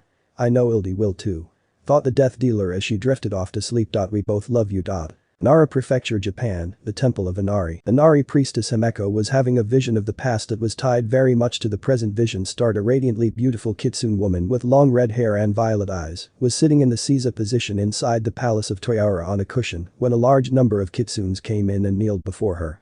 Once they rose, their faces seemed to be etched in stone. "You brought that child here yesterday, Kushina-sama," said a counselor that seemed to be the spokesperson for the others.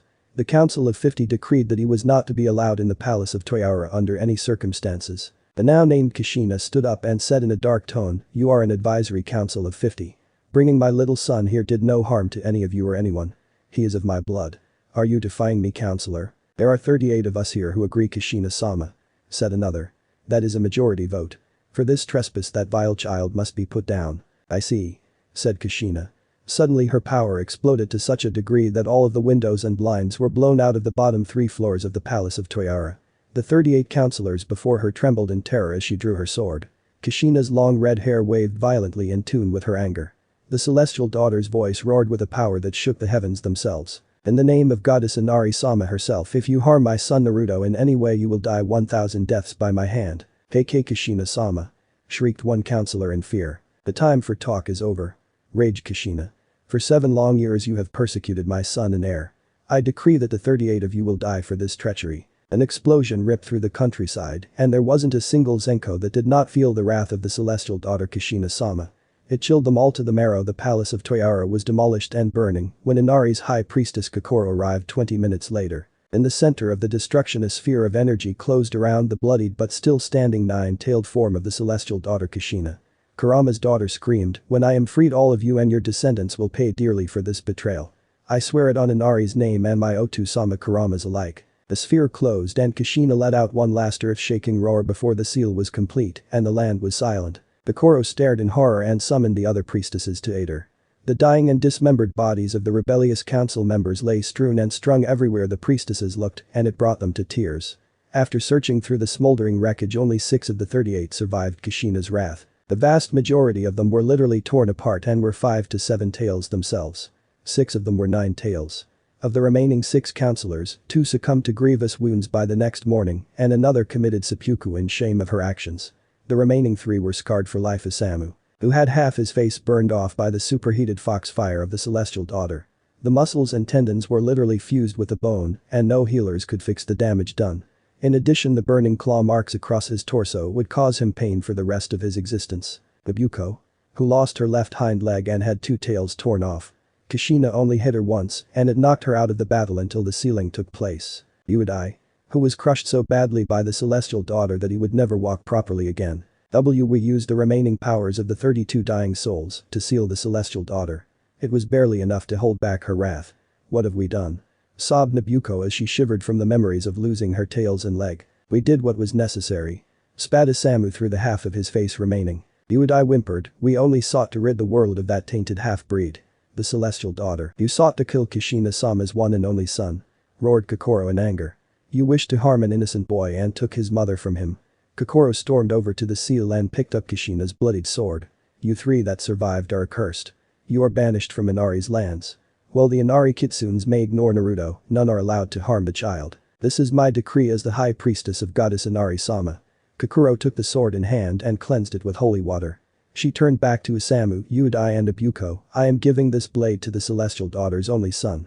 I foresee that it will hunger for your blood and her son will finish what his mother started in the distant future. When he takes your accursed lives, Kushina-sama will once again be free and all you efforts against Inari's rule will come to naught." Uedai cried out, "My body is broken and crushed, high priestesses Kokoro.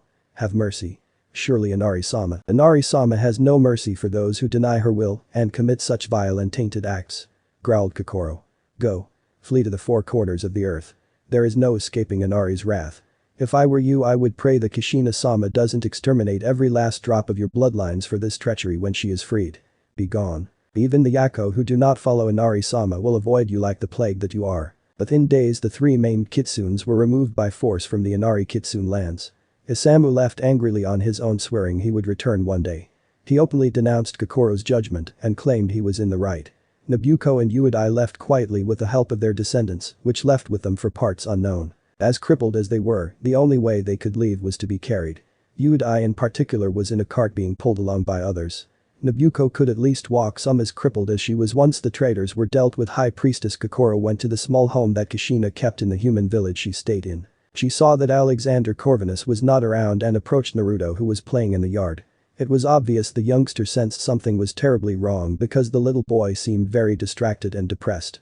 Kokoro was in the guise of a little old woman and approached the blonde boy. "Excuse me, child, are you Uzumaki Naruto?" Naruto looked up and said, "Yes, I'm Naruto Abe-san.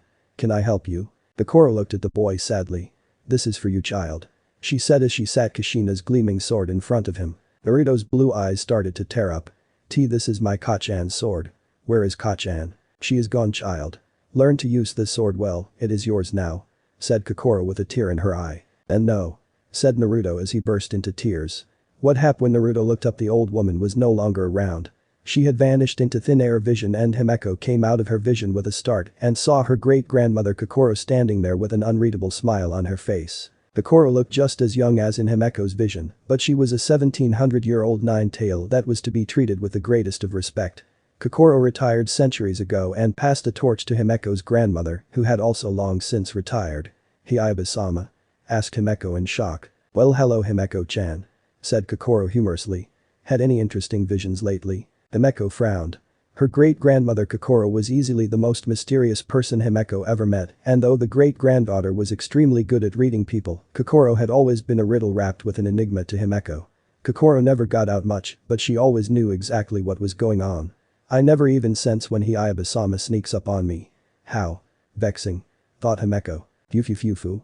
You're 1,000 years too young to detect me, Himeko-chan," said Kokoro, laughing with a widening smile at her granddaughter's obvious irritation. "Come along, child, we have much to talk about. Himeko-chan is so easy to tease." Kokoro mentally chortled to herself. Budapest, or Daga's mansion. Naruto awoke and found himself snuggled into Selene's bosom. She was resting peacefully as she cradled him in her arms. "Selene takes such good care of me. I've never felt so peaceful and safe as this. I'll need to tell Ildi everything too. I love my mates. Maybe I can finally find some happiness in my life with them." He sighed softly. "I don't want to get up, but Marcus wants to talk about our brother William today. I'll just rest here a little longer with my sweet Selene. She and Ildi are more than I deserve." An hour later, Naruto awakened Selene with a gentle kiss and she softly ran her fingers through his hair. "Are you alright, Naruto?" she asked, concerned. Naruto kissed her again and said softly, "I'm alright thanks to you, Selene. Thank you for taking care of me last night. I love you." The two kissed once again and held each other for a bit before Naruto got up and took a shower. He then went to talk to Marcus. Soon Marcus was sitting with Naruto as the two looked over an aerial map of a ruined castle in the Carpathian Mountains. They had discussed Naruto's unwelcome situation with the Zenkos, but now they were discussing something else. The place where William Corvinus, their brother and the first and most powerful werewolf, was imprisoned. Naruto said, "So you and William are identical twins, but he lost his mind after being bitten by a rabid wolf." Saren was pretty cooperative in revealing his prison's location, and now you say Emilia has confirmed it. Marcus nodded. "We must free him, Naruto." Emilia was hesitant, but she revealed that half the key to William's cell is hidden within Victor's own flesh. "And the other half?" asked Naruto. "It was a pendant given to Victor's daughter Sonia," explained Marcus. "Lucian has it as a memento of her, as she was his mate and has promised to lend it to me once Victor has been put down once and for all." "So what do you intend to do, Marcus?" asked Naruto. "I understand you want our brother to be free, but if he's insane then he needs to be treated. We need to figure out a way to heal him so he can assume a human form again with his mental facilities intact. Between the lichens and the vampires, a lot of research has been done on the Corvinus strain. I'll bet the old man's people know a lot too. If we want to truly free William, we need to develop a serum of some sort to turn him into a lichen or at least regain his sanity." Marcus pondered for a few minutes. "A serum? Do you think it's possible?" Naruto nodded in affirmation. "It will take time and patience, but you know as well as I do that everyone would help. We can't afford another werewolf plague, and the lichens regard them as family. I think Lucian will help. Freeing our brother only to see him possessed with madness isn't the thing to do. Even the old man would agree." Naruto gripped Marcus's shoulder. "I know he's your twin and matters more than anyone to you, but you have to use logic in this situation. Let's end the vampire-lichen conflict for good and then pool our resources to save William." "I would be totally in favor of this," said Emilia as she entered the office. "If William Corvinus can be cured, then I would fully support releasing him." Marcus raised an eyebrow and said, "I never thought you would support such an action, Emilia." Emilia said, "Ever since Naruto here arrived, things have happened that I believed would never be possible. The fact we have a ceasefire and are negotiating a peace with the Lycans alone is something I find incredibly baffling. Technically we are all family if you think about it," said Naruto. "It will take centuries to heal the wounds, but this is a start." Marcus nodded. "I'm hesitant, but I'm going to call father and see if he's willing to lend his support." Nara Prefecture, Japan, the Temple of Inari. Kokoro and Himeko went back to Kokoro's cottage she shared with her husband Iji of 16 centuries. At the time he was out. "Your Aji-sama Iji is out fishing with some of your uncles Himeko-chan, so we can speak in private," said Kokoro as she started to make some tea for them to share. Himeko was always amazed at her great-grandparents' home. It looked like a tiny cottage outside, but was a huge mansion inside. Himeko often wondered how many kitsune illusions were spun around the place, but Kokoro and Iji were extremely sneaky and playful with their many children and grandchildren and would never tell. Kokoro soon set some tea down to share with her great-grandchild and said, "Tell me what you saw in your vision, Himeko-chan. Don't spare any details as it is very important." Himeko spent the next hour describing what she'd seen and the horrors of Kushina-sama's being sealed away. Kokoro nodded noncommittally as she recalled things from memory as her grandchild described them.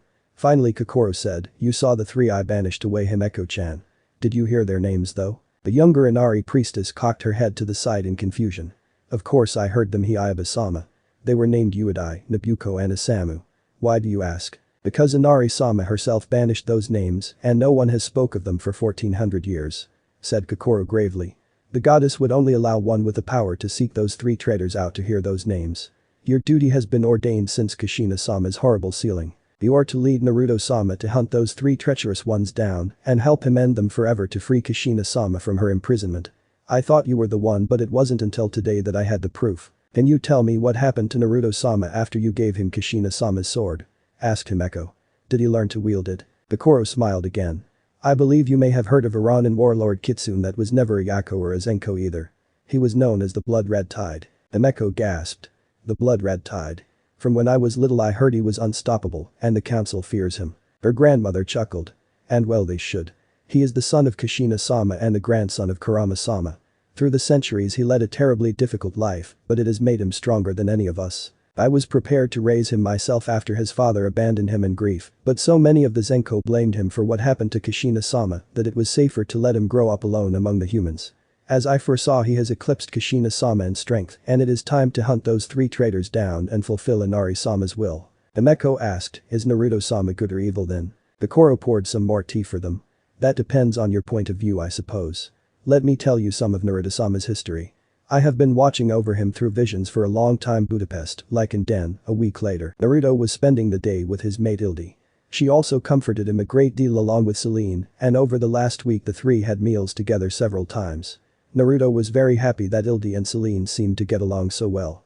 They pair often had meals together when he was busy running messages between Lucien and Marcus. The only problem he found is they tended to make plans first and inform Naruto later. "So anyway, my daddy is really interested in meeting you, Naruto. He said so when he dropped off my new Ducati," said Ildi. "He will want to meet Selene too, but right now it's still too tense to bring a vampire kitsune hybrid into a Lycan Den. It wouldn't be a good idea for her to go at this point, especially given big sister Selene is a death dealer by trade." She totally agreed. "Do you want me to meet your parents, Ildi?" asked Naruto. It was kind of an alien concept to him. Ildi smiled. "Of course I do. You are my mate after all. I've met your dad. You don't have to be nervous, Naruto. I'm sure mom, daddy and my 6 brothers, cough idiots cough, will all like you just fine." "How far away do they live?" asked Naruto. "Mom and daddy's den is in Vienna in Austria," said Ildi enthusiastically. "There is a whole Lycan neighborhood there, believe it or not. Big sister Selene and I discussed it over the phone and in person while you were helping Lucien and Marcus figure things out. You need a break, Naruto. We can go to Vienna for the weekend. It's only about 2.5 hours from here. It will be fun." "Have you ever been to Vienna?" Naruto nodded. "Yes, but not since before World War I when this whole area was the Austro-Hungarian Empire." "Cool. We can go biking together," said Ildi excitedly. Then she got a look of utter horror on her face. "You can ride a motorcycle, can't you, Naruto?" she asked in a frightened tone. "It's very important in my family." Naruto smiled softly. "I have a bike back in Japan. Of course I can ride a motorcycle. Why is it so important?" Ildi sighed in relief. "Daddy and my brothers are all motorcycle mechanics. They live and breathe bikes. I grew up in a bike shop helping out." "What kind of a motorcycle do you have back in Japan? Please let it not be a scooter. It's a gunmetal colored custom Honda Goldwing Valkyrie," said Naruto as he got out his phone. Here's a picture of it. Oh thank God. Said Ildi in relief as she looked at the picture excitedly. I just knew my mate would have good taste in bikes.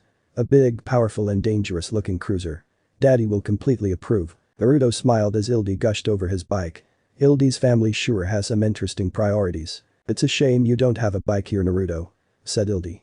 It would be so cool if we could ride out to Vienna together.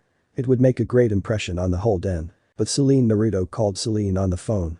She was down in the death dealer's armory servicing her weapons when Naruto called with a strange question. Do I like motorcycles? I used to ride one in the 60s, why? Asked the dark-haired beauty. Ildi's family considers motorcycles more important than lifeblood apparently so I'm going to buy one for this trip to Vienna. Said Naruto. Do you want one Selene? Ildi loves her Ducati so she doesn't want another. Selene set down her pistol she'd been cleaning. Well, I thought you didn't want to spend a lot. You're always so frugal. I'm frugal with my money. This time I'm spending the old man's money, not mine. Said Naruto. A couple of motorcycles aren't going to put a dent in his billions. Selene had to cover her giggle with a cough. She couldn't be seen giggling around her fellow death dealers. Selene had a reputation to uphold. I'll pick out something when you get back from Vienna. Is Ildi there? Hold on and I'll put her on. Said Naruto. Ildi picked up the line. Hi big sis. What's up? You and Naruto are going motorcycle shopping right? Asked Selene. Hearing Ildi's hum of affirmation Selene said, well you're at it get him into some appropriate clothes for a biker. Preferably black leather. That trench coat and suit he always wears is so boring. Get him something with style. Ildi giggled. I like the way you think sis. I'll get him decked out. Are you sure you don't want to come along? There's too much stuff to do here at Ordaga's today. I'll trust your judgment. Said Selene. Okay, will do sis. We'll stop by later. Said Ildi a little too gleefully for Naruto's tastes. He didn't know what was going on, but he got a shiver up his spine. Nara Prefecture Japan, the temple of Inari. Himeko and Tsukiko were listening to the quivering Chia's report of what had happened on her disastrous trip with Kuzuo-sama. Kokoro was also there out of curiosity. Beauty is only skin deep. Forced into a loveless marriage with some shrew of a priestess. Screeched Himeko at the top of her lungs. How dare that ingrate. He's never even met me. That scoundrel is in no place to judge me. Kokoro chuckled. It seems Naruto-sama has grown up to be quite interesting. To think he's gazed upon your beauty and found you wanting Himeko-chan. Fufu. Himeko practically had steam coming out of her ears. To think I actually felt sorry for that lowlife. To think I was planning to help that buffoon. I'm so angry I could spit fire. Tsukiko, ever the voice of reason, said, Aba-sama, please don't tease Himeko. Himeko, calm yourself, you are frightening young Chia. Himeko looked over at the quivering Chia and forced her anger down somewhat. I'm sorry I frightened you Chia-chan. I'm just so very angry. But I'm not angry at you, I am angry at him. Kokoro asked, did you get a good look at Naruto-sama Chia-chan? Could you show us what he looks like? Chia nodded and said, I did Kokoro-sama, but, well then do show us his appearance. Chortled Kokoro. I want to see what Himeko-chan's future husband will look like. Fufu. I wouldn't marry him if he was the last kitsune on the face of the earth. Shrieked Himeko red in the face. Kokoro continued to laugh. Don't be shy about your feelings Himeko-chan. Tell us how you really feel. Erg. Roared Himeko stamping her foot angrily before she teleported away in a swirl of foxfire. Chia was hiding behind Tsukiko by this point and Tsukiko's sweat dropped. Was that truly necessary Aba-sama? Himeko-chan was already coiled up like a spring. Fufu. Himeko-chan is just so easy to tease. Said Kokoro merrily. I just can't help myself. Besides, Himeko-chan is too spoiled to having everything her way. Then Kokoro added with a slight bit of disapproval in her tone. You've let her grow a bit too arrogant Tsukiko-chan. If she is to become high priestess to Inari someday, then she needs to show some humility. Himeko-chan is incredibly gifted and powerful, but that's no excuse for her being egotistical. This little trip she has to take to see Naruto-sama could be just the splash of cold water in the face. She needs to stop acting like a brat. Tsukiko sighed, you are right of course Aba-sama. Her father and I spoiled her and let her get away with too much. Kokoro returned to smiling softly. She turned to Chia. It's alright to come out now Chia-chan. Don't be scared little one. I would like to see Naruto-sama's appearance. Since Himeko-chan ran off to have a tantrum it's safe now. Chia just sighed. What am I going to do with Himeko-sama? Budapest, Hungary. Naruto was in one of the largest motorcycle dealerships in Budapest with Ildi. He had ridden over with her on Ildi's Ducati. She was like a child in a candy store as she darted about looking at all of the things there. She finally settled her big brown eyes on a bike that she liked best, a sport touring bike that a salesman was only too eager to show her. It was obvious Ildi was in love. She shot over to Naruto who was calmly looking over several manuals. The salesman had given up on him as a window shopper due to his non-committal attitude. Naruto didn't look like any sort of biker anyway, Ildi said with big eyes. Naruto, come here. This one. She soon dragged him by the arm over in front of a silver and black BMW R1200 RT. This one. She repeated eagerly. Naruto smiled and said, you want that one, Ildi? I thought you liked your Ducati. I want it for you, Naruto. It is so cool. Said Ildi excitedly. You'd look great on this ride. Let's take one for a spin. The blonde kitsune looked over his younger mate's choice of bike with an appraising eye. The look in her big brown eyes made him want to buy it for her, but it just didn't suit him. This looks like something that would be ideal for you or Selene. I've got something else in mind. Are you sure you don't want it, Ildi? Ildi's face fell, but then she perked back up as she imagined Selene on the bike. Big sis would look pretty awesome on such a bad set of wheels. We should surprise her. It would look great beside my Ducati. Naruto went over to a big Triumph Rocket 3 Roadster. This is what I was thinking about. Ildi looked at the big bike with wide eyes and said, Naruto, are you just planning to scare off lesser bikes or do you actually need that kind of power? It reminds me of my Valkyrie back in Japan. Said Naruto as he looked the Triumph over. Besides, a big and intimidating cruiser has always been my preference. It makes a statement. Naruto put his hand on the seat and used his psychometry to feel the machine. Nope, not this one. On the fourth one down he said, this one is the one I believe. After checking the rest out with psychometry he came back to the fourth one and said. Yes, this definitely is the one. Because it's big and black? Asked Ildi with a smile. No, this one feels just right. Said Naruto. He went over to the counter and said to the manager. I want to test drive the black Triumph. The manager loomed a bit over Naruto. Naruto didn't look particularly rich or poor and the man asked, are you sure you can afford or handle a bike like that, son?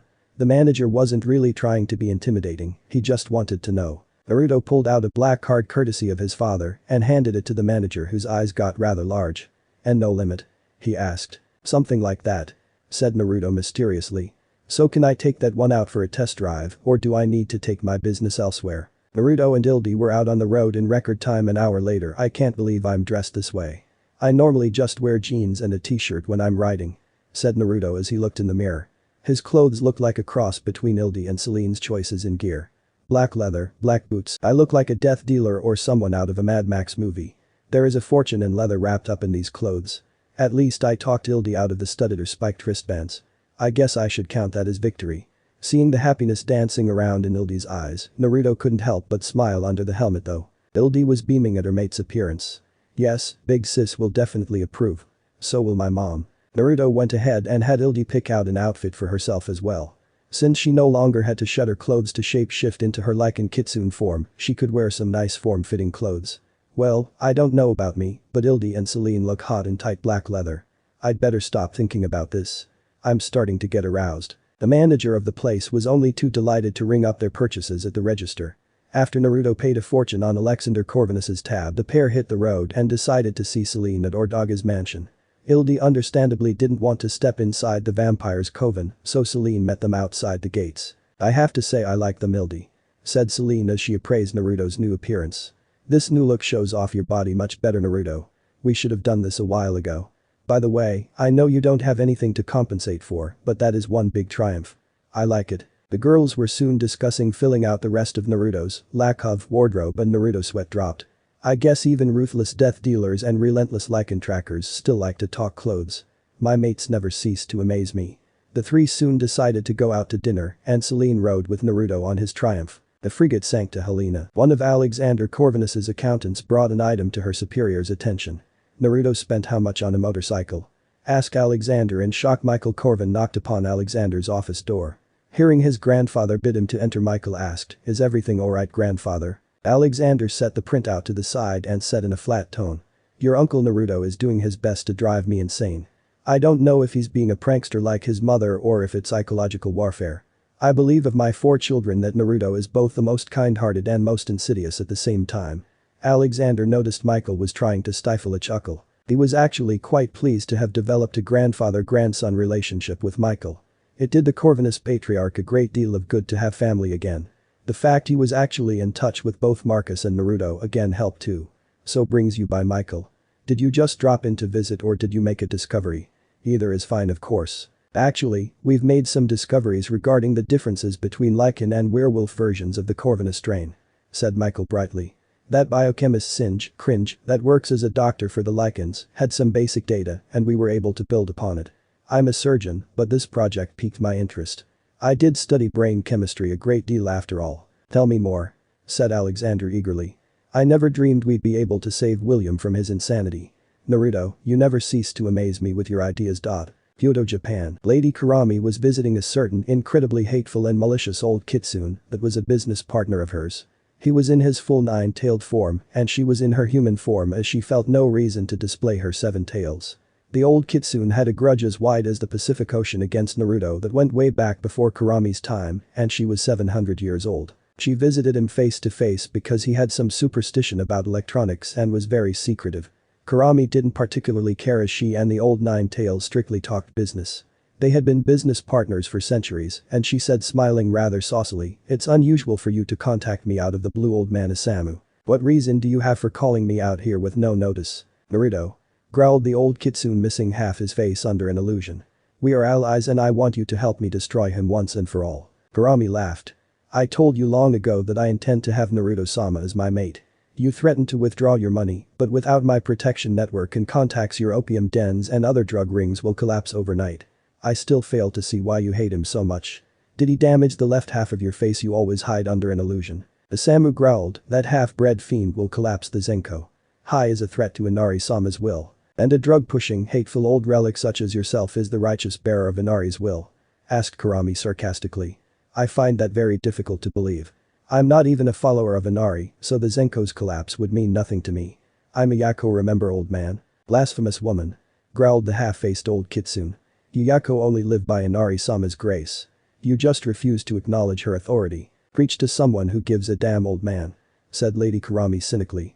"I'm admittedly no saint, but considering how many human lives you've destroyed through your drugs and other contraband, you're far more corrupt than I could ever hope to be." Isamu growled, "You will never see Inari's pure land. I have done what I have to do to counter Naruto's threat. Time is running out quickly, do you not understand?" Kurami's purple eyes gleamed. "Is that fear I detect in your voice, old man?" Isamu took a swipe at her, but she easily dodged it and laughed. "How did I not see this before, you old schemer? You aren't on a crusade for Inari or anyone else. You're afraid for yourself." "Be silent, vixen," roared Isamu angrily. "You know nothing. I trust my instincts, old man. They've kept me alive for a long time," hissed Lady Kurami. "I know cornered prey when I see it. If I have to choose between saving your ancient hide and Naruto-sama, I'll side with him in a heartbeat. Bother me about this subject again and you will regret it in the extreme, you old relic. I can take the financial loss of your money, but you won't survive without my protection. Don't you ever forget it." With that, Lady Kurami vanished in a swirl of foxfire, leaving Isamu to ruminate alone in his den. Time is running out. Isamu whispered to himself as the pain across his torso and face flared up again. He hissed in pain. "Even today Kushina-sama curses me from beyond. You'll pay for this insolence." Kurami, with Kurami, the beautiful vixen, was pondering what to do with this situation. Isamu had influence but nothing on par with her own. She also had a far superior information network, even if she had a public rather than secret persona, because she owned several electronics corporations. That crafty old bastard will no doubt vanish overnight again. To think all these years he had me actually believing that he was actually trying to follow Inari in his own twisted way. I despise being manipulated. He even took a swipe at me. His disrespect towards me is going to cost him dearly. I wonder if I could gain Naruto-sama's favor by revealing that old fool to him. I don't know if it's true, but Isamu believes Naruto-sama is after him and that's good enough for me. That old relic has been on this earth far too long anyway. Budapest, Lichen Den. Naruto was lying in bed curled up with Ildi. She'd been very passionate with her lovemaking that night and they wore each other out. The blonde kitsune was listening to Ildi's soft breathing as he thought about the day. It was strange. He'd been at dinner with his mates and they were just discussing normal everyday things and the road trip that he and Ildi were going to be taking tomorrow morning to meet Ildi's family. Naruto wasn't sure whether or not he should be dreading it or not. On the one hand, he was going to Vienna with his beautiful mate Ildi to theoretically just have a nice time and forget about the war he was trying to end. On the other hand, Ildi had asked him to try to not be too rough with her father and brothers who no doubt would try to intimidate him and establish their dominance over him. Flashback. Ildi was fidgeting a bit. Daddy is very used to being the alpha at the Lichen Den in Vienna. He's the oldest and the strongest. I'm sure he'll try to put you in your place and the 6 idiots will be right behind him to establish some sort of hierarchy over you." "The 6 idiots?" asked Naruto, confused. "Who are you talking about, Ildi?" "My 6 older brothers," said Ildi. "I have no doubt they'll try to start something. And then you'll turn into your dump truck-sized fox form, curb stomp them and daddy. I mean, the 6 idiots will probably deserve it, but I don't want you to put them in the hospital." Naruto was about to reply, but Ildi continued, "But then again, you are my mate and should be allowed to defend your honor. I mean, you playing runtball with the 6 idiots might be for the best, but I really hope you don't have to make an example out of daddy. But he was all up in arms about me still being his little girl and telling you the way it is." Ildi, I was planning to meet your family, not beat them up," said Naruto as he hugged her. "I'm not going to need to resort to violence unless I'm attacked or something. Even then it shouldn't be an issue. I'll be respectful to your dad and mom." Ildi kissed him and smiled. "You're such a good mate, Naruto. I'm sure it will be fine. I just got worried over nothing.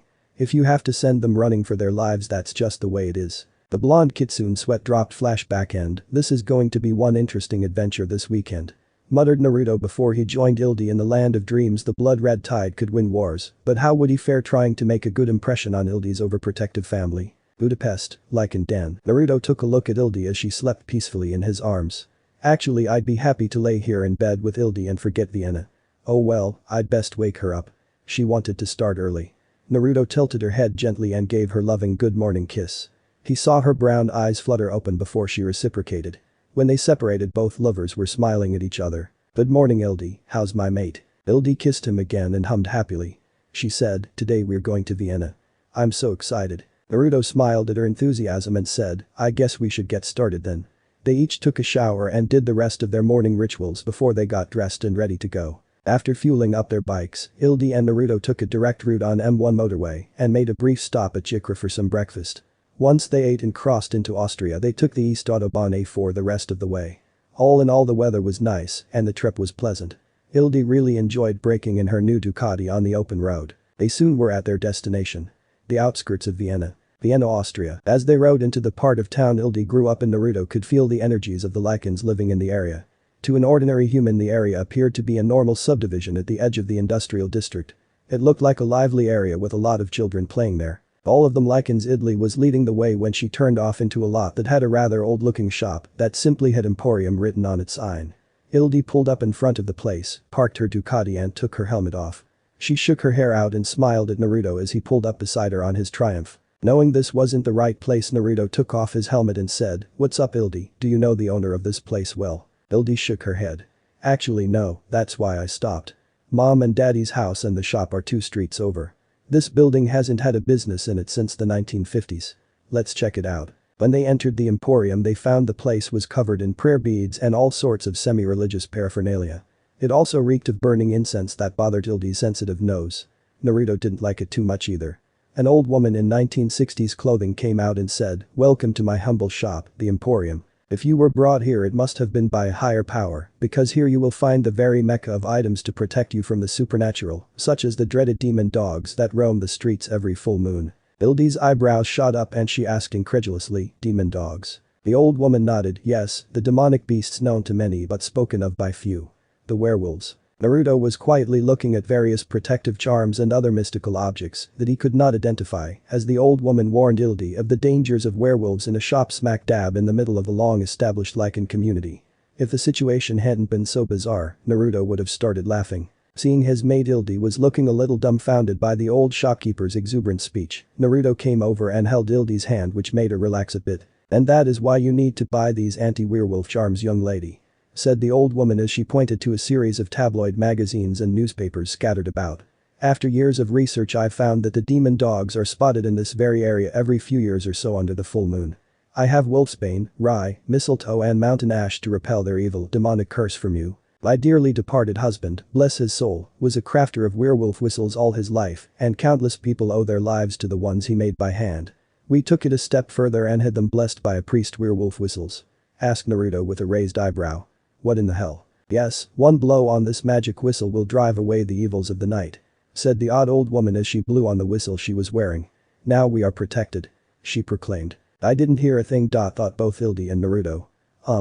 That's very interesting," added Ildi. The old woman nodded and said conspiratorially, "Be forewarned that they won't work against regular dogs though, only demonic beasts. Some people have made that mistake. Only evil can hear this holy sound and it shrinks back in fear." Naruto's sweat dropped. There's not one iota of mystical energy in the vicinity of this shop, be it good or evil. Wow, what can I say to that? The shopkeeper nodded. Just look at this picture from the web. It shows one of the evil beasts under the light of the full moon. The old woman held up a printout that was so obviously photoshopped that Naruto was fighting a losing battle with keeping a straight face. Hildy wasn't doing any better. That looks like something the lichen kids around here probably made. Thought Hildy, covering her smile with a hand. I think the lower part is from a movie poster. I also have crucifixes, holy water, wooden stakes, garlic cloves and mystic mirrors that are very effective against werewolves too. Ranted the old woman. I thought that was supposed to ward off vampires. Said Hildy with a flat look on her face. She turned to Naruto with a grin. Does big sis like garlic? I honestly have no idea. Replied Naruto with a shrug. I never thought to ask her. And I have nickel-plated axes to decapitate the beasts. Why nickel, you ask? Years of research have proven that silver is just a scam to make more money. Really? Asked Hildy, smiling. I had no idea the silver bit was a racket. You should spread the word. The old woman nodded emphatically in agreement. Naruto asked, just out of curiosity, wouldn't being decapitated kill just about anything regardless? The old woman leaned forward and said in a low tone, one would think so, but when you've been dealing with the supernatural as long as I have, you know the truth. You have to decapitate them with a nickel axe and then burn the remains, or they'll rise back up from the very bowels of the earth. Don't feel bad about your mistake, child. You obviously don't know werewolves like I do. Naruto squeezed Hildy's hand with his. Yes, obviously. The couple smiled at each other. I guess being married to a lichen hybrid doesn't count. Well, that was an experience. Said Naruto as they left the shop. Hildy laughed. I feel so deprived that you didn't buy me a nickel crucifix. How am I going to ward off evil? She had tin and plastic ones as well. Said Naruto. I couldn't make up my mind with such a big selection. Speaking of evil, I sent my big brother Anton nearby. Said Hildy quietly. She suddenly looked upwind and saw her oldest brother peering from behind some bushes. He was obviously sizing up Naruto. Hildy whispered, stay here, Naruto. I'll be right back. She had a gleam in her eye as she darted off. Naruto smiled, wondering what mischief his younger mate was up to. He approved, of course. Kitsunes make mischief by nature. After all, Anton was a tall lichen that was fairly handsome. He bore a strong resemblance to his baby sister Hildy, having the same reddish-brown hair and chocolate-brown eyes. He was carefully monitoring a certain blonde kitsune. I'm glad I heard baby sis's Ducati from home. Now I can do some reconnaissance. He noticed Hildy and Naruto were smiling a lot and holding hands. Is this Naruto character worthy of baby sis though? He may be a total jerk taking advantage of her innocence. Hildy's only 70 after all. I've got Friedrich checking on his motorcycle with binoculars and Gustav telling the others he's here. We'll have a chat with this guy so he knows his place. The oldest sibling soon found himself caught in a brutal chokehold from behind. He struggled to break free to no avail. His eyes were big as saucers when Hildy whispered in his ear, you know I inherited the best nose in the pack. You can't hide from me, big bro. I don't want you messing with my mate. Then she released Anton, who was gasping for breath. Geez, Hildy, since when have you been that strong? Said Anton in a hoarse voice as he rubbed his neck. Hildy grinned. I smell Friedrich and Gustav were here. You probably set them up to do something. I don't know what you are talking about. Said Anton, sounding as if he was trying to convince himself as much as Hildy. Don't make me tell mom. Said Hildy in an evil tone. I am her favorite after all. You are an evil little girl, baby sis. Pouted Anton. Hildy laughed. You're such a wuss. One stranglehold and my big bro is utterly defeated by his little sis. Come on, I'll introduce you to my mate Naruto. Naruto was watching his mate mess with her brother as she dragged Anton over to see him. Flashback. Hildy was describing her family. The Graf family was originally from Prussia. Daddy grew up in Königsberg and was a soldier. He's a third-generation lichen. When the Franco-Prussian War happened, her met my mom, who is from a French family of lichens who are nobles. Mom's family didn't like Daddy at all, so the two of them eloped to Austria and have been living in or around Vienna ever since. Mom's name is Marguerite and Daddy's name is Dmitri Graf. My brothers in order by age are Anton, Caesar, Emil, Friedrich, Gustav, and Heinz. Friedrich and Gustav are identical twins. I had two other brothers, Bernard and Dieter, that died before I was born in World War I. Mom and Daddy never spoke much about them. It wasn't until after World War II that I was born. Did your parents pick names that were in alphabetical order on purpose, or was that all coincidence? Asked Naruto humorously. That's all Daddy's fault. Replied Hildy, shaking her head. He's the world's worst at remembering names, so they stuck with letters of the alphabet. Naruto chuckled. So if another child is born? Hildy sighed. Mom and Daddy have been talking about having another little one. No doubt the poor baby will have a name that starts with J. Naruto smiled and kissed his mate. Our future children can be named however you like, Hildy. Hildy smiled widely and hugged him. Flashback and Ildi marched up with the hapless Anton in tow. Naruto, this is the oldest of my big bros. His name is Anton. Anton, be nice and introduce yourself to my husband Naruto. Naruto said in a friendly tone, hi, I'm Naruto Corvinus. Nice to meet you Anton. He held out his hand to shake. Anton huffed a bit and crossed his arms over his chest. I'm Anton Graf. You'd better be good to my baby sis or else. Ildi elbowed her brother and growled, shake his hand Dumbus. Anton coughed and shook Naruto's hand. Nice to meet you Naruto. Ildi smacked Anton hard on the shoulder and said with faked enthusiasm, there big bro, that wasn't too hard was it? Anton wanted to growl at his baby sis but decided that wouldn't be too appropriate so he said, well, I'm going to walk over to the shop and tell mom and dad you guys are here Ildi. You had better be on your best behavior Corvinus. Anton took off quickly before Ildi could strangle him. Ugh, that jackass. Growled Ildi. I just knew he was going to cause trouble. And if idiot number 1 causes trouble the other 5 will follow suit. You think it's too late to get a nickel crucifix to poke them with? Naruto laughed and hugged Ildi. Don't worry about it Ildi, I've dealt with much worse than that. He kissed her and she smiled at him. Let's ride our bikes over to your parents' place. Kyoto, Japan, Firefox Technologies building. Deep below a skyscraper in Kyoto that was a hub for a certain Yako Kitsune Vixen's internet technology business was a place that wasn't noted in the blueprints for the high-tech, ultramodern building a deep underground prison complex. Lady Kurami was chatting with the chained, gagged and confined Craven. She said pleasantly, it's nothing personal my dear vampire, it's simply a matter of using my assets to their maximum effect. Since you've been entirely cut off from your financial resources by the vampire elders, I have little to no use for you, and I simply can't abide you freeloading any longer. Craven cursed at her through his gag at the smiling vixen, and she purred in a caressing voice, not to worry, your former employees are going to be well taken care of. They are on my payroll now so they are simply under new management. I have no issues with the fact they are vampires, and they seem to be good, efficient workers. I have something special planned for you though. She said in a sinister tone. You see, I've meant to become Naruto-sama's mate for some 400 years, and I believe that you'll make a nice gift to him as he obviously despises you. I'd kill you myself and send your head to him, but that would lack the personal touch I desire. Craven's eyes were wide with terror. He struggled violently to escape his bindings to no avail. The Yako vixen laughed melodically. Rest assured that handing you over to Naruto-sama is sure to gain some favor for me in his eyes. Her purple eyes turned slitted and glowed with power that made Craven tremble. Lady Kurami's 7 tails of power emerged as she assumed her full black vixen form and towered over the cowardly vampire. She smiled viciously and said through razor-sharp teeth, who knows Craven, Naruto-sama and I might split you for dinner. Craven screamed behind his gag, and Lady Kurami's cruel laughter rang throughout the underground complex Vienna, Austria. Naruto and Ildi arrived at Graf's motorcycle repair and parked their bikes over to the side by the family's personal garage. A big lycan came out the door and said, hey, you assholes. Move it, you can't park there. Ildi whipped off her helmet and growled angrily, we'll park anywhere we damn well please Emil. Do you want to get fucked up? The now named Emil cringed and waved his hands in surrender. Baby sis. Sorry, I didn't recognize you in that gear. You always wear cut-off shorts and tank tops instead of leather when you ride. I know Anton already told you I was coming Emil. Hissed Ildi. You just want to irritate my mate. Get lost. She turned to Naruto and said, Emil is the resident bully of the 6 idiots Naruto.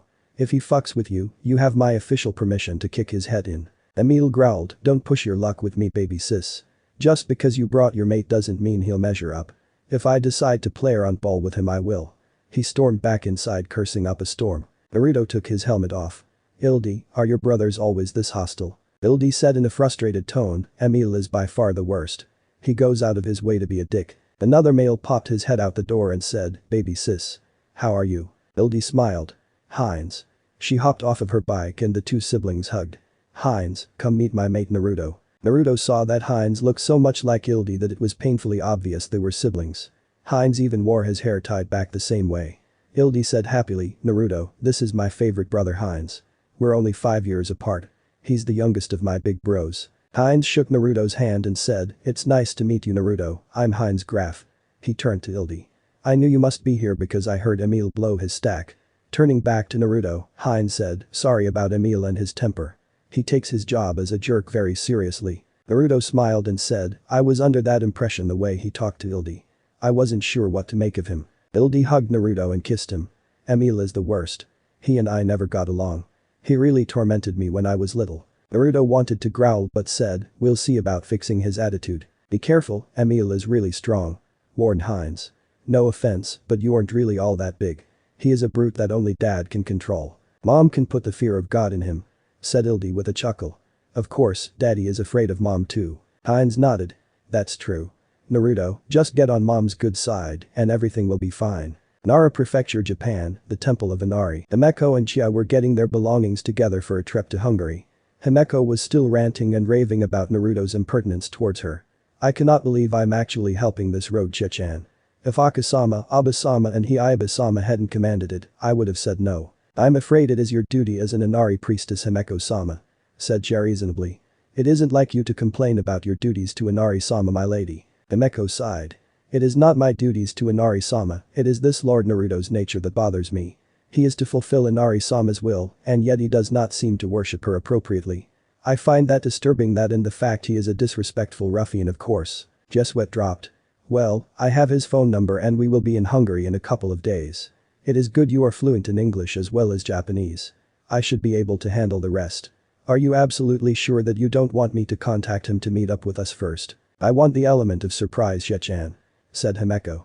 "If we're already there then he won't be able to run from us." "No offense, Himeko-sama, but I don't think Naruto-sama has ever run from anything in his life unless it was to lure others into a trap he set," said Chia. Himeko smirked. "He may run from me. I'm a nine-tails myself." Chia shook her head. "Himeko-sama, his power is beyond comprehension. I beg of you, don't antagonize Naruto-sama. Think of the blood of Kurama-sama that flows through his veins. You are taking him far too lightly." "Are you that frightened of him, Chia-chan?" asked Himeko sympathetically. "Yes," answered Chia. "His power. His mere presence is terrifying. I do not want you to be hurt, Himeko-sama. Please treat him respectfully." "Very well, Chia-chan," said Himeko sullenly. "I don't want you in danger, so I will try to be tolerant of his personality. I suppose he isn't entirely to blame.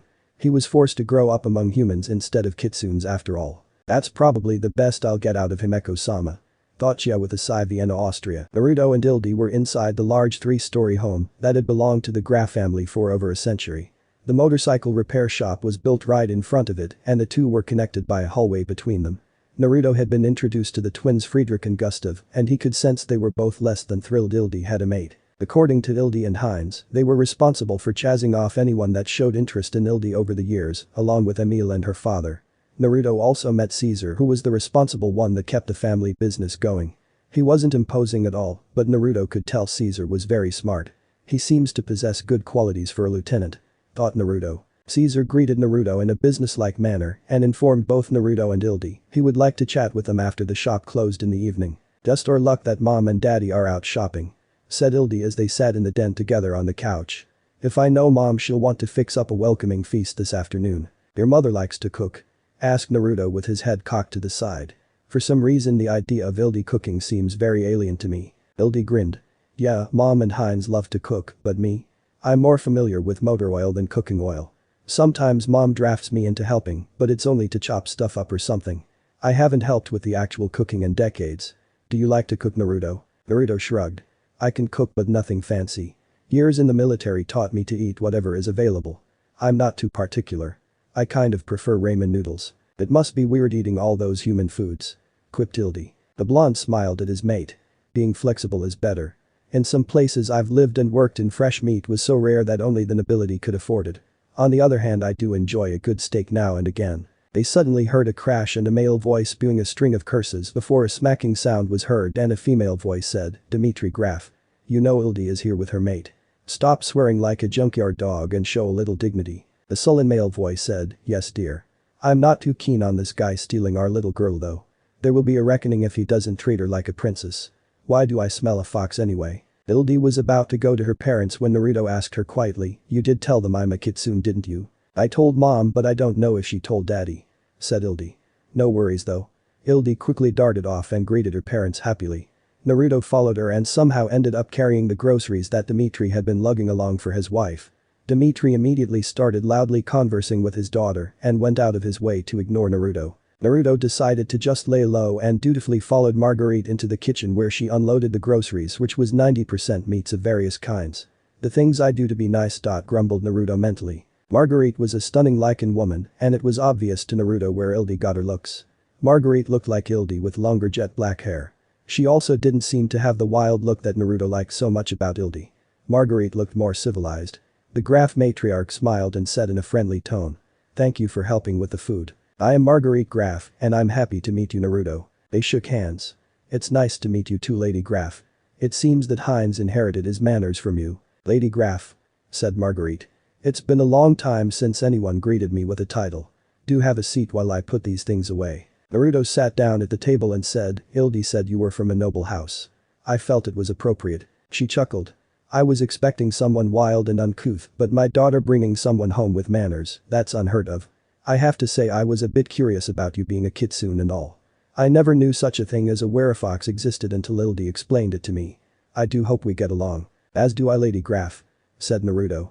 I see where Ildi got her looks, but not her personality. He thought absent-mindedly. So can the little runt actually fight Ildi?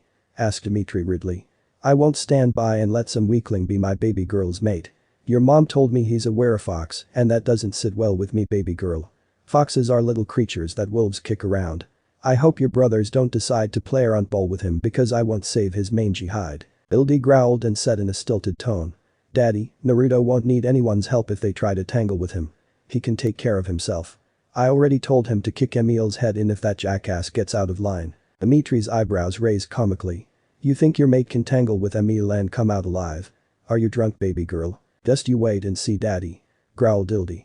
Naruto is my mate and you know I'd never settle for a weakling. Besides, Heinz likes him fine. Heinz gets along with everybody, Ildi, said Dimitri. He's too damn kind, just like your mom. Ildi glared and said, don't say I didn't tell you so. I've gotten stronger too. Dimitri laughed and glomped his daughter in a hug. Of course you have, baby girl. I'm so proud of you, Ildi. Then he said darkly, I just hope you mate measures up. Ildi hugged her father back and thought mutinously, I'm going to tell Naruto tonight to drop the nice act and smack idiots around at will. I may do some of that myself. Things remained semi-civil in the Graf household until the family sat down for coffee together. Naruto was surprised that the lichens loved their coffee so much, being a bunch of carnivores, but the Graf family liked it as much as humans did apparently. The peace just wasn't meant to last though. Gustav decided that accidentally spilling steaming hot coffee onto his new brother-in-law as a little prank was a good way to start things off. Look out, said Gustav way too late. Naruto used his superior speed to grab Friedrich by the collar and used him as a meat shield for the hot coffee headed towards his face. Friedrich howled and said, Gustav, you dumbass. You were supposed to spill it on him. Ildi promptly kicked Gustav in the crotch and sent her brother reeling over the coffee table and into the floor. Leave my mate alone, you fuckers, or I am going to tear you both apart. Watch it, baby sis. Growled Emil.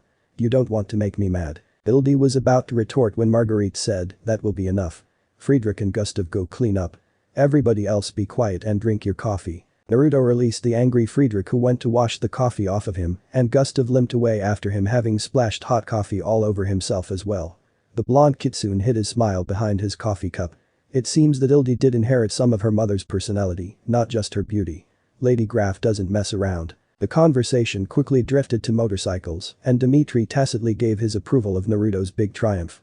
Of course that didn't mean he approved of Naruto defiling his baby girl. Naruto just took it all with a grain of salt. Dimitri was around 160 years old, and as far as Naruto was concerned, the Graf patriarch was a total brat.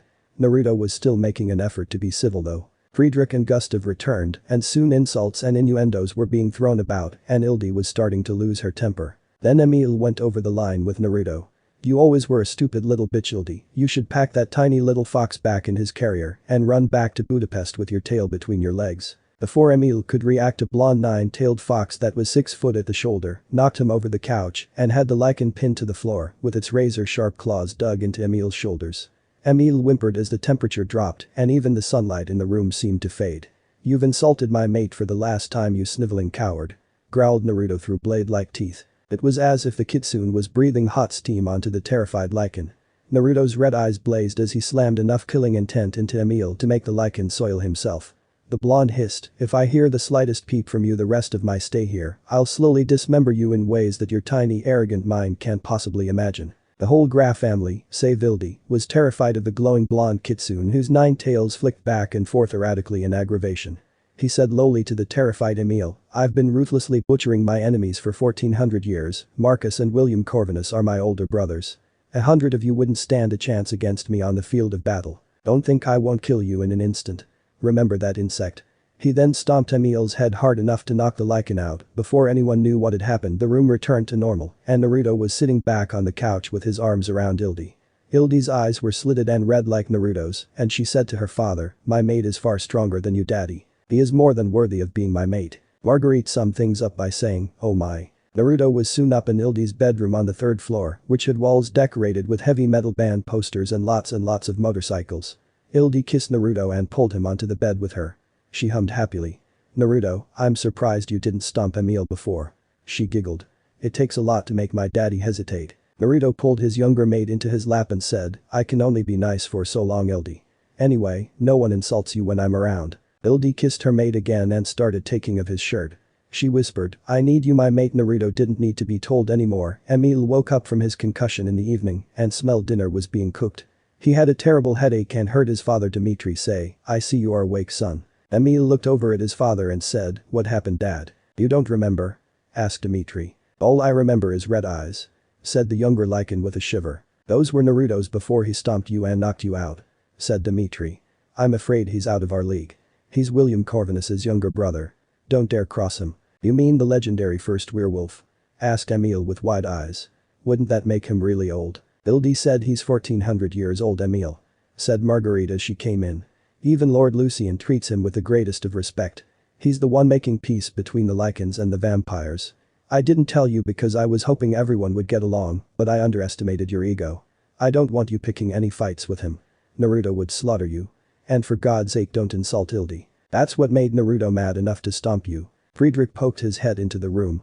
"You alive there, Emil? I mean, you did shit yourself in fear.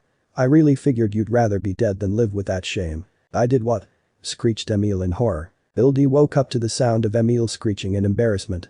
She had one eye open lazily and then closed it and snuggled a little closer to Naruto, which she was using as her pillow. She muttered, "Stupid noisy Emil, should have gone ahead and killed him." Naruto just smiled softly and held Ildi a little closer. A bit later the two lovers got up when Marguerite knocked on the door and said dinner would be ready soon. After getting dressed and cleaned up they went down into the large dining room and Ildi asked grinning, "What were you dreaming about, Naruto?" "I kept hearing little growls when you were sleeping. It was cute." Naruto blushed slightly and answered, "I was dreaming about when I served the Kangxi Emperor in 1696 at the Battle of Jiaomodo. I served on the king's side as a general and was always yelling out orders to my troops." "Seems like you always were a general," said Ildi smiling. "Where was that at?" "It was in China," said Naruto. "That was the first time I crossed swords with Xiao Wei. He was serving in the Dzungar Mongol army under Galdan Bashugtu Khan. It was quite a battle. The Mongols had 30,000 men and the king had 50,000. Naruto described the battle in detail to his mate and how terrain, tactics and supplies forced parts of the battle to swing one way or the other. "Wow," said a male voice in awe. Both Ildi and Naruto turned and saw all of her brothers, minus Emil who was still lying down, all listening with rapt attention and stars in their eyes. "So, what happened next?" asked Anton excitedly. The blonde kitsune raised an eyebrow and all of the siblings seemed very eager to hear more. Ildi smiled and then said, "Go on, Naruto." Naruto ended up entertaining the majority of the Graf family as he described the Dzungar King Wars that lasted from 1687 until 1758. "I guess this isn't so bad," thought Naruto. Ildi thought to herself, "I had no idea my mate was such a good storyteller. This will be great once we start having kids." Kyoto, Japan, Firefox Technologies building. After a horrendous battle, Lady Kurami's head rolled to a stop. The room was a sea of blood from her immense body and those of her 4 Yako kitsune guards outside. 2 nine-tailed kitsunes were there in their massive forms overlooking the carnage. The entire hidden prison floor of Kurami's base of operations was demolished. Craven was nearly insane from being starved of blood, but now he was gawking in awe of his 2 Saviors. Both kitsunes had grafted cybernetic parts here and there all over their bodies. They were both gray. The lighter gray one said in a distinctively female voice, "All this carnage of our own kind to rescue a pathetic vampire. Cut him loose, Kinzoku." The darker gray Kinzoku said in a mechanical monotone, "It is a waste, but Master Isamu commanded it. We owe him our lives, Tetsu." Using the razor-sharp edges of a mechanical tail, Kinzoku sliced Craven's bindings in a split second and freed the captive vampire. Craven stared dumbly before Kinzoku said, "There is blood all over for you to feast on, Nightwalker. Eat yourself sick if you want." Craven started consuming the blood madly and he felt his power skyrocket as he licked the blood off the floor like a starving animal. Tetsu said to her partner, "What a disgusting creature. If he will help us avenge ourselves on Naruto-sama then it will be worth it." said Kenzoku as he watched Craven convulse with the power of a Lady Kurami's blood before passing out in delirium. The dark grey kitsune shook his head. After Naruto-sama slaughtered us like animals in French Indochina when we were helping the French at Yen Bianfu. I will never rest until that butcher is dead at my feet. Kenzoku cringed at the memory of Naruto slaying him during the 1954 battle. It still had Kenzoku traumatized.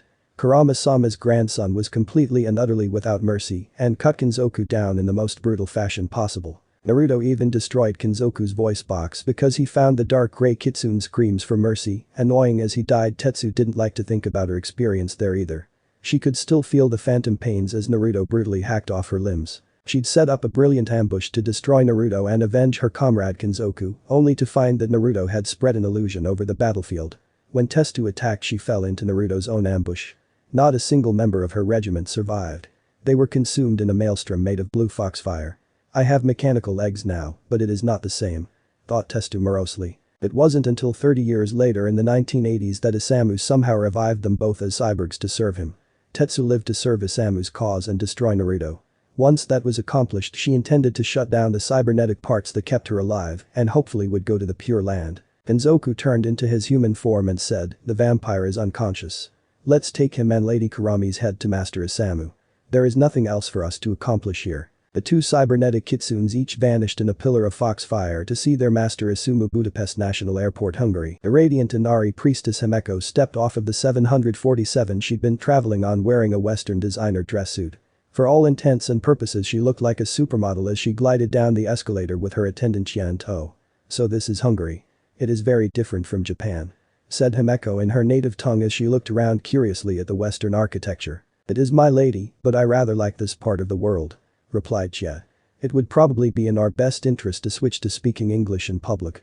It is not the primary language here, but many speak it." "I suppose you are right, Jia-chan," said Himeko in English. "It is a major language in business worldwide. What is the first thing on our itinerary? I'm famished and the fare on that airliner was quite unpalatable. Some real food is in order." Jia pulled out her phone and quickly scrolled through several screens. "We should check into the hotel first to drop off our luggage and then see about getting an actual meal." "Very well, Jia-chan. How will we travel?" asked Himeko excitedly. "We will travel by taxi from the airport like everyone else does, my lady," said Jia in a responsible tone. "At least until we rent a car. Fortunately I can drive." Himeko pouted. "I'd rather explore this land on foot in my fox form. Pretending I'm a human really sucks." Vienna, Austria. Naruto and Ildi bid farewell to her family. It seemed that Naruto's many exploits through the centuries rather fascinated the Graf family, and Naruto genuinely liked Heinz and Lady Marguerite. He could take or leave to others. He wasn't too fond of Emile though. More importantly, Emile had a healthy fear of Naruto. The couple rode their motorcycles back to Budapest in high spirits. Once they got into town, they phoned Selene, who met them for lunch at Café Gerbaud. Selene seemed quite pleased that Naruto and Ildi had a good time and they talked about their little adventure in Vienna. Ildi said, "That reminds me, we met a crazy old woman selling werewolf whistles and all kinds of stuff to ward off evil. Do you like garlic?" Selene gave half a smile and said, "So she believed in that old wives' tale too, huh?" Naruto nodded. "She also sold nickel weapons to fight werewolves with. Apparently silver is a money-making scam, so she sold nickel axes and crucifixes." The vampire hybrid covered her laughter to avoid attracting attention. "It sounds like she must have been quite the werewolf hunter. No doubt many have fallen against her deadly whistles over the decades." The lot of them laughed at the idea of a whistle warding off lichens, and Naruto gave a werewolf whistle to Selene as a souvenir. Budapest, Hungary, Kempinski Hotel Corvinus. After checking into the luxurious hotel, Himeko and Jia went to the Nobu restaurant because they served Japanese cuisine there. Despite the new age flavors, both kitsunes enjoyed it immensely. Soon the pair was in Himeko's junior suite, which was adjacent to Chia's. Chia felt it was excessive to have a room as large as her mistress, but Himeko thought otherwise. "So how do we go about finding Naruto-sama, Chia-chan?" asked Himeko. "I don't sense the presence of a powerful kitsune anywhere in this area," Chia said. "He seems to be an expert at hiding his aura. Once I was within 15 feet of Naruto-sama. His power was overwhelming though." Then our best choice is to call him and catch him before he runs away," said Himeko in a mischievous tone. "We'll call him tomorrow and you can use that computer of yours to trace him." The younger priestess' sweat dropped. "I'd have to hack into the local GPS satellite system to do that, my lady. Then I'd have to triangulate his position from the signal strength. It's not as simple as one might think." "I have every confidence in your abilities, Jia-chan," said Himeko in a praising tone. "Can't we just try calling him first, my lady?" asked Jia pleadingly. The simplest methods are the best ones. They aren't as fun though. Said Himeko with a pout. Jia resisted the urge to facepalm at her mistress's mischievous antics. Isamu's lair, Kyoto, Japan. And so we have the vampire captive with us. He seems to be in a comatose state since he drank Lady Kurami's blood. Said Kinzoku to his master Isamu. You have served me well, Kinzoku. Said Isamu darkly. What of the vixen Kurami? Kinzoku answered, Tetsu has her head. We left the body behind as an example. Tetsu and I didn't think you'd want it in here where you sleep, Master Isamu. Isamu nodded. Very good. I will come out and view my trophy later then. When that vampire awakens, bring him to me. I have much to discuss with him. If Naruto hates him bad enough to chase him around the world, he must have something dangerous against Naruto. What is the Nightwalker's name again? It's Craven, my lord. He was apparently the regent of the vampires in Europe before he fled from Naruto-sama. Replied the dark grey cyborg in his usual monotone. That was it, Craven. Said Isamu. This is a good day. You and Tetsu have done exceedingly well. That rebellious vixen Kurami has paid with her life for defying me, and we have a new ally against Naruto. You're dismissed, Kinzoku. Kinzoku bowed and excused himself infirmary. Later, Tetsu was furious. The bloodsucker still hasn't awakened yet. She said, glaring at Craven's unmoving body. His vitals are all elevated. What the hell? It's little more than rehydration. We'll have to inform Master Isamu of the situation regardless, and it's your turn, Tetsu. Said Kinzoku. Even in his monotone, mechanical voice, it was obvious Kinzoku was frustrated with the situation. And I ask for the 1000th time why Master Isamu doesn't have a damn phone or intercom we can call him on. Grumbled the light grey female. You know he despises electronics and possibly being spied upon or detected. Said Kinzoku. He is extremely paranoid. Yet he wasn't afraid to stuff the two of us with electronics, as well as his human assassin brigade that he controls with drugs. Said Tetsu. I've got a camera for an eye for Inari's sake. It's a double standard I gave up on understanding long ago, Tetsu. Said Kinzoku tiredly. Sometimes I feel like more of me is machine than flesh. Let's not dwell on it. We need to update Master Isamu about Craven's condition. Tetsu nodded and stalked off to the rabbit warren Isamu used as his hideaway. She could only fit in an 8-foot-sized form, which was a pain in the ass, considering the distance involved. As her metal eggs clicked along in the darkened halls, she wondered how her master came upon the technology that could shrink and grow and change form with her. It was just another thing she didn't understand about her half-faced master. Budapest, Hungary, Ordaga's mansion. Naruto followed Selene back to Ordaga's mansion. After spending some downtime with both of his mates, Ildi kissed him goodnight and told him to go home with Selene. When they arrived back at her room, Selene gave Naruto one of her rare smiles and kissed him hungrily. I've missed you, my love. Said the dark-haired beauty. Naruto returned her kiss and said, I've missed you too, my angel. Naruto spent the night making love to his vampire princess. It wasn't until well into the hours that they curled up in each other's arms feeling sated and happy. Naruto finally dozed off dreaming of the two women that held his heart. Naruto was up in the morning and he and Selene decided to meet up with Ildi for breakfast. He was trying to find a good place to eat on his phone when it suddenly rang and he nearly dropped it. The blonde kitsune recovered from being startled and answered, Naruto Corvinus here. That's when he heard Chia's voice. Good morning to you, Naruto-sama. This is Kitsune Chia. I hope I have caught you in a pleasant mood. Naruto grimaced and said, what can I do for you, Miss Chia? I do hope you are not calling on behalf of that doddering fool Kazuo-san. You should keep much better company. Chia sighed in relief. He isn't angry. No, Naruto-sama, I am in the company of my mistress Himeko-sama. And how does that concern me, Miss Chia? Asked Naruto in a flat tone. The young priestess took a deep breath. My mistress has information regarding your mother Kushina-sama. She has traveled all the way here to Budapest to relay it to you. I assure you this has nothing to do with Kazuo-sama or his proposals. It is Himeko-sama's duty as an Inari priestess to tell you and bears no relevance to the Celestial Council at all. There was a long pause and finally Naruto asked, assuming this information is relevant to me, what is the price for it? Jess stopped and then said, there is no price. It is Himeko-sama's sworn duty to help you avenge Kushina-sama against her enemies. It is Inari-sama's will for us to do so. Naruto could sense no lies.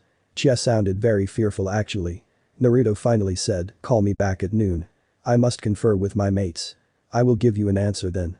He then turned off his phone. Naruto looked over his shoulder at his beautiful mate Selene standing there looking concerned. She had a bathrobe on and her hair was still damp. Selene looked at him with compassion in her hazel eyes. What's wrong, Naruto? I could sense your unease from inside the bathroom. Naruto kissed Selene's forehead. I just got some disturbing news from the Inari Kitsune's angel. I want to talk to you and Ildi about it before I decide how to act on it. Selene looked very anxious but said, let me get dressed in my combat gear and you can teleport us to Ildi. Naruto nodded and Selene kissed him passionately. He hugged her close and said, "I'll call Ildi, and the three of us will decide what to do together." The blonde kitsune called Ildi while Selene got dressed. Ildi had been expecting a call from her mate, but not one with such foreboding news. Ildi agreed to meet them at Heroes Square at the statue of Matthias Corvinus within an hour. Gundel Patisserie. The three mates were soon having an early meal at Gundel Patisserie, which was within walking distance of Heroes Square. After they were served, Naruto cast an illusion around them so they could talk freely. "This is the chick they wanted you to marry?" asked Ildi suspiciously. "Big Sis and I are definitely going with you," she declared. "I'm in total agreement with Ildi," said Selene in an iron tone. "What is the supposed reason she wants to meet you for?" Naruto sighed. "Her attendant claims that the Inari priestess has information about my mother and her enemies." Both Selene and Ildi got a distinct chill at the vehemence in their mate's voice. Selene asked, "What do you intend to do with this information, Naruto?" Naruto said, "Until I know what the information is, there is no way to determine what actions are necessary." Then he added, "I'm not doing anything without you girls agreeing." Ildi relaxed a bit. "Then we'll all decide together as a pack, okay?" Naruto reached over and held hands with both of his mates. "Yes, we'll decide as a family." He felt the tension in both his mates subside somewhat. "We'll wait until noon and then go meet the priestess and her attendant once we have their location." "What should we do after breakfast then?" asked Ildi. "Let's just walk around and window shop," said Selene. "I've never seen the area in the sunlight before." Naruto smiled and said, "We'll do some sightseeing then, just the three of us." Kempinski Hotel Corvinus. Himeko was talking with Chia after the younger priestess got off of the phone. "Well, Chia-chan, did he agree to meet us for lunch?" "Yes, he did," said Chia in a tone of relief. "He is meeting us here at the Nobu restaurant we ate at earlier. However, he informed me that he was bringing his two mates with him and that we are not to threaten them in any way whatsoever." Himeko pondered for a moment. "So he has a family. I wonder if they are kitsunes. This may be a good thing, Chia.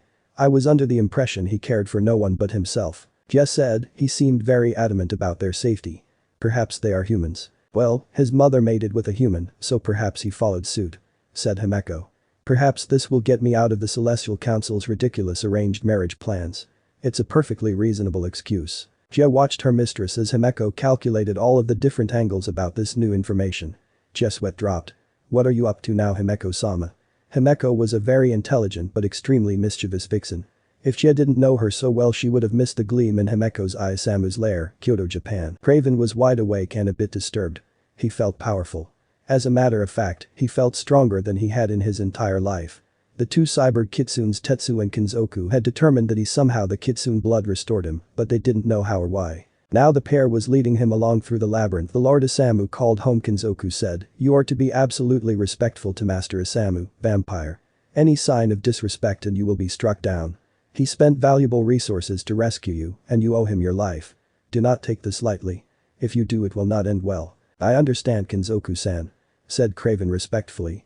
"You have my eternal gratitude." Tetsu growled, "We had to sacrifice 5 of our own kind to pull your fat out of the fire, vampire. Whether or not it was worth it remains to be seen." She was obviously not very happy with the situation. "I assure you I will prove to be a valuable ally," Craven replied. He was sweating fearfully. "That is for Master Isamu to decide," said Kinzoku. Isamu's personal chambers. Craven stood there quivering at the massive form of Isamu towering over him. The ancient kitsune had already dismissed Tetsu and Kinzoku, so he could speak with Craven alone. "So let me get this straight," rumbled the half-faced kitsune. "You were attempting to set up a coven here in Japan under the aegis of the late Lady Kurami. Naruto came all the way to your home in Budapest and drove you out. You then relocated to Kyoto and Kurami betrayed your trust. Am I correct so far?" "Yes, Lord Isamu," said Craven. "I now know that trusting Lady Kurami was a mistake. I am grateful that she is dead and gone. She was a Yako kitsune," growled Isumu in distaste. "They are not to be trusted as they do not follow Inari's will. Only the Zenko such as myself are fully trustworthy." "Then those serving you are Zenko as well?" asked Craven. Isamu nodded. "They are followers of Inari as my Naruto's existence is an affront to Inari-sama and it is our righteous duty to remove his taint from this earth. You've already seen Tetsu and Kinzoku. Do you wonder how they came to be in such an atrocious state?" "I wondered but I did not ask," said Craven timidly. "I did not wish to offend." "They clashed with Naruto," said Isamu darkly. "As powerful and righteous as they were, he brutally tortured them both to death. Naruto is a butcher who is trying to disrupt the Zenkos. He is like a plague and we need to wipe him out at all costs." Craven bowed and prayed that he wasn't found to be useless by this monstrous-old kitsune. "I will do everything in my power to help you destroy the monster Naruto, Isamu-sama." With this new power I have, I can claim Selene as my mate. There will be no doubt who the strongest vampire is now. Nobu restaurant. Himeko sat down gracefully as Xia ordered appetizers for 5. Naruto, Selene and Ildi arrived 10 minutes later and joined them. Himeko said in English, "I bid you greetings, Naruto-sama. Thank you for agreeing to meet me at such short notice." Himeko cast an illusion around the group and said, "It is safe to speak freely now. Allow me to introduce myself. I am Himeko-sama, a 9-tailed vixen from a long line of the Inari priestesses, and this is my attendant Xia, who is a 1-tailed priestess of considerable talents. Might I know your names?" Naruto nodded, "I am Uzumaki Naruto, and these are my mate Selene of the vampires and Ildi of the lichens." Himeko raised a delicate eyebrow. "I was under the impression that the lichens and vampires were at war. I am brokering a peace between the two factions," said Naruto.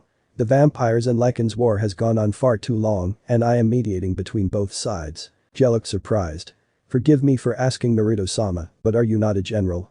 It seems unusual for someone of your background to have been involved in a peacemaking process." "The first werewolf and vampire are my half-brothers," explained Naruto. "I came here due to a vampire incursion in Japan and decided to end this pointless war of cousins." "That is most admirable," said Himeko in surprise. "I had no idea. I would like to know the information you have on my mother Kushina-sama," said Naruto. "He is blunt," thought Himeko. "If you would be willing, I will tell you everything in the privacy of one of the rooms Xia and I have rented. I need to cast an illusion so you can see what I saw in a vision of great importance to Inari-sama's priestesses." "You're a clairvoyant?"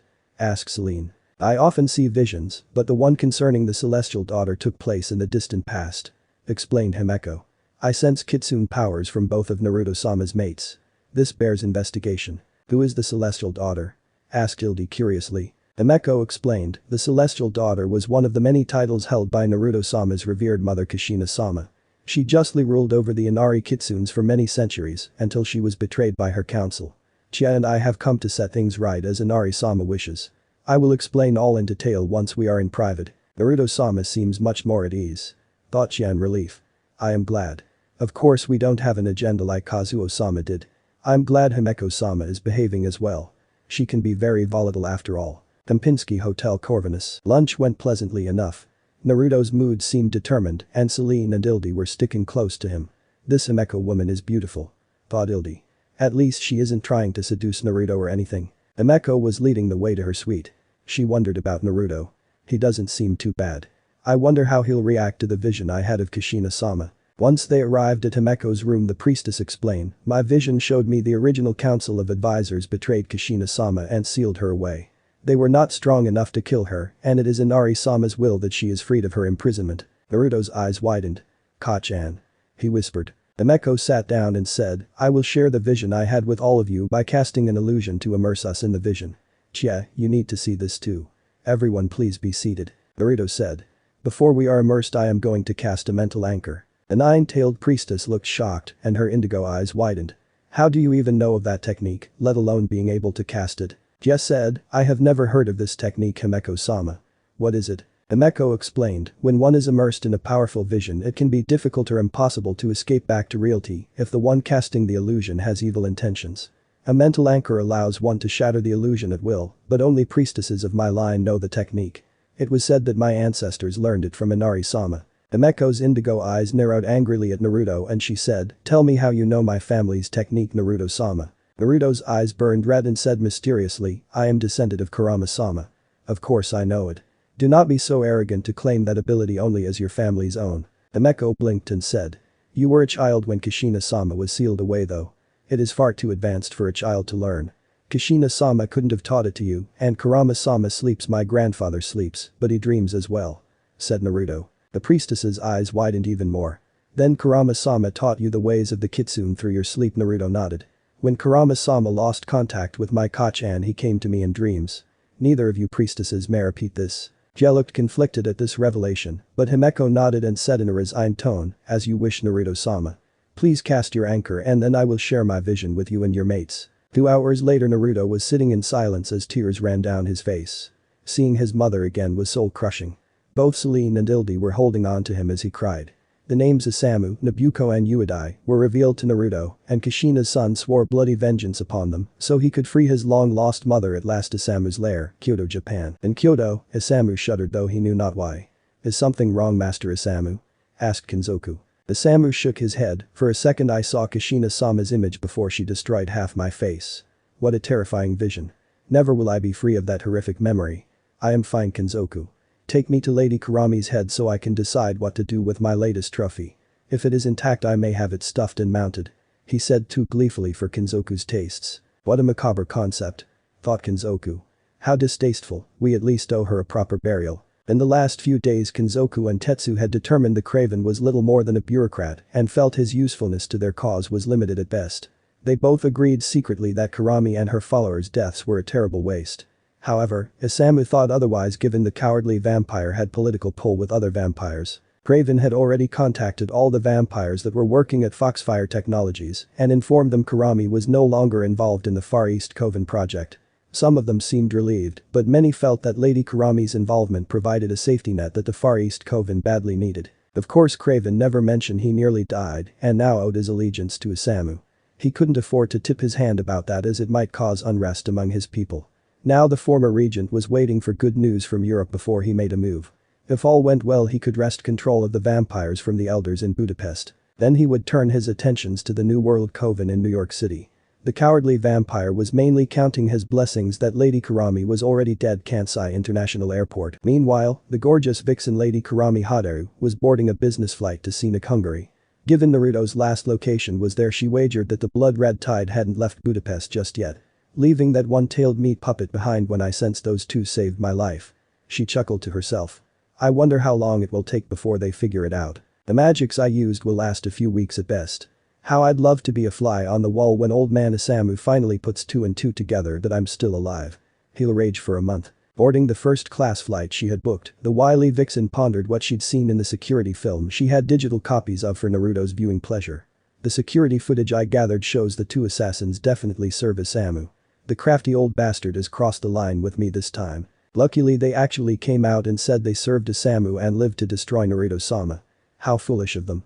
This is just icing on the cake since Naruto-sama wants Craven dead as well. As she settled into her seat for the long flight to Budapest, Lady Kurami concluded that laying low for a period would be in her best interest. Her company could run itself for a while with no adverse effects. Kurami had taken extended vacations and business trips before. She sat and wondered about Kenzoku and Tetsu. Those two were cyborgs of a sort. I wonder what Isamu was doing with them given his aversion to technology. Kurami thought to herself, the only kitsune I know of that can enhance cybernetic parts with kitsune magics is that old woman Nabuko, who is a cyborg herself. I haven't been in touch with her for decades, but I'm sure those two are her work. No one else has that kind of skill. I wonder if she's still in Malaysia. It wouldn't surprise me if old Isamu has had dealings with her at some point or other. I guess she must run a bigger operation than the prosthetics company I knew her for all those years ago. As the airliner started rolling down the runway for takeoff Kurami thought to herself gleefully, I can't wait to see you again Naruto-sama. Kempinski Hotel Corvinus. Naruto was discussing things with Himeko, and the fiery priestess was getting irritated. What do you mean you intend to wait? Kushina-sama needs to be freed now you dolt. The blonde kitsune growled, I'm in the process of ending a war. You have no idea where any of those three traitors are even located. It is a foolish notion to run off blindly to find them without a plan. And you don't have a plan at all. This will require intelligence and patience. You clearly have little of either. Oh how I want to slap you.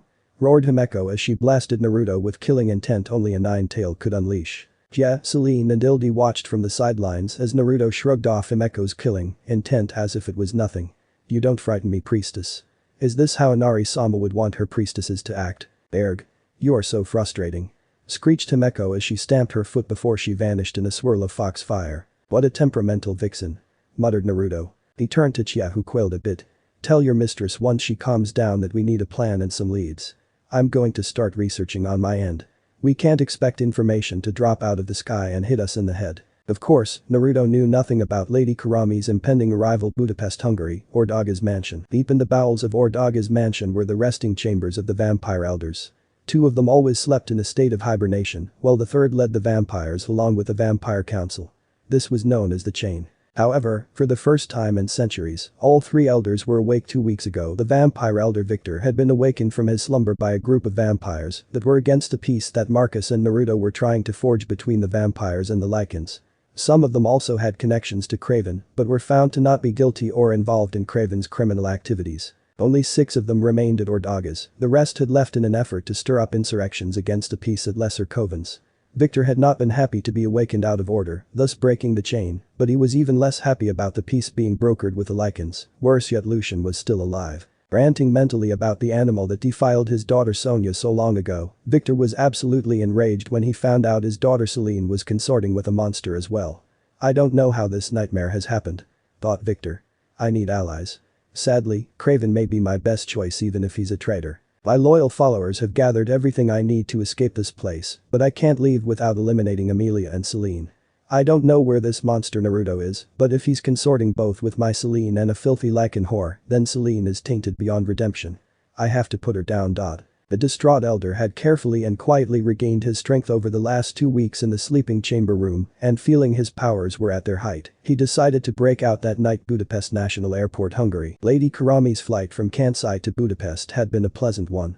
Of course, being in first class didn't hurt. The well-traveled vixen had been all over the world on business trips and rather enjoyed flying and mingling with humans. She found them to be amusing and admirable creatures. They often accomplish so much in such short lifetimes, thought the Yako vixen to herself. Landing in Budapest, she reached out with her senses to try and find her beloved Naruto-sama. Naruto-sama always was good at hiding himself in plain sight. I'll simply have to look around. After about 2 hours of enjoying the sights in Budapest, Lady Karami sensed power that only a Nine-Tails could wield. I knew he would be here, she thought aloud. Locking her senses on her target, Lady Karami quickly went to locate Naruto-sama Kempinski Hotel Corvinus. Later that night, Karami Haderu followed her senses to the Kempinski Hotel Corvinus and cloaked her presence under a multi-leveled illusion. I'll spy a bit on my future mate. Perhaps I can surprise him in bed. She giggled mentally and thought, you have no idea what I have in store for you tonight, Naruto-sama. The Yako vixen slipped through the halls in her black fox cub form. Without making a sound, the crafty vixen arrived at the room in question and smelled the scent of a female outside. Her purple eyes narrowed and she thought, irritated, what incredibly bad timing. I don't mind if he has other mates, but why tonight? Her ears drooped and she thought, well, I'll go in for some reconnaissance to look at the competition. Slipping inside the door through an absolutely seamless illusion, Lady Karami was shocked when her small fox form was suddenly ensnared in a warding trap. Her adorable black fox cub form looked terribly embarrassed as she sought to break the web of magic around her. Hee, said a cute feminine voice as a white kitsune vixen poked her head over the edge of the big fluffy bed. What, pray tell, do we have here? Said the white vixen. She giggled cutely and her indigo eyes glowed with unhidden glee. A poor helpless little Yako. Did you come to spy on me, girl? Karami growled and flew her 7 tails worth of power into existence. Her purple eyes glowed menacingly as the magic binding her was snapped effortlessly. A filthy Zenko, she growled. And a damn priestess to boot. Nobody talks down to Karami Haderu-sama. I'll teach you a lesson, brat. The white vixen snarled and said, watch your tongue, witch. She flared her own power and 9 tails phased into existence. I am Himeko-sama of the line of Inari's high priestesses. You're just a 7-tail. You are no match for me. The black vixen rubbed 2 tails together and generated a miniature lightning bolt that Himeko shrugged off with a shield spell. Karami growled, I can't believe Naruto-sama would lower himself to mating with some tight-assed priestess. Vixen, I'll take what's rightfully mine. Himeko was blushing terribly and said, how dare you, you little tramp. I'll stomp you flat. She created 3 foxfire clones which Karami countered with 3 water clones, which filled the room with steam. Himeko's indigo eyes lit up with celestial power and said, a 7-tail shouldn't have that kind of skill. Hee. You must be a descendant of the black priestesses. It will be a pleasure bringing you to heel. With a feral smile, Himeko lunged off the bed and tried to rip into Karami with her razor-sharp teeth. Karami spun perfectly and effortlessly batted the white vixen back over the bed and into the wall with her tails. The black vixen cackled. Clearly you haven't got the combat experience I do. I'll be the one bringing you to heel, priestess. Inari can't save your ass now, Zenko, bitch. Roared Himeko as she blew the bed aside effortlessly. I'll teach you your proper place. She rolled up into a ball and shot at Karami in the blink of an eye. The Inari priestess was coated in electrical energy and Karami barely avoided the strike. Himeko ricocheted off the wall behind Karami and back into the black vixen, shocking her badly and causing the 7 tails to cry out. Karami slowly got to her feet and flared her tails, causing the remaining electricity coursing over her body to disperse in a burst of wind. Her purple eyes lit up savagely. The black vixen smiled and said, so you want to play with multiple elements, do you? She created 7 earth clones, which was unheard of for a 7-tail. Crush her, my golems, said Karami coldly. I'll have to console Naruto-sama for his loss later. Chia was exhausted. She was trying to sleep and the screeching, howling, crashing and noises of spells being cast from Himeko-sama's room were driving the young priestess crazy. In her state of semi-sleeping delirium, the one-tailed priestess sat up, growled and said, "That is it." Flinging the double doors open that led from Chia's room to Himeko's, Chia stormed in half asleep and saw the room was in shambles. The little black and white vixens looked much worse for wear as they'd been pummeling each other relentlessly. They were about a foot away from each other, growling with the magical energy crackling about them. Chia looked around and pulled her hair. "What is the meaning of this?" she roared. "This is the one thing I hate about being the oldest sister. Bad cubs." Grabbing Himeko and Karami by the scruffs of their necks, Chia banged their heads together and said, "Look at what a mess you girls have made of your room." The two powerful Kitsune vixens were so shocked at Chia's sheer gall that they were stunned into wide-eyed silence. Chia growled, "Ugh. Just look at this mess."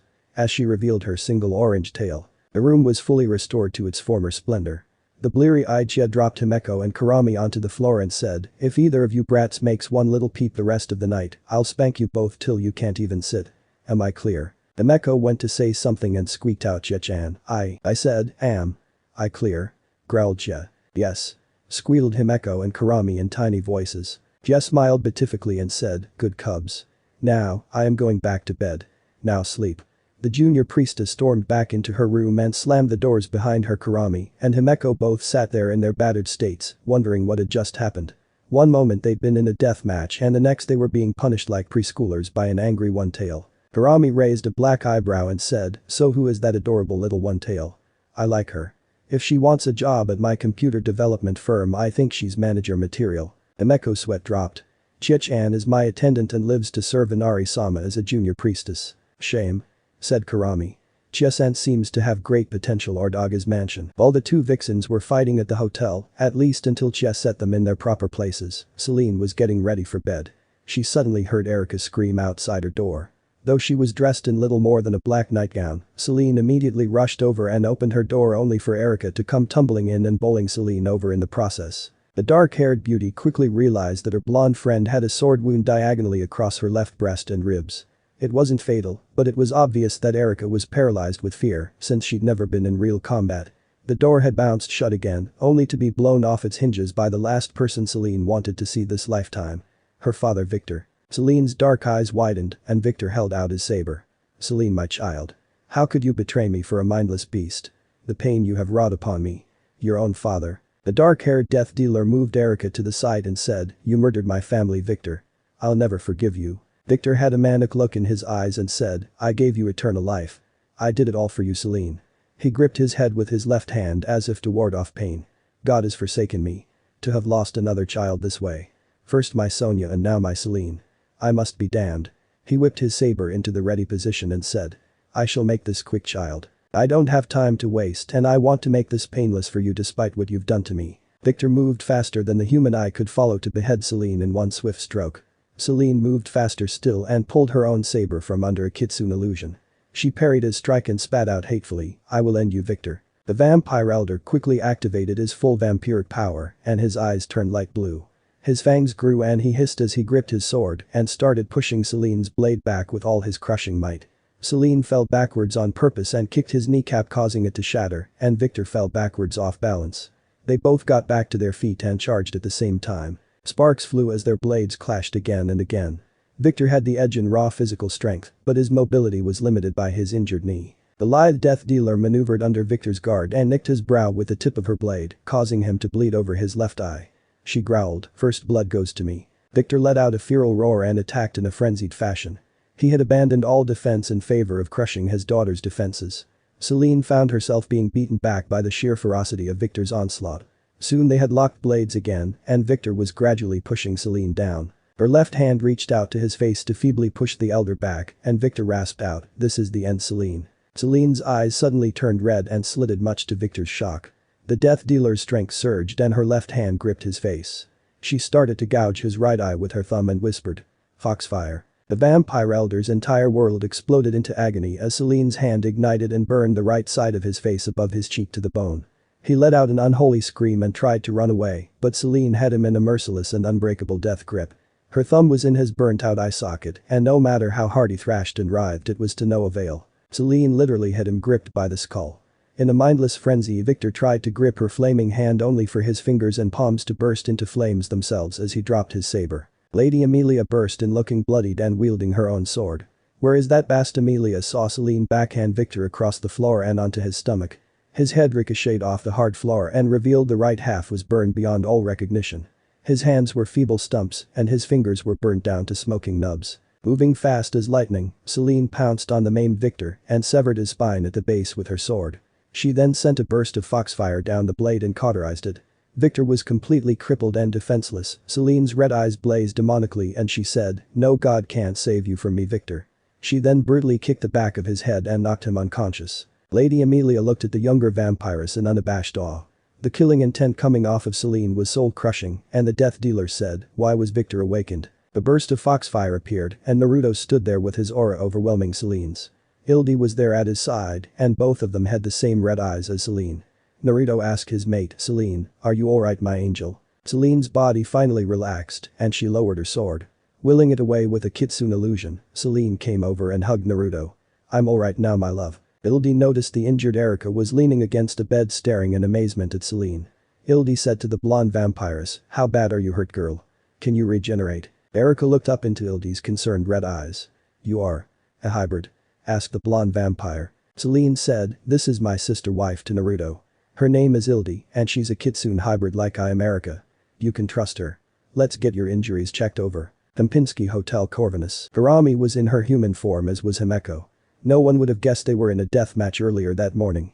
They were sitting across a coffee table from one another drinking tea in silence.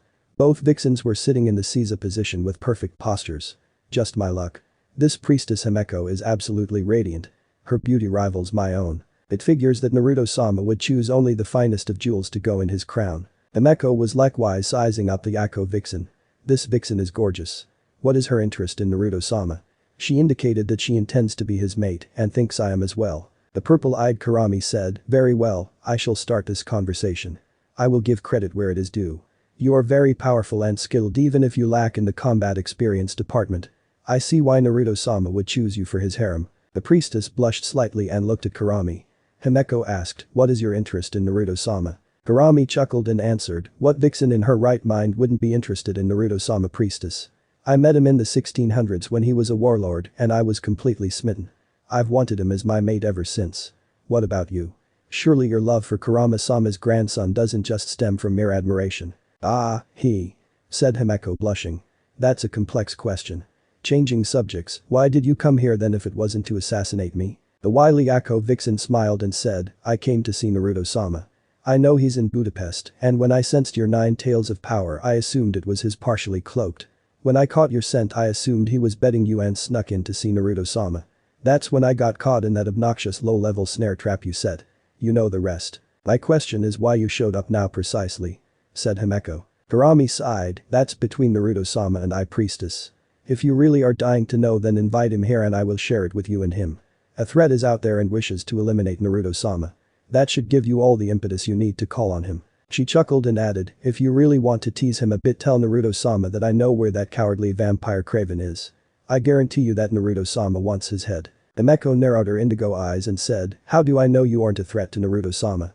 Inari-sama help me, I so want to call him Naruto-baka." The Yako vixen laughed and replied, "Aside of the fact that I wish to be in Naruto-sama's harem, I think it's painfully obvious that he is overwhelmingly more powerful than the both of us put together." The priestess looked affronted and said, "I find it difficult to believe he's that strong." "Seriously?" said Karami with her eyes wide in disbelief. "Have you ever seen him in battle, priestess?" "I have. He is unto a force of nature on the battlefield. It was said that his damn Kushina-sama could." Himeko held up her hand and said, "The celestial daughter slew dozens at once including several 9 tails. I never thought about it, but Naruto-sama is more powerful now than Kushina-sama was then." Himeko shivered. "No wonder poor Chichan fears him so. Karami smiled. "Having such a powerful mate is a dream for any red-blooded vixen. There is no reason to be ashamed. Besides, he's quite easy on the eyes with his golden fur or Daga's mansion." Snow. A snowstorm had blown in early this year and Victor's accomplices had fled out into the night once word got out that Selene brought Victor to his knees. The entire old world coven was shocked about the whole situation naturally, but Selene's victory had them clamoring even more for her to be their regentess. Ordaga's mansion was in a total uproar and several suspected followers of Victor were already captured. Lady Amelia was absolutely furious and knew Marcus would be as well. There were several injured by Victor, but as in Erica's case, they would heal up given some time. What they had to do now was sort out exactly what had happened. Amelia took charge and whipped everyone into line before she contacted Marcus about the situation. Marcus was meeting with Lucian face to face for the first time, and they were making surprising progress. Both leaders were weary of the war and honestly believed that Naruto Corvinus was absolutely right that it should end. One of the few points of contention between them was what to do about Victor. As far as they knew, he was still asleep. Until Amelia called. "What do you mean Victor is awake?" roared Marcus angrily into his phone. Lucian was a bit shocked as he listened to Marcus's half of the conversation. "Find out what happened, Amelia. Heads will roll over this." "Did Victor?" Marcus suddenly smiled and said, "So Selene defeated him in a duel. How bad off is he?" Marcus grimaced and then said, "Serves him right. I completely underestimated young Selene. I'm sure Lucian here will be quite pleased to hear the news." After the call ended, Lucian asked, "What happened? Has Victor escaped?" The vampire elder shook his head. "Victor isn't going anywhere. He was crippled beyond help by his adoptive daughter Selene, Naruto's mate." Ildi's big sister thought the Lycan leader. He asked, "She's the one that racked Soren with flame beyond belief, isn't she?" Marcus nodded. "She burned Victor's fingers off along with half his face. Then she severed his spine so he's paralyzed from the waist down. I think we can put Victor down at will. I believe that your mate Lady Sonia's soul will finally be able to rest." Lucian nodded and quietly shed a single tear for his long-beloved mate Kempinski Hotel Corvinus. Jia woke early in the morning at her usual 5 in the morning and checked her email. She saw it had snowed last night and smiled at the peaceful white blanket over the world outside. After getting dressed properly, she knocked on Himeko-sama's door to see if her mistress was up. "Please come in, Chia-chan," said Himeko in a subdued tone. Jia opened the doors and chirped happily, "Good morning, Himeko-sama. Fresh snow is on the ground washing away the world's sins. How are you this lovely morning?" Chia heard snickering and realized that Himeko-sama had a guest. Chia quickly spotted Lady Kurami and got a bit flustered. Placing her laptop on the table, Chia bowed deeply. "Ah, good morning to you. I am Kitsune Chia, Himeko-sama's attendant. I wasn't aware that Himeko-sama was entertaining a guest. Forgive my impropriety," said the adorable one-tail as she bowed multiple times. Kurami smiled at the younger vixen. "Such a little slip of a thing. How cute. I am Kurumi Haderu-sama and I came to visit your mistress regarding Naruto-sama." Kurami Haderu of the Information Technologies business conglomerate Foxfire Technologies. Asked Chia excitedly. "That's correct, Chia-san," said Kurami with a smile. "Kitsune owned and operated since 1900. I've been the public CEO since 2000. Chia suddenly came to a realization and said, "Why you're Yako Kitsune then?" Kurami smiled, showing her elongated canines, and her purple eyes became slitted. "That's correct, my dear. If you ever need a job in the business, give me a call." She handed the frightened Chia business card. "Stop scaring Chia-chan, Yako," growled Himeko. "It's bad enough playing hostess to you without having you terrorizing my attendant." Young Chia-san is using a Foxfire laptop. "It's a top-of-the-line FL712, said Kurami. "I am serious, Chia-san. If you ever get bored serving an Ari, then I could easily give you a job. Let me know." The crafty vixen's appearance had changed back to normal by then. Jess said, "Ah, thank you Kurami-sama, but I am quite happy as a junior priestess serving Inari-sama." The Yako vixen nodded. "Of course, Jess-san, do you have visions? I wondered if you were clairvoyant or had a dream last night." Jess shook her head and said, "I'm not spiritually developed enough yet to have visions yet. I did have a bit of a nightmare last night though." Kurami smiled from ear to ear and said, "A nightmare? Was it something religious? Oh, do tell." The young one-tail said, "Oh, I was dreaming that I was watching the twins. They are my adorable little sisters, but they often get in fights and have to be disciplined so they'll go to bed. There's nothing religious about that." Himeko was cringing in embarrassment and Kurami was barely holding in her raucous laughter. "You want me to contact Naruto-sama regarding a vampire named Craven which he is after?" asked Chia. Kurami nodded. "Your mistress doesn't seem to trust my word, so I'm afraid the only option is to ask him to come here. I think she doesn't want to share Naruto-sama with me." Chia raised an eyebrow but saw the determined look in her mistress's indigo eyes. Himeko said, "Please call Naruto-sama and explain the situation him. Inform him that Kurami Haderu-sama is here and has news about his enemies including a vampire named Craven." "As you wish, my lady," said Chia as she pulled out her phone. She quickly dialed Naruto's number and hoped the blonde Kitsune was in a good mood. Naruto picked up his phone and saw the number. "I wonder what Himeko wants now. This is Naruto Corvinus. Good morning to you, Naruto-sama. This is Kitsune Chia. I hope I'm not calling at an inconvenient time," said the young vixen. Naruto looked at his two tired mates and said, "It's fine, Chia-san. What can I do for you?" Jia answered, Himeko-sama received an unexpected guest last night. Her name is Kurami Haderu-sama. He raised a blonde eyebrow. And what does that vixen want? Asked Naruto puzzled. Jia swallowed. She claims to have information on your enemies but will only reveal it to you in person. Kurami-sama also said she knows the whereabouts of a vampire named Craven that you've apparently been hunting. Naruto sat in silence for a few seconds and then said, where are you? We are still at the Kempinski Hotel Naruto-sama. Said Jia. The blonde said humorously, I'm surprised your mistress and Lady Kurami haven't tried to murder each other. You must have drugged their food. Jia suddenly burst into uncontrollable giggles and said in Hungarian, that's absolutely terrible Naruto-sama. It made you laugh. Said Naruto. I'll see about coming over at lunchtime, provided my mates agree. I'll call you later if there is a schedule conflict. Ordaga's mansion. Most of the coven had retired with the sunrise, but deep inside the bowels of Ordaga's mansion Marcus, Emilia and Naruto were talking along with Khan. Hildy was there as well as Selene. Both of them were awake and alert now, having taken a short catnap curled up with Naruto. Hildy wasn't overly comfortable in Ordaga's, but she felt safe close to her mate. The heavy snow covered their scents pretty well. Said the Lycan hybrid tracker. That doesn't mean they can't be followed in other ways. I'm sure Lucian would authorize a hunt. I have no doubt of that. Said Emilia. What I'm concerned with is where Victor's followers were planning to flee to. There are splinter groups on both sides that don't want peace. Although I admit that seems to be more rampant on the vampire side. Even it's still snowing, it would probably be best to use our contacts in the police department. Said Selene. We give them the license plate numbers and wait. Marcus nodded. In spite of the fact I hate being passive, it's probably for the best. If the police do find them, then perhaps Lucian would be willing to hunt them down while it's still daylight. If not, we can send out our forces at dusk. There are only 6 of them that escaped we know of after all. Nodding in agreement, the group adjourned and Selene led Hildy and Naruto back to her room. When they arrived in the wrecked bedroom, Selene sighed. Her door was blown into splinters and the room itself was a mess from the sword fight she'd had with Victor. We ought to go to a hotel. Said the dark-haired beauty. My poor room is a mess. Hildy turned into her one-tailed fox form and hopped up on the dresser. Wow, big sis, is this furniture antique? It's pretty cool if you ask me. Selene smiled softly and said, all the furnishings in this room are about 300 years old. I picked them out a long time ago. It was difficult when we had to rewire the place for modern electronics though. Speaking of which. Selene sat down on her bed and grabbed her laptop computer. Let's see what the weather looks like it's going to do.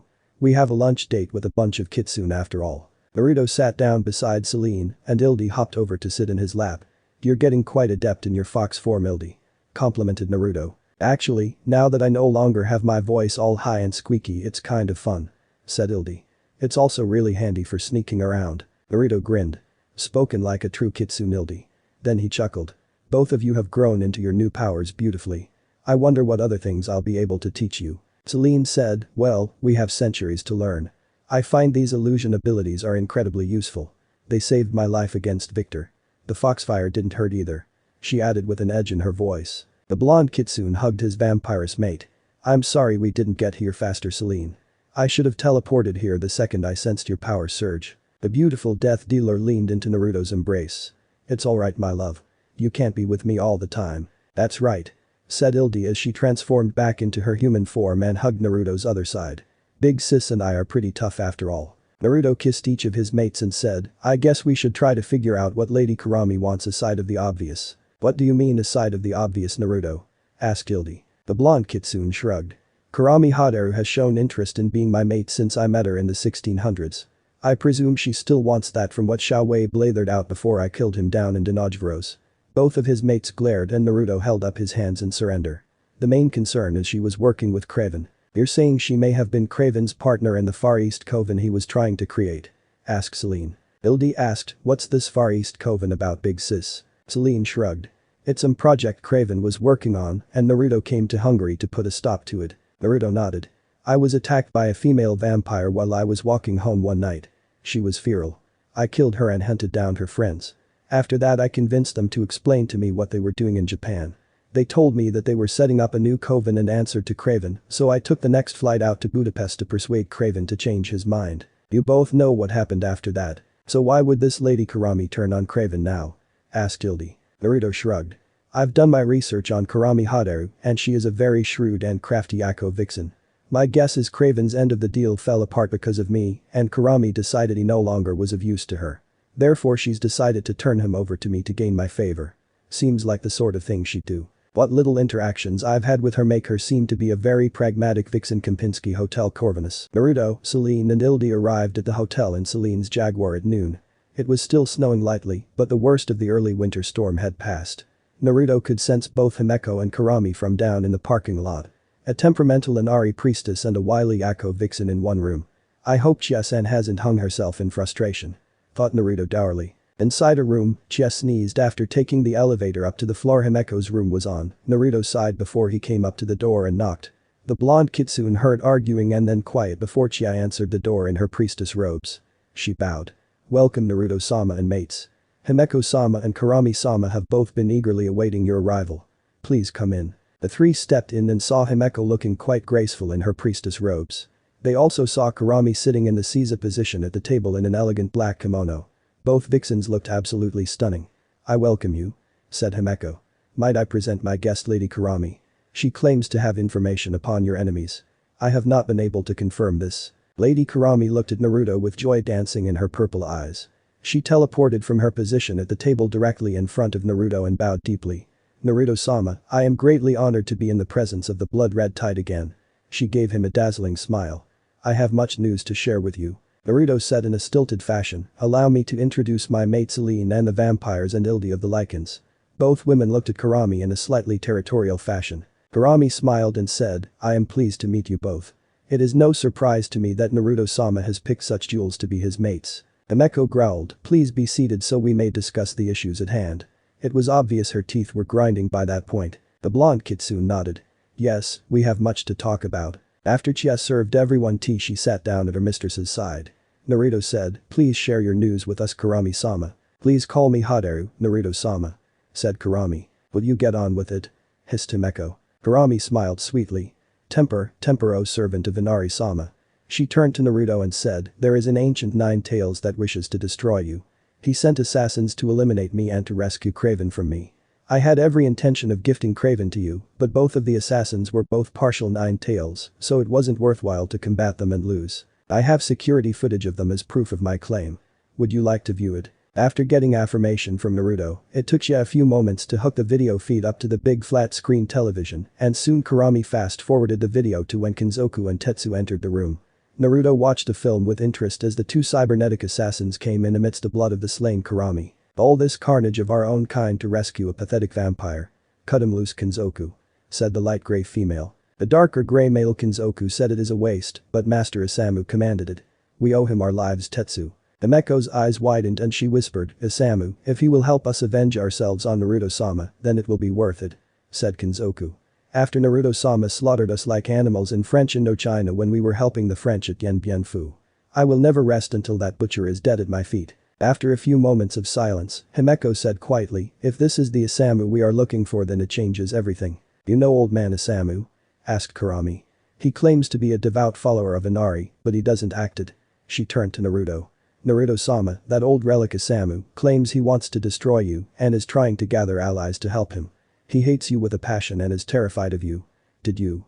I don't know, possibly rip off half of his face. She had a twinkle in her eye. Naruto's eyes turned hard as steel. My Ka-san tore off half his face when I was a child. He wanted to kill me because I'm a half-breed. Kurami's purple eyes widened in shock. What?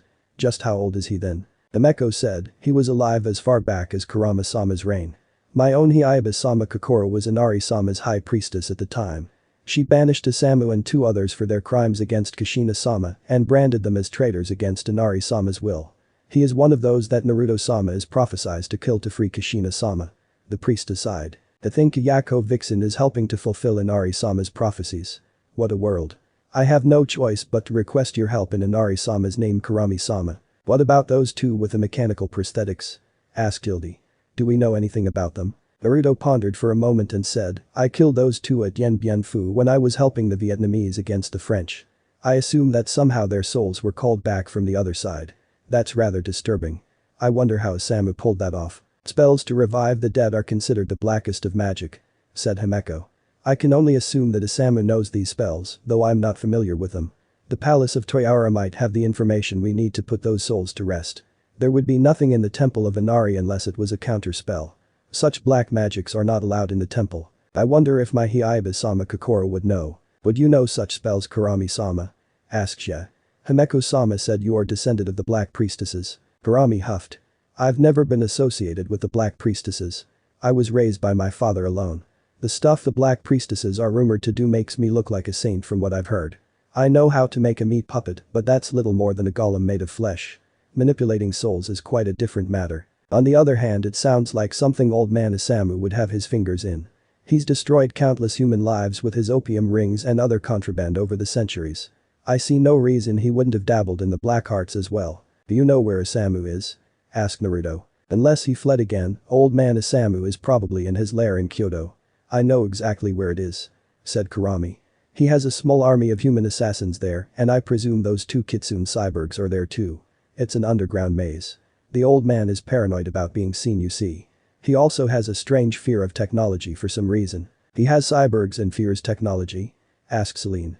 That doesn't make sense. Kurami nodded. I believe he's gotten daft in his old age. I gave up trying to understand him. He was just a business associate after all. And what kind of evil business did you do with that traitor? Growled Himeko. Kurami smiled beatifically and said, I am in the information business and have a few protection rackets for his activities. Believe it or not, I had nothing to do with his criminal activities except to keep politicians and the police away. He's far more evil than I could ever aspire to be. Contrary to popular belief, priestess, most of my activities are perfectly legal. Isamu's lair, Kyoto, Japan. Isamu was admiring the large decapitated head of the black vixen Kurami. He was in his human form and said to Craven, saving you was coincidental bonus. This is what happens to all my enemies, vampire. This Yako vixen overstepped her bounds with me and paid the ultimate price for her treachery against Inari-sama. Her beloved Naruto-sama will join her in my trophy case soon enough. The question is how I should have her displayed. A wall hanging on a plaque is rather traditional, but it is fitting. Craven felt himself sweating. While he certainly had no issues with betraying or murdering his own kind, the cowardly vampire was a bit shocked at the idea of stuffing the heads of one's enemies as trophies. Then again, he supposed if Isamu had that kind of power, why not flaunt it a bit? Master Isamu, do you have a trophy room? It might be best to make your trophy quickly. Lady Kurami's head is starting to get ripe. The ancient Kitsune chuckled. The smell of death offends you, boy. Get used to it. He patted Kurami's nose and felt a flicker of magic. Did Kinzoku or Tetsu put a preservation spell on this head? He asked, puzzled. The old man shrugged and said, no matter, dispel. Before Craven's shocked eyes, the head collapsed into a pile of ground-up meat. There was no skull, and even the fur seemed to melt into ground-up, rotting animal flesh. The smell made Craven feel even more nauseous. Isamu's visible eye widened to impossible proportions, and he whispered loudly, a meat puppet. Energy oiled around the old Kitsune, and he roared in impotent anger, damn that cursed vixen. Kurami is alive. Somehow Isumu could hear Kurami hot air laughing melodically at his expense. Budapest, Hungary, Kempinski Hotel, Corvinus. Naruto was looking over the maps of Kyoto where Isamu was supposed to be hiding. He also was looking into information on a spell or counterspell that would release Tetsu and Kinzoku from whatever curse was keeping them from going to the Pure Land. He turned to Himeko and said, we need to contact the current high priestess of Inari-sama and ask if she can investigate this black spell that anchors those 2 cyborg souls to those abominations they call bodies. The sooner we find a spell or counterspell to release them from their misery, the better. I doubt any of us, but you could cast such a spell anyway, Himeko. Kurami raised an eyebrow and asked, why wouldn't any of the rest of us be able to do it? At least you or I hold that kind of mystical power. Himeko is spiritually pure as a priestess to Inari. Said Naruto. Such holy spells are her forte, and if you or I tried to cast it, the chances for failure are much higher. The Inari priestess preened at the praise.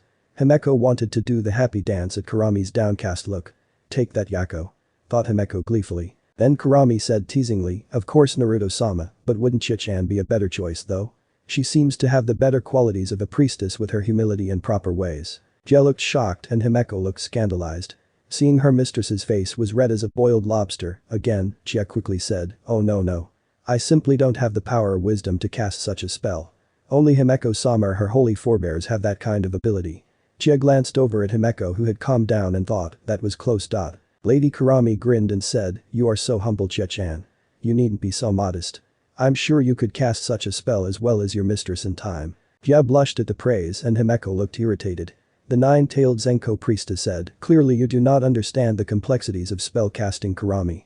Chie-chan is incredibly gifted, but such advanced techniques are beyond her skill level at this time. The two powerful vixens were quietly escalating their argument, and it looked like another catfight was about to break out when Naruto growled, "That will be enough out of both of you." He laced his words with killing intent, and Kurami and Himeko snapped their mouths shut.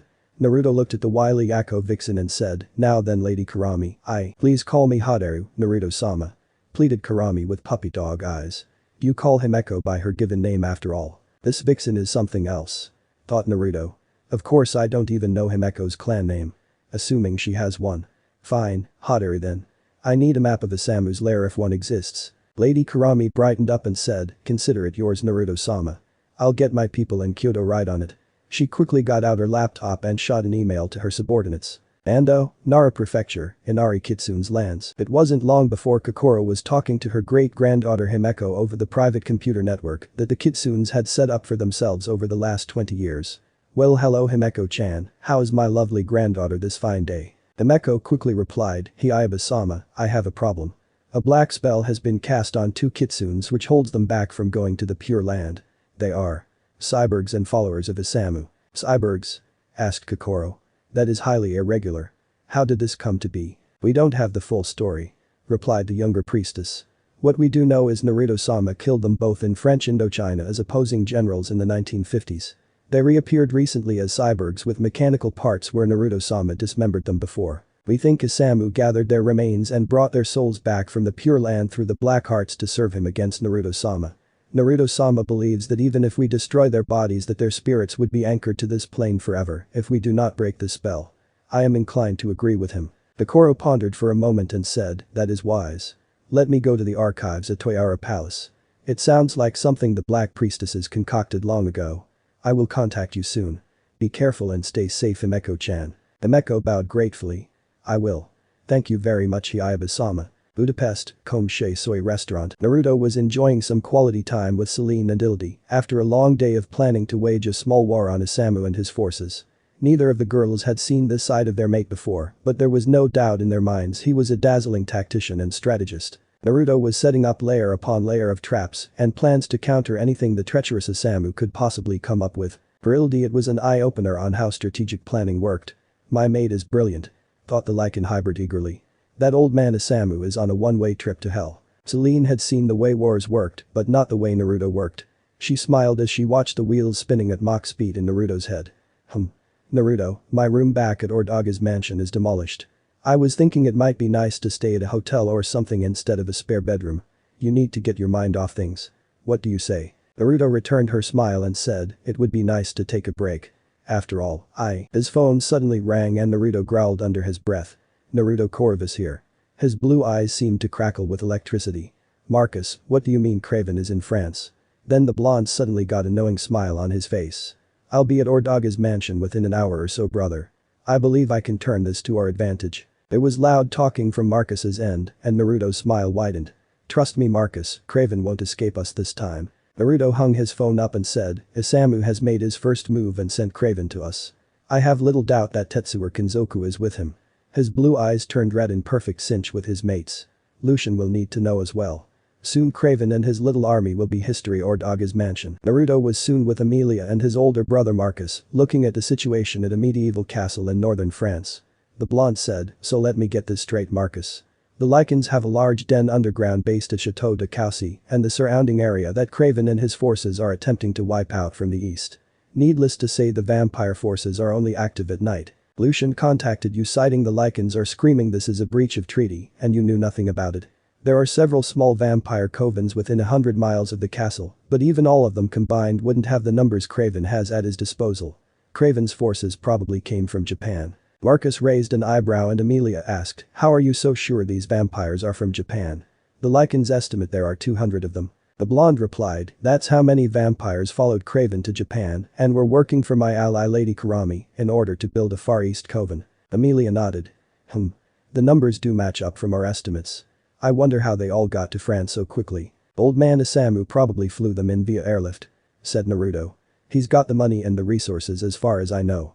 I'll have to check with Lady Kurami about it.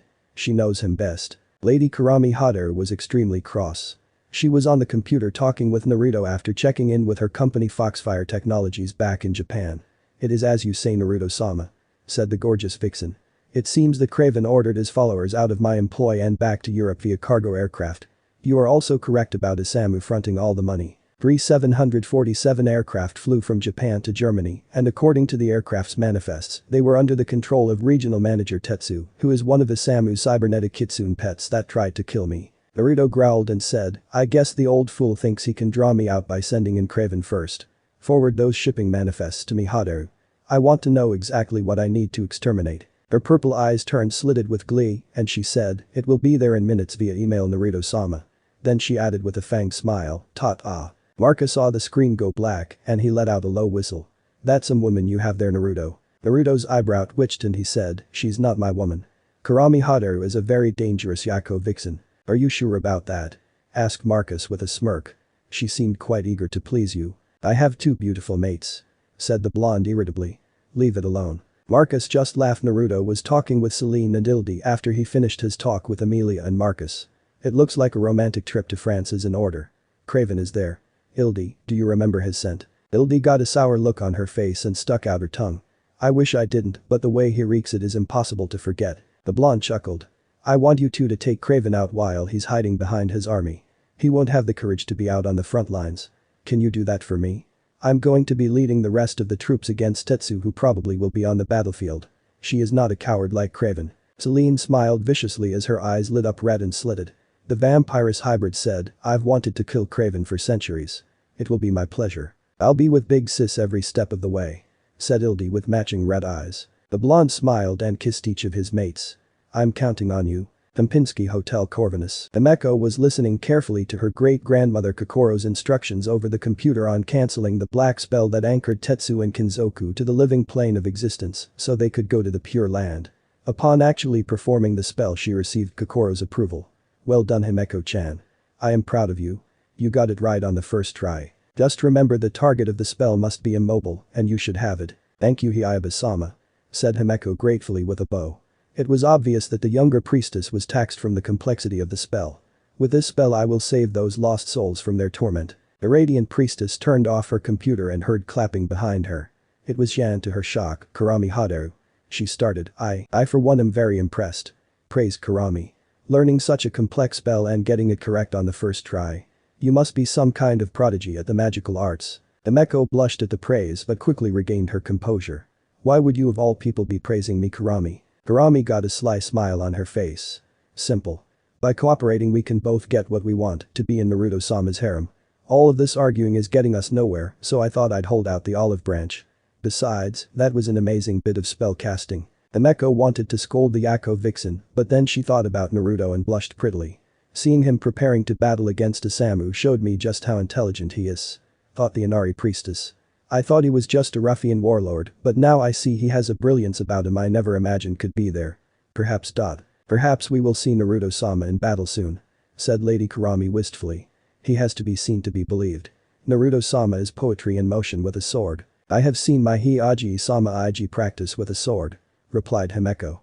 I wonder how Naruto would match up with him. Considering most of Naruto-sama's moves were learned in actual battle, I fail to see how your great-grandfather could compare Himeko.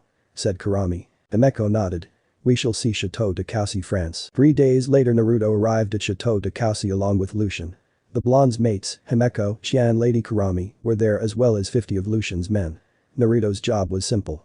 Turn the losing situation at the castle into a winning one. Chateau de Caussy is a massive medieval castle originally built in the 13th century by Enguerrand III, Lord of Caussy. 7 centuries later in 1917 it was demolished by the Germans. It still stands as a historic monument by the French Ministry of Culture today. No doubt the lords of Caussy in the past would never have dreamed that a battle between the Lycans and the vampires would take place there in the 21st century. The group from Hungary met with a local leader who was a jet black-haired Lycan whose name was Manuel Caussy and was the current lord of Caussy. He and his wife Margot were looking a bit desperate when Lucien arrived. Hail and well met, Lord Lucien. Said Manuel. You do not know how glad I am to see you and your men. Lucien shook hands with Manuel and said, it's good to see you once again, my old friend. I've brought 50 men and Lord Naruto Corvinus and his entourage. He motioned to the blonde and said, this is Lord William Corvinus's younger brother, Lord Naruto. Manuel looked at Naruto and said, it is good to meet you, Lord Corvinus. Lucien has spread a great deal of praise about you among our leaders. I understand you are as great a general as Lord Lucien. Naruto shook hands with Manuel and said, Craven will soon be dead. I need topographical map set up while I prowl around and get the lay of the land. We're going to end this pointless battle tonight. The French Lycan felt so much raw power emanating from the kitsune at autumn. He said, your will shall be done, Millard. Naruto nodded and said, I'll be back soon. Then he vanished under a kitsune illusion. Lady Kurami chortled at Manuel Causy's dumbfounded look. She said, do not worry my dear, he just hid himself under an illusion. Introductions were soon made and Lord Causy seemed a bit shocked at Ildi. I wonder what is him spooked. Whispered Ildi with a raised eyebrow. Selene was cleaning her pistols and said, maybe he finds you attractive Ildi. The Lycan hybrid shrugged. He looked more like he'd seen a ghost to me big sis. That evening as night fell Naruto arrayed his forces in echelon lines so they could fall back as needed until they reached the castle itself. The plan was simple. The center group would retrograde and draw the enemy in, and the left and right flanks would surround the incoming vampires under Craven and Tetsu. Naruto looked up in the sky and saw a full red hunter's moon in the sky and grinned viciously. I've been away from the field of battle far too long. Shame I don't have any heavy artillery. But then again settling things hand to hand is what it's all about. Naruto got out a pair of binoculars and saw Tetsu was at the head of her forces and had oriented them in several box formations for rapid mobility. He zeroed in on Tetsu who was in her human form with a katana raised. She swept it forward and roared show no mercy. Naruto radioed his troops, be ready. Survive and succeed. Naruto cast a wide area illusion that fogged the vision of Tetsu's troops that caused them to quickly become confused. A second later the Lycan forces opened fire. Naruto raised his katana above his head and built up a massive fireball of blue foxfire that swirled like a vortex around his sword. Tetsu's troops were wondering what the strange blue fire in the distance was, but Tetsu had seen it once before. At Yen Bianfu. Her eyes widened in horror and she let out a silent scream as the foxfire maelstrom landed in the center of her troops and cremated half of them in a conflagration second to none. Ildi was in her fox form, leading Selene along following Craven's stench around the edge of the battlefield. By that time bullets were flying all over the place. They heard Naruto's voice roll like thunder over the battlefield, hold your ground Lycans. They aren't dead yet. As the two women stealthily passed the battle lines they saw a camp where Craven's smell led to. The pair watched as a few guards orbited about the tent. Selene signaled for Ildi to stop and the Lycan hybrid turned into her human form and drew a bowie knife. Likewise, Selene drew her saber. The pair moved like death itself and took out the guards. When the last two guards fell Craven finally realized something was wrong. He darted out of the tent only to see Selene standing there silhouetted by the blood-red moon. Then he suddenly laughed and said, Selene, my beautiful moon goddess. You've come to join me at last. I'm even stronger now. Come to me my love. Selene's eyes turned red and slitted as she slowly drew her saber.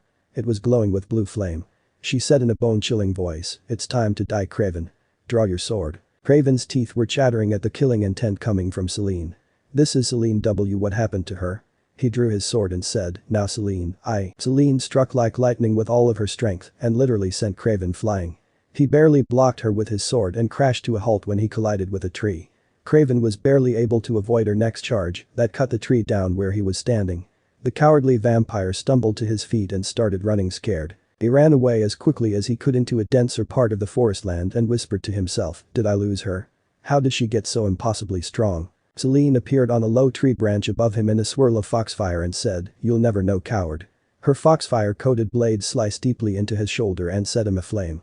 Craven screamed bloody murder as he tried desperately to put the rapidly spreading blue fire out by rolling on the ground. Several other vampires arrived just in time to see Craven get beheaded by the beautiful Selene.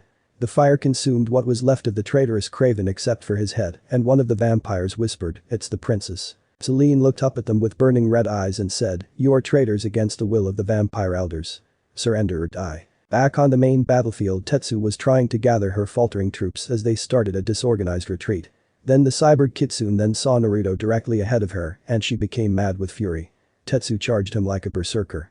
The vixen changed into her full nine-tailed form as she ran at him blindly. Naruto shifted forms and towered over her by a good 10 feet. His forepaw was a blur to her as he batted Tetsu aside as easily as swatting a fly. The blonde kitsune said, surrender Tetsu. Serve me and you will be freed from that abomination of a body and Asumu's curse upon you. Your army is routed and you stand no chance against me. Why would you show mercy now murderer? Roared the cybernetic vixen. You are cruelty itself. Naruto sighed and said, Himeko-sama please come forward and explain the situation to Tetsu-san. Himeko appeared in a pillar of blue foxfire and bowed to Tetsu. I am Himeko, daughter of the High Priestess Tsukiko-sama and next in line to be High Priestess of Inari-sama. Will you listen to what I have to say, Tetsu-san? Tetsu saw the radiant priestess in her human form and realized this was indeed Inari's chosen priestess. The cyborg changed into her human form and kneeled before Himeko. Please tell me Inari-sama's will, Himeko-sama. The Samu brought you back from the Pure Land using the Black Hearts, did he not? Asked Himeko kindly. Tetsu nodded sadly and said, I am in Isamu's service till I die. Again. Naruto turned into his human form and saw his troops regrouping in their positions. After the all-night battle, the sun was creeping over the horizon and the remains of the vampire army was gone. Himeko and Tetsu spoke for nearly an hour and Tetsu agreed to go to the Pure Land and await Kinzoku there rather than waiting and possibly falling under Isamu's sway again. The radiant Inari priestess nodded and said, I shall free you then. Himeko cast the spell which enveloped Tetsu in holy light and liberated her from Isumu's bonds. Tetsu's last words were, thank you, Himeko-sama. As her body turned to dust in the wind. Kyoto Prefecture, Japan, Isamu's lair. Isamu felt Himeko's holy power sever his connection with Tetsu, and he shivered. Only High Priestess Kokoro has that kind of holy power. It rattled the ancient Kitsune to the core. His face and ribs burned where the celestial daughter wounded him so long ago. Kinzoku also felt it. He felt an aura of peace from Tetsu as she was freed from the darkness. He heard her voice deep in his soul, and Tetsu said, I will see you in the Pure Land soon, Kinzoku. So there is a way to escape. Thought the dark grey cyborg. It seems that I just have to hold out a little longer. The Samu tried to contact Craven to no avail. It seems that I've lost both Tetsu and Craven today. Tetsu is dead. As for Craven, I don't know. Naruto must have caused this. I can think of no other explanation. How he avoided destruction is beyond me. I thought Craven and Tetsu would be enough. Somehow he has Kokoro with him. I'll have to nullify her somehow. The half-faced Kitsune pondered his next move. Chateau de Cassy, France. The wild celebration was going on in the castle's hidden basement areas where the Lycans lived. 22 Lycans were injured in exchange for the horrendous losses that Craven's vampire forces had suffered. The remaining vampires were negotiating with Naruto and Selene about surrendering to the will of the vampire elders and agreeing to coexist peacefully with the Lycans. They actually were fairly easy to convince as Selene brought Craven's head along as an example flashback. One of the vampires whispered, it's the princess. Selene looked up at them with burning red eyes and said, you are traitors against the will of the vampire elders. Surrender or die. She picked up Craven's disembodied head and held it up high in front of them. Unless you want to end up like Craven here, you should all give up this battle and wait to surrender as a group. Where is your base? One vampire stepped forward and said timidly, it's the old abandoned church about 20 miles due east, Princess Selene. Selene nodded, though internally she was rolling her eyes at the title of princess. All of you that are left withdraw to the church and await my arrival then. She growled. Ildi came out of the shadows and said, nice one, if they're all in that church when the sun comes up they'll have to surrender or Naruto will roast them all alive. Selene smiled softly at her sister and said, hopefully it won't come to that, Ildi. So what are you going to do with Craven's head? Asked a Lycan hybrid. It's pretty damned ugly with that look of terror carved in it forever. Maybe I'll give it to Lucian. Said Selene with a shrug. Flashback, and Naruto and Selene came to the old church and into the room where the few remaining members of the Far East Coven were hiding. The vampires led the pair over to discuss things at a large table. Naruto quickly counted up 47 vampires remaining. Selene set Craven's head on the table to start the proceedings. Everyone lurched at the ghastly sight and Selene said, shall we start the negotiations? I am Selene, and this is my mate Naruto Corvinus, younger brother of Marcus and William. Back at the Chateau de Cassy, Himeko, Chie, Karami and Ildi were watching the revelry as the Lycans of all ages celebrated. Karami was rather enjoying herself at the party but was waiting for Naruto. Himeko was definitely not enjoying the wild party herself but decided to practice her healing arts on the many injured Lycans there. Chie was hovering close to her mistress to keep things organized and Ildi was talking with Lord Manuel Cassy and his rather stunning wife Margot. They were discussing the battle, and despite their rather high-class nature, the Cowsies thought Ildi was quite a girl, despite her wild biker clothing. They were also surprised the Lycan hybrid girl spoke French so fluently. Margot laughed and said, here you are, belle of the ball, and your mate isn't here to dance with you. Ildi shrugged and grinned at Margot. I'm happy to wait for Naruto. Being with him is great. What do your parents think of Lord Naruto? Asked Manuel.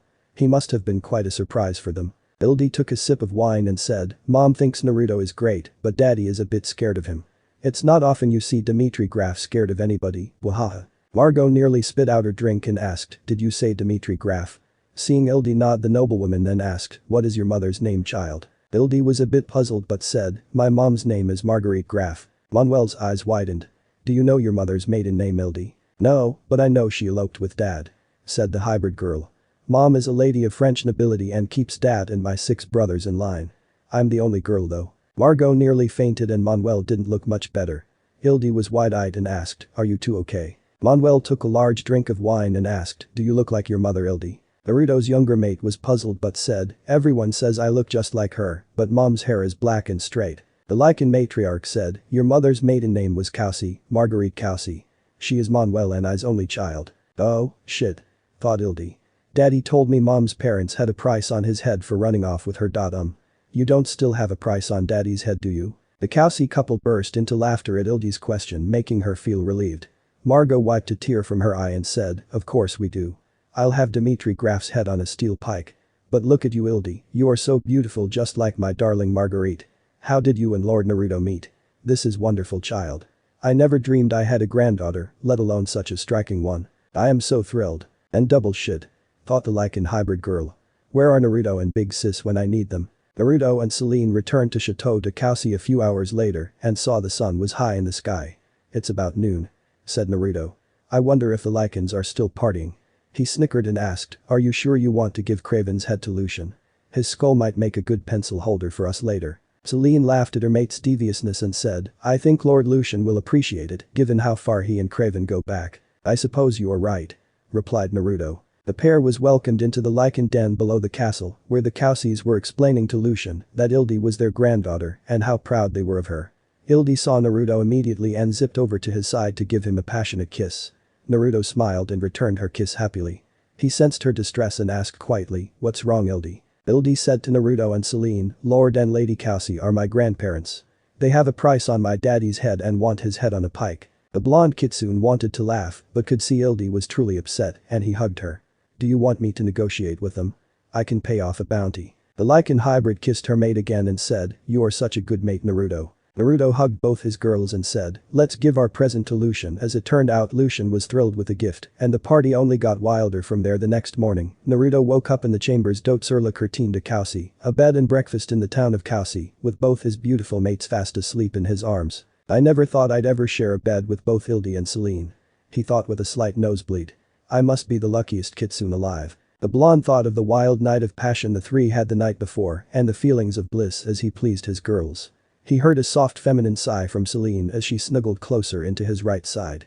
Hildy likewise nuzzled into his left. Naruto decided to go back to sleep enjoying the soft skin and wonderful warmth of his two angels. Several hours later the trio woke up and each had a turn in the shower before changing into fresh clothing and heading back to Chateau de Kousi to visit Lord and Lady Kousi about taking the price off Dimitri Graf's head. The three of them were all smiles when they were welcomed by Hildy's grandparents to join them for lunch. After a sumptuous lunch of many meat dishes, Naruto said, Hildy, Selene and I would like to make arrangements so the bounty can be taken off Dimitri Graf's head. Manuel smiled and said, Lord Naruto, such things cannot be taken lightly. I realize that Hildy loves her father, but he stole our daughter from us. We at least need to see that our daughter is happy and hasn't been treated poorly. Naruto drummed his fingers and said, I assure you Lady Graf is fine and rules her household with an iron fist. He kissed Hildy and added, I'm not all that fond of Dimitri Graf myself, but I will protect his interests and more importantly my mate's interests. Hildy and Selene mean everything to me. Margot said, we are glad to see that you put your mate's happiness before your own Lord Naruto. I can tell how happy the three of you are together by your sense alone. They are mixed to such a degree that it is obvious you all share a high degree of intimacy. The three blushed before Selene coughed and said, that must have been where you got your nose Hildy. Oh? You are a tracker then Hildy? Asked Manuel impressed. Your grandmother's own father was the lead scout for Lord Lucian long ago. That's my job for Lucian as well. Said Hildy. I have the best nose in the pack. How marvelous. Father would be so proud. Said Margot. Chambers d'hôte sur la courtine de Kousi. Naruto and his mates were back at the chambers d'hôte sur la courtine de Kousi. Hildy was on the computer talking to her brother Heinz. The second youngest Graf sibling looked alarmed and said, they want dad's head on a pike and have a huge bounty on his head. That can't be good. Did they threaten you in any way Hildy? Hildy shook her head. They are thrilled to have grandchildren and treat me like a princess. Naruto has been trying to negotiate things so they will drop the bounty. I'm thinking mom should talk to them. Heinz nodded worriedly. I had no idea that mom's parents had a castle even if it's a wrecked one. That's crazy.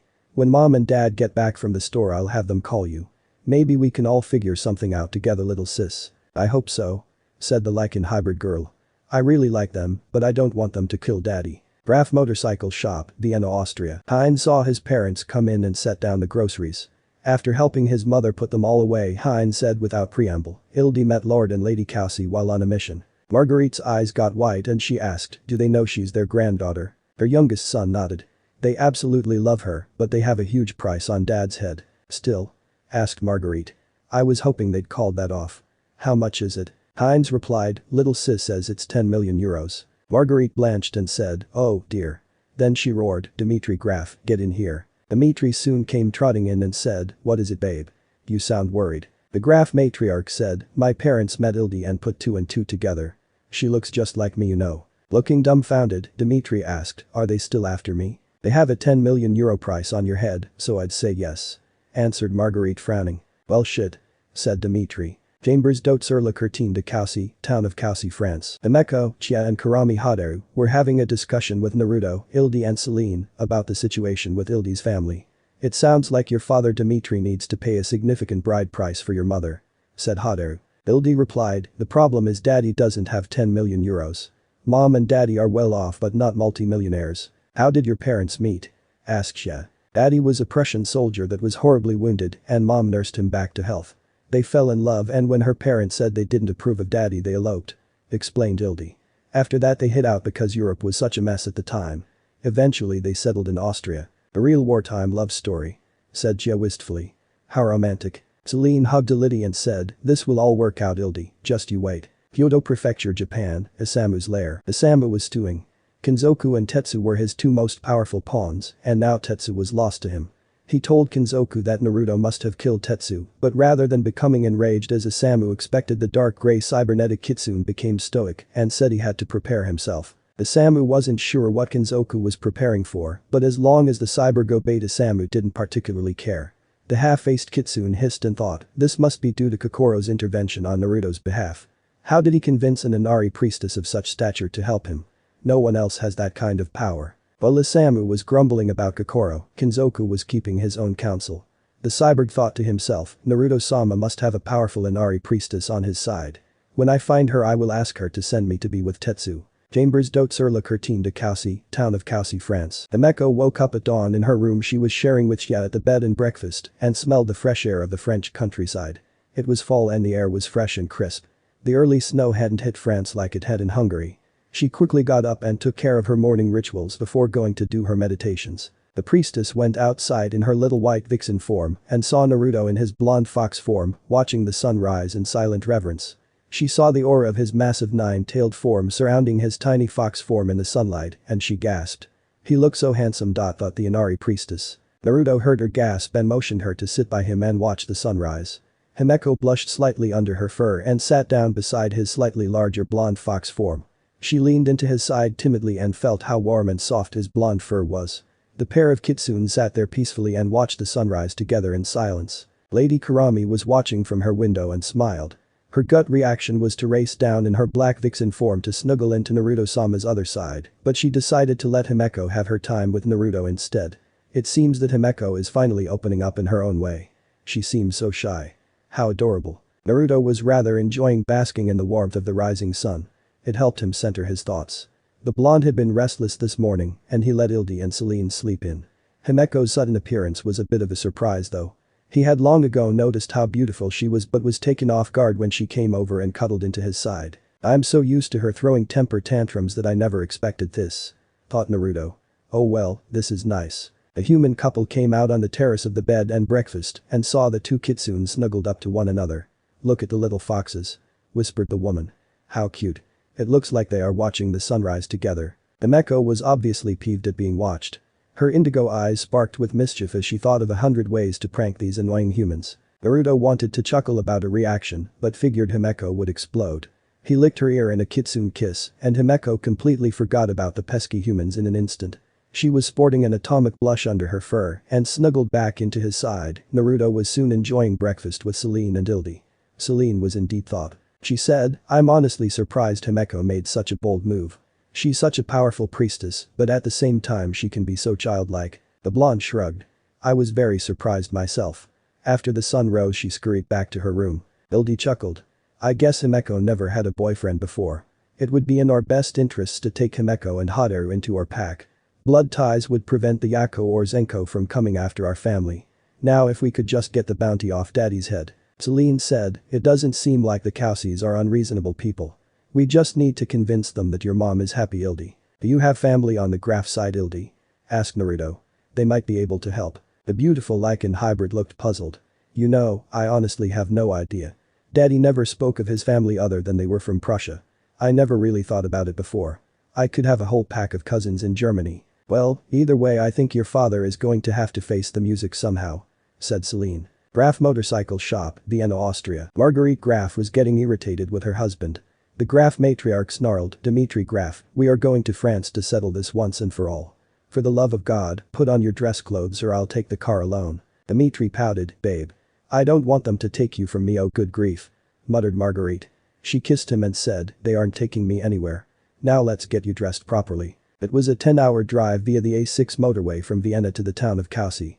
Marguerite and Dimitri stopped in the cities of Nuremberg and Mannheim in Germany to eat on way and met up at the bed and breakfast with Ildi in Kausi late that afternoon.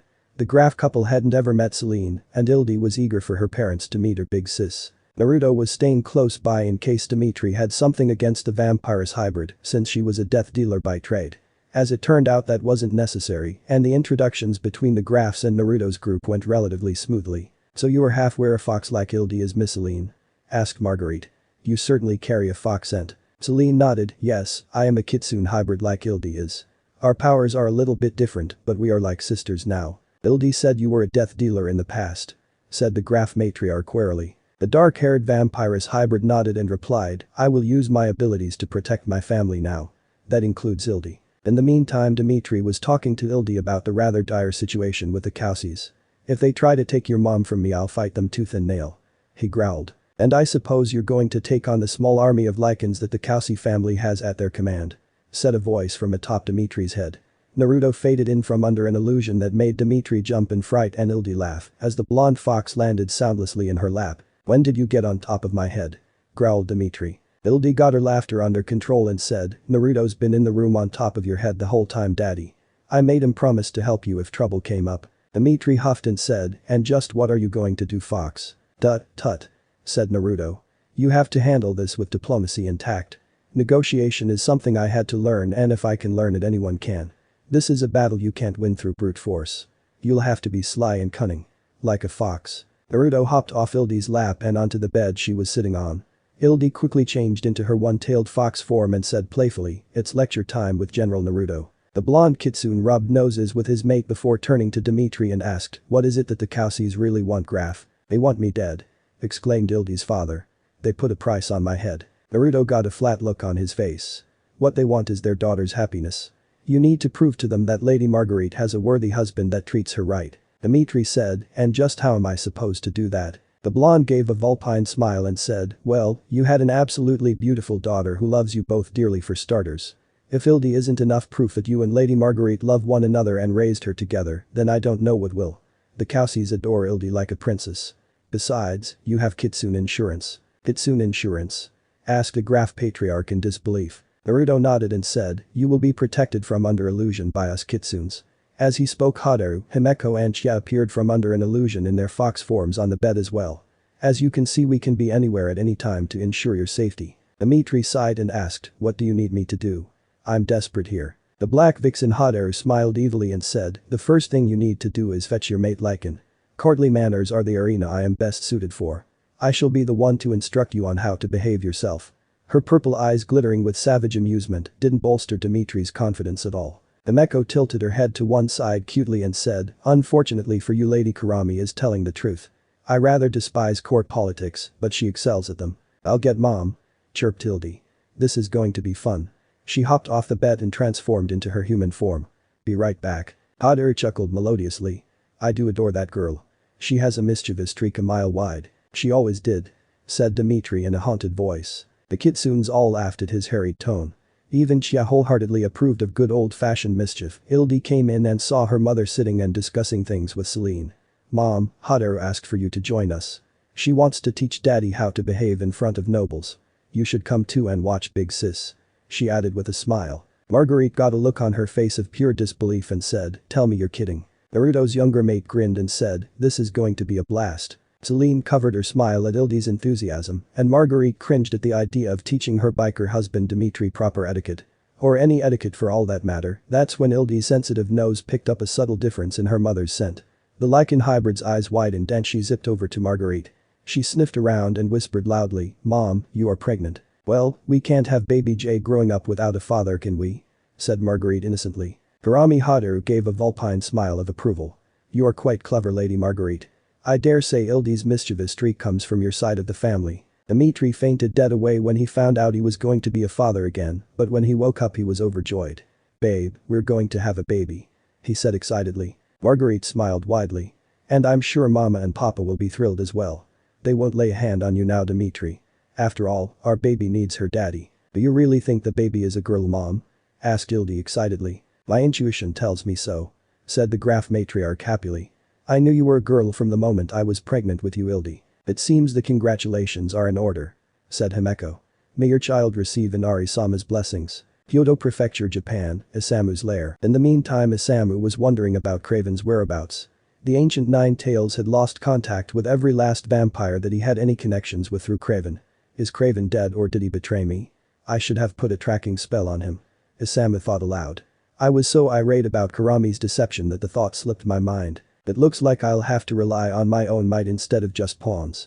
I need a bigger army to face that wretch Naruto and wear him down before I deliver the final blow myself.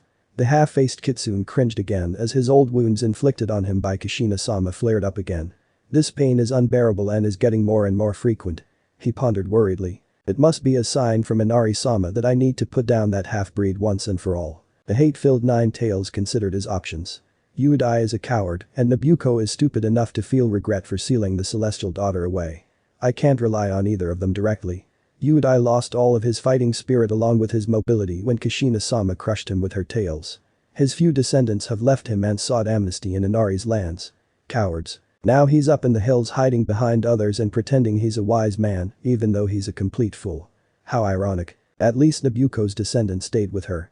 Unfortunately, none of them will fight though they are able-bodied. Thought Isamu as he further ruminated on the situation. I tried to turn them to my side countless times over the centuries, but they are dead set in their weak-minded and pacifist ways. Damn it. I need more power, and other than Karami, none of the Yakos ever formed an alliance with me. Of course that's come to an end. Other than Kenzoku and my assassins, I am alone and they are just pawns in the grand scheme of things. Chateau de Cossey, France. As it turned out, Marguerite's planned pregnancy worked like a charm on her parents, but they still were less than thrilled with the fact Dimitri Graf had eloped with their daughter. At any rate, the Cousseys reluctantly agreed to remove the bounty on Dimitri's head, which he was eternally grateful for. In the meantime, Naruto was causing a distraction of sorts to keep the peace. Kushina's only son was demonstrating the Uzumaki sword style with his katana for the Cousseys' viewing pleasure as he went through some of the more advanced katas. Truthfully, the blonde was only showing a fraction of his skill, but his whole point was to put everyone in a good mood before they all ate. The blonde was a blur in motion to those not used to high-speed combat. For those that were, it was a feast for the eyes. Naruto seemed to dance with his sword for his audience. Naruto-sama is truly poetry in motion. Thought Karami Haderu. There is not a fraction of wasted motion, and he handles the blade with such grace. Himeko was thinking along the same lines, and she thought, Aji-sama Iji is a master of the blade, but he pales in comparison to Naruto-sama. I am amazed at the dignity and refinement he possesses. Ildi and Selene were enjoying watching their mate show off a bit. Ildi liked the fact that Naruto was being admired for his skill and planned to learn the way of the katana under his tutelage. For her part, Selene was a very experienced sword wielder, but was very eager to learn more from her man. The Cousseys and Lucien were absolutely dazzled by Naruto's mastery of the blade, and everyone applauded loudly when the blonde sheathed his katana. As the group HS said, I had no idea that Naruto-sama was such a master with the katana. She had stars in her eyes. My father and I could learn so much from him. Himeko chuckled. Sometimes I forget you are a sword mistress, Jie-chan. You come from a long and distinguished line of sword masters, don't you? Jia blushed slightly and said, my father's forebears go back many centuries. It is said they dated back to Kurama-sama's time. Now that is a heritage to be proud of, Jie-san, said Haderu with gusto. I have no idea about my own ancestry. I just had my Otu-san and he never spoke of it. It is sad you don't have a connection with your past, said Jia sympathetically. Is your father still alive? Haderu shook her head. No, Otu-san died when I was very young. I asked him about our family once and he said some things are best left buried. It frightened me, so I never looked further into it. Himeko narrowed her eyes and asked, why would he do that? I'm sure she's descended of the Black Priestesses given how much spiritual power she has. My Otu-san loved me very much," said Kurami fondly. "I think he was protecting me from something in his own way." Haru's purple eyes drifted off and she said cryptically, "Perhaps some things really are best left buried Himalaya mountains." Yudai sat looking over a scrying pool and the image drifted to his old ex-friend Isamu. "Self-centered old bastard," said Yudai under his breath. "I may not be able to see the celestial daughter's son through my scrying pool, but I know that he is coming for you, Isamu." The years had not been kind to Yudai. Even he was crippled from the waist down. The orange nine-tailed kitsune focused on his spiritual and magical abilities through the centuries to compensate. Yudai had no contacts within the Inari Kitsune lands. His family had left him so long ago that they no longer considered him a relative. "I don't blame them for seeking Inari's forgiveness for my actions against Kashina-sama," reflected the crippled kitsune when he thought of his descendants. They hadn't openly denounced him, but they had denounced his actions. Yudai had a visitor coming to his humble abode today. She was a black priestess of the highest order named Aku. Aku was an ally of sorts to Yudai. She taught him several black magics through the centuries. The vixen was the head of the black priestesses in the Himalaya region. Why was she visiting? No doubt she had some news to share, and the vixen wanted to call in a favor or two. An hour later Aku arrived and let herself in. "Hello, Yudai-sama," she said in her usual chipper tone. One could mistake the very attractive vixen for actually being friendly, but Yudai saw the ever-present malice in her green eyes. Without preamble Aku said, "It seems your old friend Isamu has finally made a fatal error with the blood-red tide." The glee in her voice was barely hidden. "That doddering old fool actually sent his forces to attack Naruto-sama in Europe. His end is nigh. Isamu is no friend of mine," spat Yudai. "Surely you didn't come all this way to tell me that." She gave a fanged smile and said, "Of course not, I'm sure that's old news to you with your wonderful scrying pool." Her green eyes lit up slitted. "I came to tell you of a vision I had. You are next, Yudai. Budapest, Hungary, or Daga's mansion." A week later Lucian and the others returned to Hungary and were awaiting Victor's execution. Lucian remembered the son taking his beautiful Sonia from him. Now Victor would suffer the same agonizing fate, only slower. When Sonia died, Lucian had been chained down and whipped before her at Victor's orders. Then they'd opened up the ceiling of the chamber to the broad daylight and Lucian's beloved maid had burned away in mere moments before his horrified eyes. It scarred him forever. There was a sun chamber just like the one Sonia died in within Ordaga's mansion. That was ordered to be built by Victor himself as a threat to dissenters, and now in an ironic twist of fate, the former elder was being put to death in the place all the vampires feared so much. Naruto put an additional twist on it for Selene's sake. A pair of angled mirrors was put in place to angle the sunlight. As the sun rose it would hit the first mirror and reflect to the second.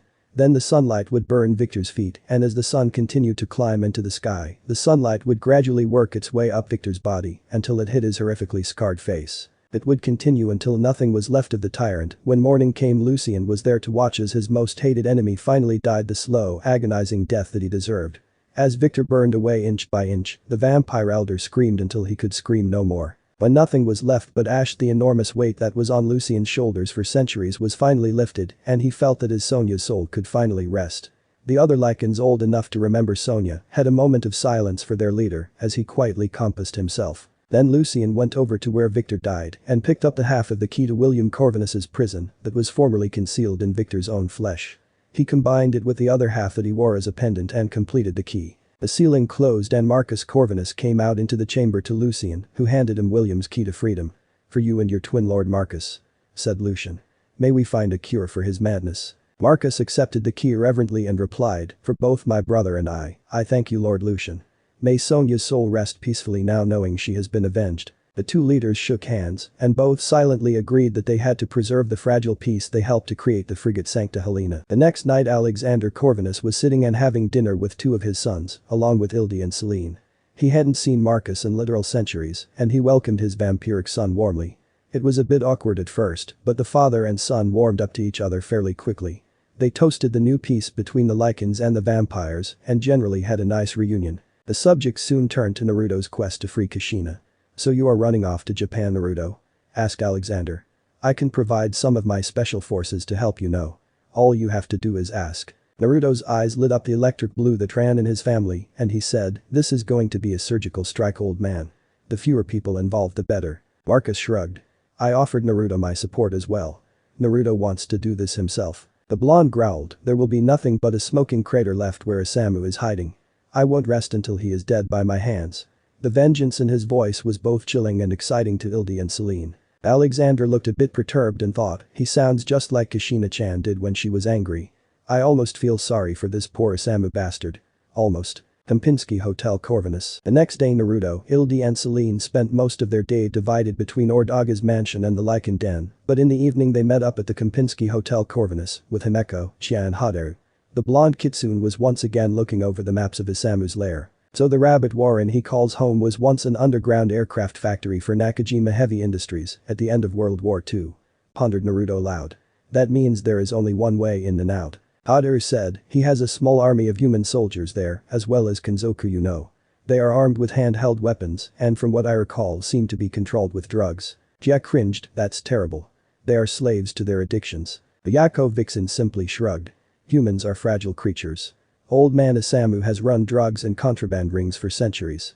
There is no telling how many lives he has destroyed. That private army of his is beyond help. Himeko sighed. We must at least make an effort to save Kenzoku though. Naruto nodded and said, we will Himeko. I'm counting on you for that. Once we get Kenzoku out and clear you can work your magics and I'll take care of the rest. You sound confident. Said Ildi. Have you got a trick up your sleeve? Naruto grinned at his lichen mate and replied, always. We're going to use the terrain against them. I plan to bring the whole house down. Selene asked, so how are we going to get Kenzoku out? I'll be counting on you, Idi and Haderu for that. Said Naruto. Then Himeko and Chia will set him free. Budapest International Airport. It's only 5,300 euros per person to travel executive class to Japan. Said Kurami with a mischievous smile. You can't expect a lady such as myself to travel without heated seats, Wi-Fi and USB chargers. The trip would be simply unbearable otherwise. Chia and Himeko's jaws hit the floor. How do you expect the rest of us to pay for this?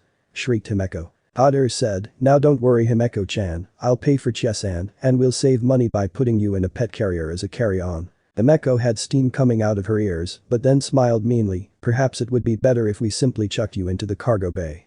Or better yet out a window at 10,000 feet Haderu-chan. Oh how you wound me. Replied Kurami in a false appalled tone. She cackled, do all Inari priestesses threaten to kill others with no parachute skydiving? Wahaha. Chia turned to the two older vixens with the image of the Shinigami hovering above her head and said, ladies, you are making a scene. Haderu and Himeko immediately shut up in fear and Chia returned to her normal, kind and sweet self. Naruto simply got in line and said, 6 tickets for executive class to Japan.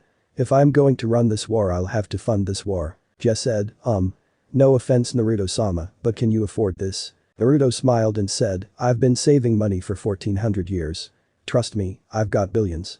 I just don't like to spend it. Billions? Asked Chia and Himeko together as one. Do the words Mitsubishi and Sony mean anything to you? Asked the blonde. I'm a major shareholder in both companies.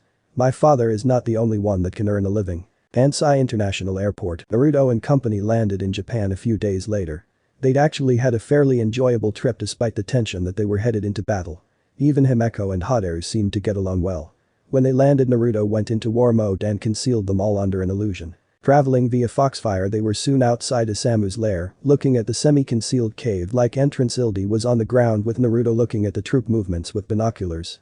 Selene went down to inspect things up close under a kitsune illusion and found that the human guards were heavily dosed on multiple mind-altering drugs. The hybrid vampiress wasn't an expert on such things, but soon concluded that Kurami's assessment was right. Selene called Naruto on the radio and said, these soldiers are more like zombies than humans. Death is probably their only release from their addictions. Naruto radioed back, understood Selene. Any sign of Kenzoku my angel? Selene smiled at Naruto's affectionate nickname for her and replied, negative. I've completed searching the front section. I'm pulling out. I'll see you in a few minutes. Things went on slowly for 2 days, and Himeko was getting bored. She and Chia weren't used to lying under cover for days on end. Kurami wasn't used to it either, but had been in sticky situations that required her to hide for days before, so she was coping better. Ildi and Selene were used to this sort of thing, and Naruto could stay on station for weeks if need be. Finally they saw Kenzoku enter the cave in his kitsune form on the 3rd day, and Ildi and Haderu rushed down in their tiny vixen forms to intercept him. As Kenzoku entered the cave the girls tailed him by scent until he was away from the sentries. That was when Kurami recklessly wheeled around in front of the cyborg and said, Kenzoku, we've brought a powerful Inari priestess to free you. She set Tetsu free in France. Will you join us? Kenzoku looked at the diminutive black vixen and asked, you are Lady Kurami aren't you? Ildi came out of the shadows and hissed, quiet. Are you out or in? Several emotions played over the dark gray cyborg's face before he said quietly, "I'm in, take me to the priestess." Kenzoku shrank down to the size of the other two, and the three small foxes darted out of Isamu's base. Unnoticed Naruto and Selene were waiting on a hill overlooking Isamu's headquarters when Ildi and Hadaru arrived with Kenzoku. Kenzoku hissed fiercely at Naruto, but the blonde silenced him with a glare. "I brought Priestess Himeko-sama to send you to the Pure Land, Kenzoku-san. She is waiting behind this hill.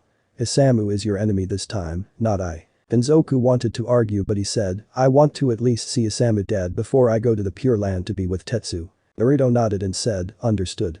Do you have information on Isamu's activities with two old kitsunes named Nabuko and Yudai?" The cyborg looked thoughtful for a moment and said, "I will tell you what I know in exchange for freedom from this prison of a body." "Then we have an accord, Kenzoku-san," said the blonde kitsune. "We will talk in detail after Isamu is dead." Selene was looking down at Isamu's base through binoculars and asked, "What are we going to do, Naruto?"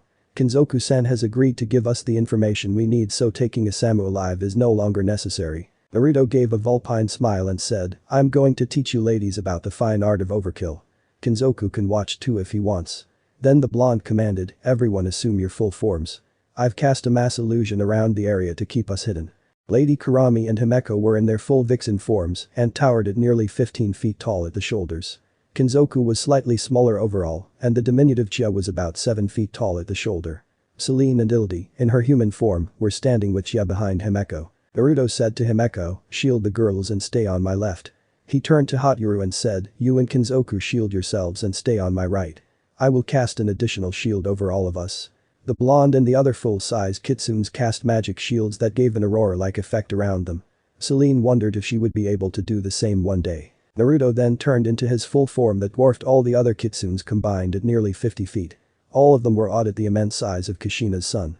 "Now then," said Naruto as he flared his full 9 tails into power. Inside Isamu's chambers, the ancient kitsune's wounds from the celestial daughter flared up enough to cause him to howl out in pain. And he felt Naruto's killing intent hit him with the force of a hurricane. His single eye widened and he thought, "Kushina-sama. Gravity bomb," roared Naruto as a gray sphere appeared above Isamu's underground base and spread out into a vortex. Gravity distorted above the base and the whirlpool of energy came crashing down with the force of a meteor impact. The earth itself seemed to bow under the incredible weight and then imploded inwards. Hataru was absolutely awed seeing a spell that she thought was just a legend performed before her eyes. The titanic implosion shook the earth for miles around before it settled. The screams of the Isamu's human assassins rang out as one before being silenced forever, and Isamu cried out in agony as he was buried alive. "Is Isamu dead, Naruto-sama?" asked Himeko in awe. "I failed to see how the old monster could have survived that." Naruto looked at the white 9 tails beside him and said, "Focus your senses on the far end of the crater, Himeko. You will sense him there. He is trying to hide his presence from us." Kenzoku focused in the distance and said, "Naruto-sama is right. Isamu is still alive. Barely." Both Hataru and Himeko reached out and felt the spark of Isamu's magic that they would have missed otherwise. Himeko was amazed and Hataru asked, "Are we going down there to finish the old fool off, Naruto-sama?" Her excitement was a palpable thing filling the air. There was bloodlust in her purple eyes. The blonde kitsune answered, "There is no need. He'll come slithering up to the surface soon." 10 minutes later the half-faced kitsune crawled from the wreckage of his base to the surface and realized all his troops were crushed into dust in the earth-shattering attack. Isamu had tons of rubble smash his body and felt it was a miracle that he even survived the cataclysm. The ancient 9 tails vision was bleary-eyed and he wondered what happened. This pain. Too much. He groaned. Then he focused on the colossal form of Naruto as the blonde kitsune formed a black ball of pure energy between his mouth and the tips of his 9 tails. Isamu's single eye opened in absolute terror. "No. Not a Bijuadama. It's not possible." He whispered in horror, "Only Kurama-sama could do that." The hate-filled 9 tails tried to run, but his shattered body was in bloody shambles. As he stared frozen in place at Naruto, the image in Isamu's mind's eye caused Naruto to overlap with that of Kurama-sama. "And then no," cried Isamu just before the Bijuadama was released. It was his last word. The gigantic explosion from the Bijuadama vaporized the ancient 9-tailed fox in a split second and left a smoldering crater outside of Kyoto that was later attributed to explosives left behind from World War II. Isamu was no more. Kyoto Prefecture, Japan, Isamu's former lair. When the dust finally settled, Hataru had stars in her eyes. That was the legendary Bijuadama. That was so amazing. She nuzzled into Naruto's larger form eagerly and practically squealed, "That was magnificent, Naruto-sama. I just knew you were the one for me." Himeko growled, "Naruto-sama doesn't need you all over him." Hataru stuck out her tongue at Himeko. You're just jealous. Having a mate that can level entire villages in one shot is every vixen's dream. Naruto face pawed as the two powerful vixens' argument escalated and he finally rumbled out, that will be enough ladies. Everyone shrink down and follow me. The humans will be here to investigate this crater soon.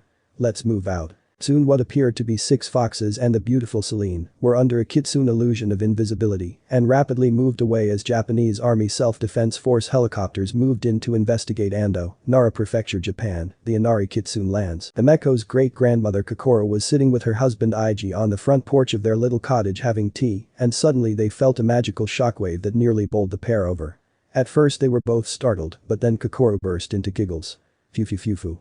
It seems that Kurama-sama's grandson has learned the mythical Bijuadama. That hasn't been seen since long before our time.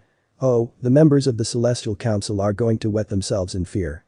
Fufu. About 10 minutes later a runner from the palace of Toriara came streaking up to the cottage and found that Iji and Kokoro were cracking up at the idea of the Zenko Celestial Council of 50 with their panties in a twist. The mischievous elder couple looked at the runner and burst into further hysterics at his presence. Finally Iji got himself under control and said, "Hello young one, what can my lovely wife and I do for you this fine day?" The runner had a dumbfounded look on his face, but said, "Elder Iji-sama, Kokoro-sama, the Celestial Council of 50 respectfully requests your presence. They fear something cataclysmic has happened." "Oh ho," said Iji. "I fear that we are having our afternoon tea, youngster. For it to get cold would be a great cataclysm in itself. Tell the council we'll be over after we finish our tea and snacks." The poor runner nearly went bug-eyed. But this is an emergency, elders." Kokoro chuckled. "An emergency you say? Then you may inform the council we will make all due haste over to the palace of Toriara. After we finish our tea of course." The runner was panicking with his eyes as big as dinner plates. He was about to reiterate that it was a dire situation, but Iji said, "Run along youngster. Inform the head of the council that we are on the way." The stressed-out runner took off like a bat out of hell towards the palace of Toriara, leaving the elder couple laughing in his wake. Kyoto Prefecture, Japan. Naruto and the others were in their human form several miles from the crater that was once Isamu's base. The blonde kitsune said to Kinzoku, "I upheld my end of the deal, Kinzoku-san. Isamu is no longer among the living. Please tell us about Uedai and Nobuko now." Kinzoku nodded and said, "The old woman Nobuko is the one that reconstructed Tetsu and I with cybernetic parts. As I understand it, she runs a prosthetics company. My meeting with her was brief. She is a cyborg herself. She has an artificial leg and 2 artificial tails." Asked Himeko. The cybernetic kitsune replied, "Yes, you are well informed. She seemed to bear a great sadness." "Do you know where she is?" asked Haderu. "I met Nobuko and did some business with her company in Malaysia back in the 1960s. The gray-haired Kinzuko said, "I don't know her current location, Lady Kurami. Tetsu and I both awoke in her lab in Japan. Once she was sure our prosthetics were fine-tuned she turned us over to Isamu and we never saw her again. That was in 1982. Who knows where she is now?" Naruto was disappointed but could sense no lies from the cyborg. "Looks like we'll have to find old woman Nobuko the hard way. She could be anywhere by now. Can you tell us what you know about Uedai?" "Uedai is living amongst the black priestesses in Nepal," replied Kinzoku. Himeko hissed and said, "How despicable. The black priestesses are pure evil. To associate with them is the road to corruption." Chia looked affronted but said nothing. Kinzoku said, "Tetsu and I theorized it was one of them that brought us back from the Pure Land. Isamu claimed he did it but he didn't seem to possess the skill to perform such a spell. I have no proof though. It might have been Uedai himself. He is a powerful old sorcerer." "Can Uedai walk?" asked Selene. "Last we knew he was disabled." "No, Uedai is crippled from the waist down," explained the cyborg. "I don't know what happened to him to cause that damage. He angered the celestial daughter and paid the price," replied Himeko. Kinzoku gasped in awe. Ando, Nara Prefecture, Japan, the palace of Toriara. The members of the exalted Celestial Council of 50 were in a panicked frenzy when Kokoro and Iji came sauntering in 2 hours later. The current chairman of the council was Yakamashi and was almost as old as the 2 elders at 1500 years old. "Where have you 2 been?" screeched Yakamashi in fury. His loud voice thundered over the other members of the council. "Shut up Yakamashi no baka," said Kokoro. "Are you trying to make Iji and I deaf?" The council was shocked into silence at Kokoro's way of putting their leader in his place. Yakamashi was gaping stupidly at the 2 elders. Kokoro smiled beatifically and said, "Now that you are all quiet, why, pray tell, are you all panicking like a bunch of preschoolers? Surely you felt the magical shockwave, Elder Kokoro. It shook the entire palace of Toriara," said a councillor fearfully. "Fufu," laughed Kokoro. "Is that all?" She pointed at the oldest member of the council. He shivered slightly and Kokoro asked, "Why didn't you just ask old CHMRM there? He surely knows what we all felt. Unless he's in denial, of course." CHMRM cringed as the entire council turned and stared at him. He coughed and said weakly, "I can't be sure. I haven't felt such a thing since Kurama-sama's time. Even the celestial daughter Kushina couldn't." "Just spit it out, CHMRM," yelled Yakamashi angrily. Looking around for an exit and not seeing one, CHMRM glared at Kokoro and Ig and said, "Fine. I will come out and say it. It was a Bijuadama. Are you happy, Priestess Kokoro?" The entire council was shocked and their jaws hit the floor. "Bijuadama?" screeched a younger member. "That's impossible. It is a myth." Ig and Kokoro sat back in amusement and watched the Celestial Council of 50 argue like a bunch of children in a schoolyard brawl until Yakamashi finally screamed above the crowd, "Silence. Let Elder Priestess Kokoro speak." Kokoro smiled and said, "Inside voice Yakamashi." She chuckled at his affronted look and continued. "What CHMRM says is true. What we all felt was a Bijuadama. But Kurama-sama still sleeps," said a counselor in fright. "Of course Kurama-sama still sleeps, you pompous windbag," said Ig. "The Bijuadama impacted somewhere near Kyoto by my reckoning. If it had been here in the Inari Kitsune lands, we would have all been knocked completely senseless by the shockwave." CHMRM said miserably, "Elder Ig speaks the truth. I saw one with my own eyes as a youth, and if Kurama-sama had not shielded us, then we would have been badly injured from the magical backlash. His target was completely annihilated." Yakamashi said, "Then who could?" "Not him." Kokoro grinned widely. "Yes, Naruto-sama was the source of the Bijuadama.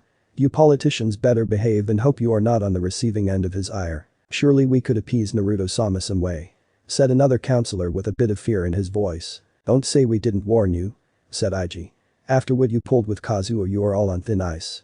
Then Ig and Kokoro disappeared in a swirl of blue foxfire. Kyoto Prefecture, Japan. Himeko finished her prayers to Inari and cast a spell to free Kinzoku from his suffering. The spell gently wrapped Kinzoku in holy light so he could return to the Pure Land.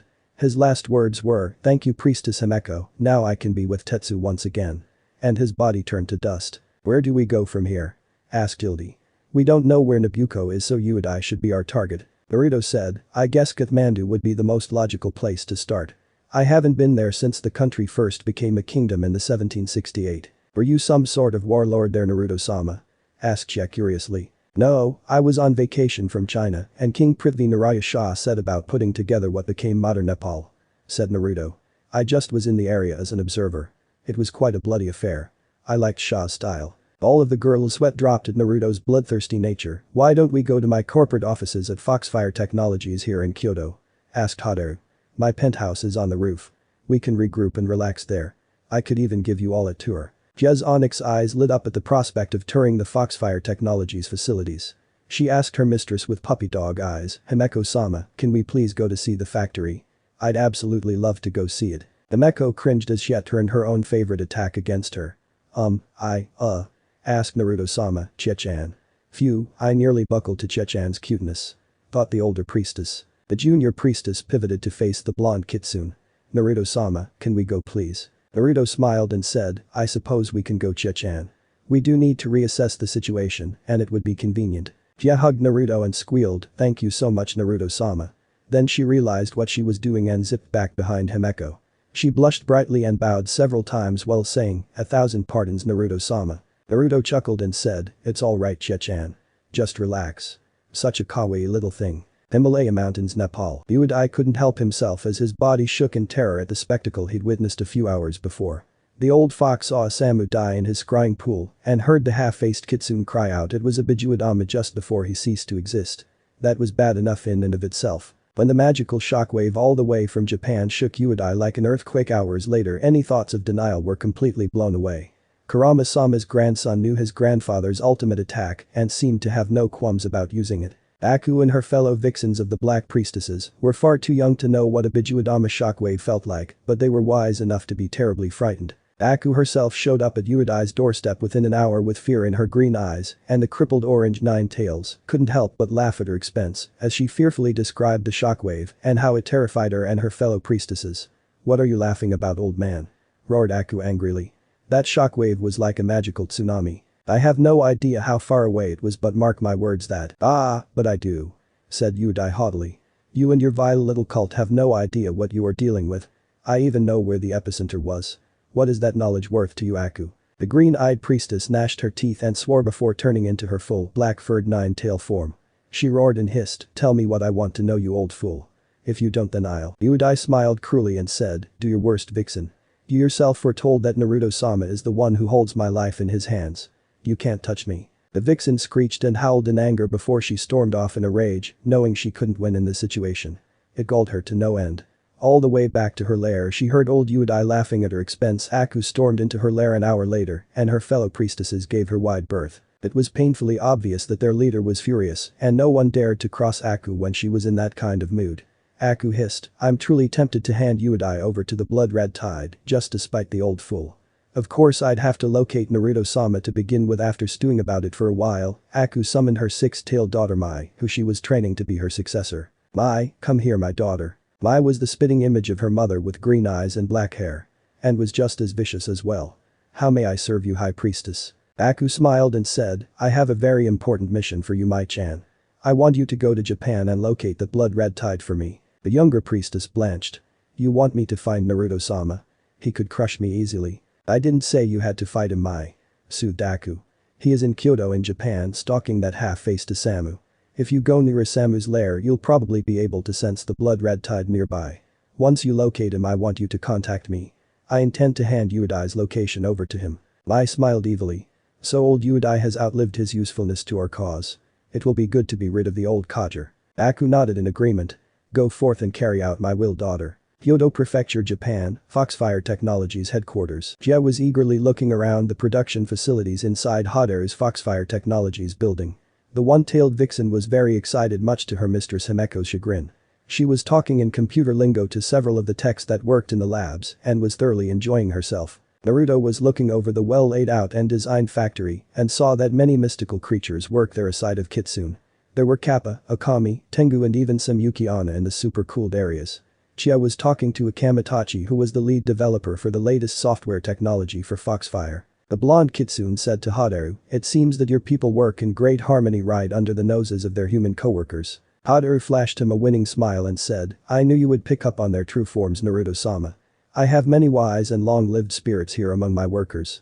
It is a great pleasure to see my workers happy." "That's very magnanimous of you," commented Himeko. "I'm surprised." Lady Kurami nodded haughtily and said, "You may praise me more, Himeko."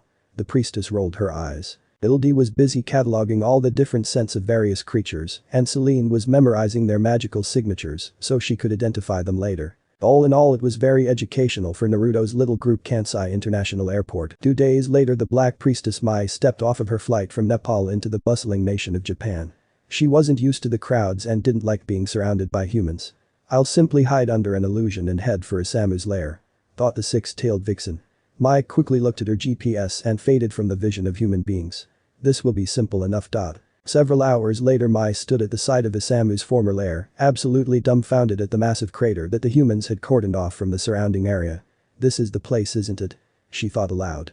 Traveling hidden under an illusion in her small black vixen form, the Black Priestess sensed a massive concentration of magic that was slowly dissipating from the area. Her green eyes widened in shock. Just what on earth happened here? Mai wondered fearfully.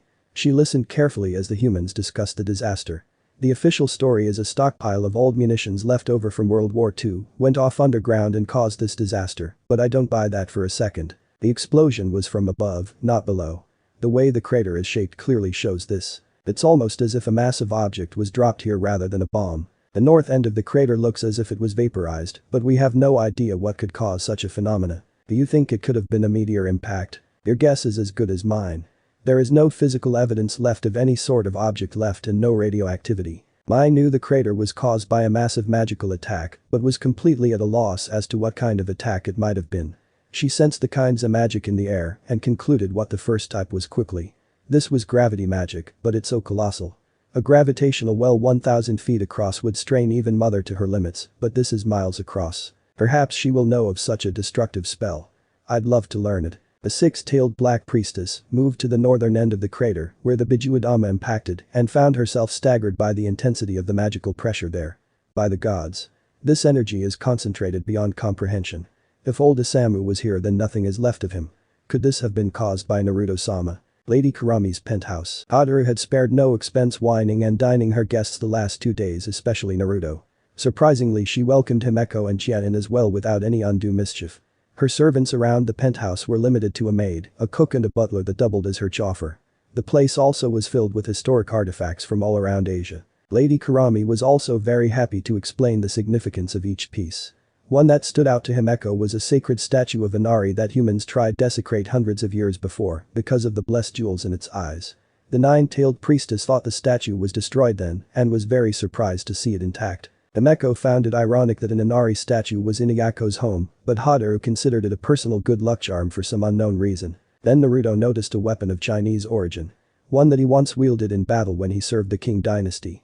At Changdao he was granted by the Kangxi Emperor as a symbol of his promotion to full general. Naruto imbued it with foxfire, so the edge would never need to be sharpened and the blade would never break. This one severed a lot of heads. He thought. It's been a long time. Huoyin flame soul. The blonde reminisced for a few moments, remembering his service to the Kangxi Emperor of China up until the emperor passed away.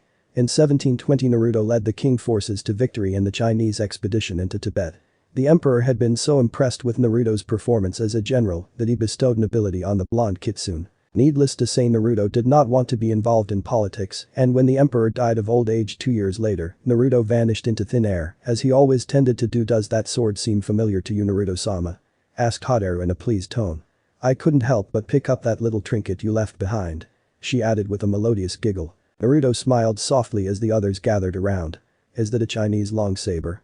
Asked Xie. Hadaru nodded and said grandly, this particular long saber, or Changdao as they say in China, was once wielded by General Naruto in the late 17th and early 18th centuries while he served under Emperor Shuani of the Qing dynasty. It was given to him by the emperor himself. I believe that General Xiao Wei may have received a nasty facial scar from this very blade in battle. Ildi's eyes got big. Then you had this sword at the Battle of Jiaomodo that you told me and my family about in Vienna? Asked the lichen girl. Seeing Naruto nod, Ildi grinned and said, cool. Did you really put that scar on Xiao Wei's snout with this? Naruto grinned and said, Xiao Wei reckoned himself quite a swordsman. When I met him in battle he challenged me the duel and nearly lost his nose as a result. If I'd known how much trouble he was going to cause me over the centuries, I would have cut him down instead of letting him run away. Himeko asked, why didn't he get his scar healed? If it was that old of a wound it should have healed over. I imbued this blade with blue foxfire to make it durable, so the scars left by it would never heal quite right. Explained Naruto. I then gave it the name Huoyin or Flame Soul. Few that were wounded by it survived to tell the tale. Xiao Wei was injured several times by this sword before I retired from China. He never was too smart in retrospect. His tactics and strategies were too inflexible in the field of battle.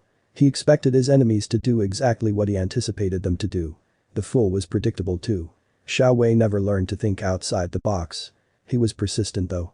That was the only quality he had that I honestly liked. Why did you leave such a wonderful weapon behind, Naruto-sama? Asked Xie. Selene smiled softly at Xie and said, a rolling stone gathers no moss. The blonde nodded and hugged his vampire's mate. If I kept every weapon I had through the centuries I'd have to own a warehouse to keep them in. Said Naruto with a chuckle. To tell the truth, I was pained to part with Huoyin.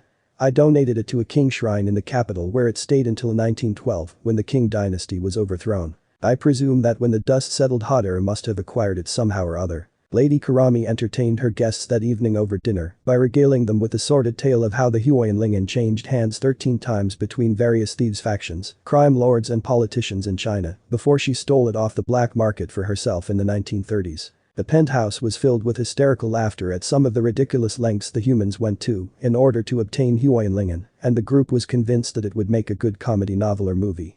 Given the tale was full of appropriate kitsune mischief, even Himeko found herself laughing in approval. Himalaya Mountains, Nepal, Aku's lair. Aku was speaking over the phone to her daughter Mai, who was still in Japan and Kyoto. The destruction is truly that unfathomable?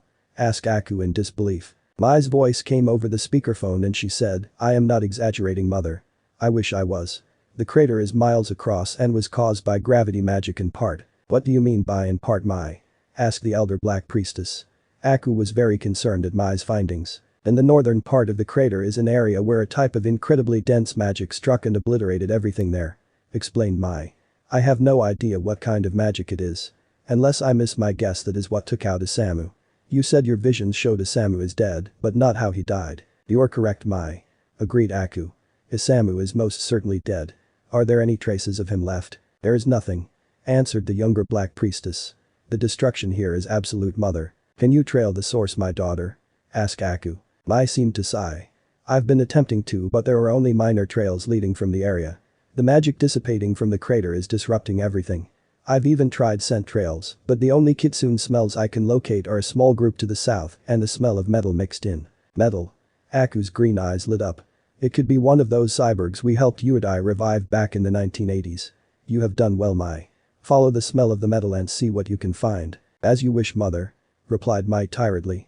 I will report in once I find something. Lady Karami's penthouse. Haru woke in Naruto's arms in the morning.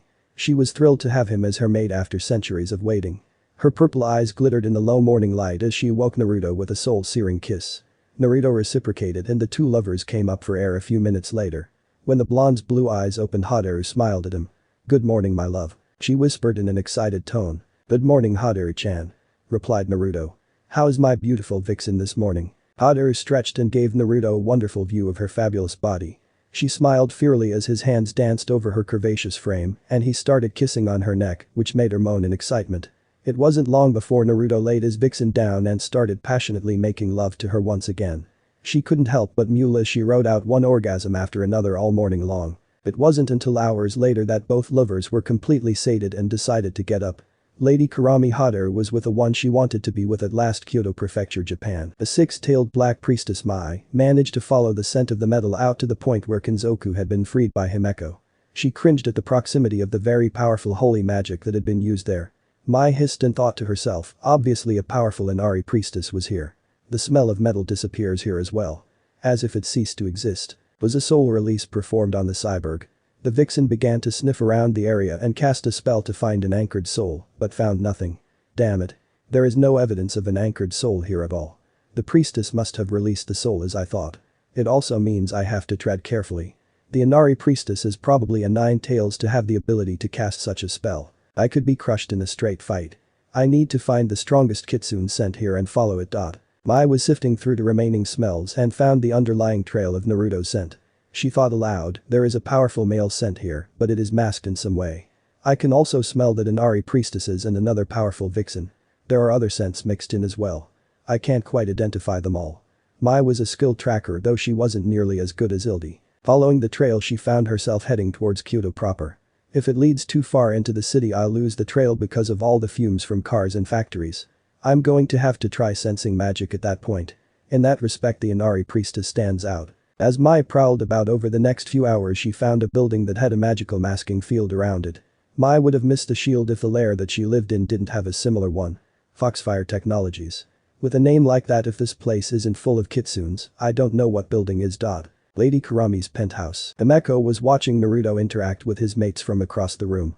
It hadn't been openly discussed, but Himeko felt that she would be invited into Naruto's harem as well, since he now had Lady Karami. As the nine-tailed Inari priestess watched Naruto and Selene, she saw how they quietly interacted as soulmates. Selene is a unique one. She is a beautiful girl but is aloof and not very talkative, thought Himeko. It's obvious she and Naruto-sama love each other very much if you watch their eyes.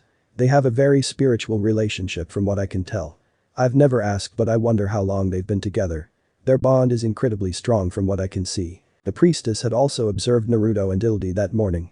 The rough and tumble lichen girl can always bring a smile to Naruto-sama's face. She makes a good kitsune with her playful and mischievous behavior. Ildi seems fascinated with Naruto's past, though he doesn't speak of it often. She also is very family-oriented, it seems. Perhaps it's her age, but Ildi seems both very mature and very young at the same time. Haru walked in and Himeko looked at her friend rival. Karami Haru is the definition of a mischievous Yako vixen. I find it hard to believe we may become harem sisters. She's very experienced with males, but at the same time Haru seems to worship the ground Naruto-sama walks on. I have no doubt she loves him. Naruto-sama seems happy with her, but at the same time he seems confused by her actions. I guess they need time to get to know each other better. I wonder if he'll make a good father. Himeko thought with a tiny blush. The yen for your thoughts, Himeko-sama? Asked Shia. Himeko was startled out of her train of thought but kept her composure. I was just observing Naruto-sama and his mates. They seem quite happy together. It is hard to believe Naruto-sama can be both kind and cruel in the extreme, said Shia. I was terrified of him at first, but he has grown on me. Naruto-sama is very protective of us in his own way. The elder priestess nodded. Naruto-sama had a very rough life from what Kokoro Hyaiba-sama has said. I wonder how he would have turned out if he'd been raised properly as a kitsune by his parents in the Inari kitsune lands. Jess smiled. He probably wouldn't be as strong as he is now had that happened. Are you going to take him back home before you become his mate, Himeko-sama? Himeko sighed. Assuming I do become his mate, there will be many issues to work out back home because none of his other mates are Inari kitsunes. I don't know if they will be allowed into our lands. Naruto-sama won't go to the Inari kitsune lands without his mates, said Jess seriously. After seeing the Bijuadama, I fail to see how the Celestial Council of 50 could stand against him should he decide to bring his mates in with him. What tells me you'd enjoy seeing all those overbearing windbags knuckle under Chie-chan? Asked Himeko with an amused twinkle in her eye. The younger Inari priestess blushed. It is not my place to say, but once the celestial daughter is freed, I doubt the Celestial Council will stay in power. Naruto-sama could probably take over himself as her successor, but I don't think he has any interest in doing so. Himeko got a gleam of mischief in her indigo eyes and said, you seem to admire Naruto-sama a great deal, Chie-chan. He does have many admirable qualities, said Chie. I hope to learn the way of the sword from him, she added in a dreamy fashion. The nine-tailed priestess sweat dropped. Of course you do, Chie-chan. Ando, Nara Prefecture, Japan, the Inari Kitsune lands. Kokoro and her husband Iji were standing on the seal that held the celestial daughter Kushina. Iji was studying the seal and said, there is no doubt about it, Kokoro-chan. The soul of Isamu has been destroyed just as your vision said. The other two are all that is left holding Kushina-sama. You can feel the earth tremble here a bit. No doubt the seal changing has made her restless. The elder Inari high priestess looked at the nearby palace of Toriara and said, those politicians are terrified of Naruto-sama and don't seem to have a clue that his true purpose is to free his mother. She is the one they should fear. Kushina-sama is a great friend but a terrible enemy. I believe she will do some serious house cleaning once she is freed. Iji-kun. Iji blanched and said, Kushina-sama had a terrible temper. Did you have a vision of this, Kokoro-chan? Kokoro shook her head and chuckled mischievously. Not a vision, Iji-kun, it's just my gut reaction. Smiling, Iji replied, that's close enough for me, my love. And cut. So this is the end of this amazing story. And thank you so much for watching till the end. Remember to subscribe and like this video. See you in the next video.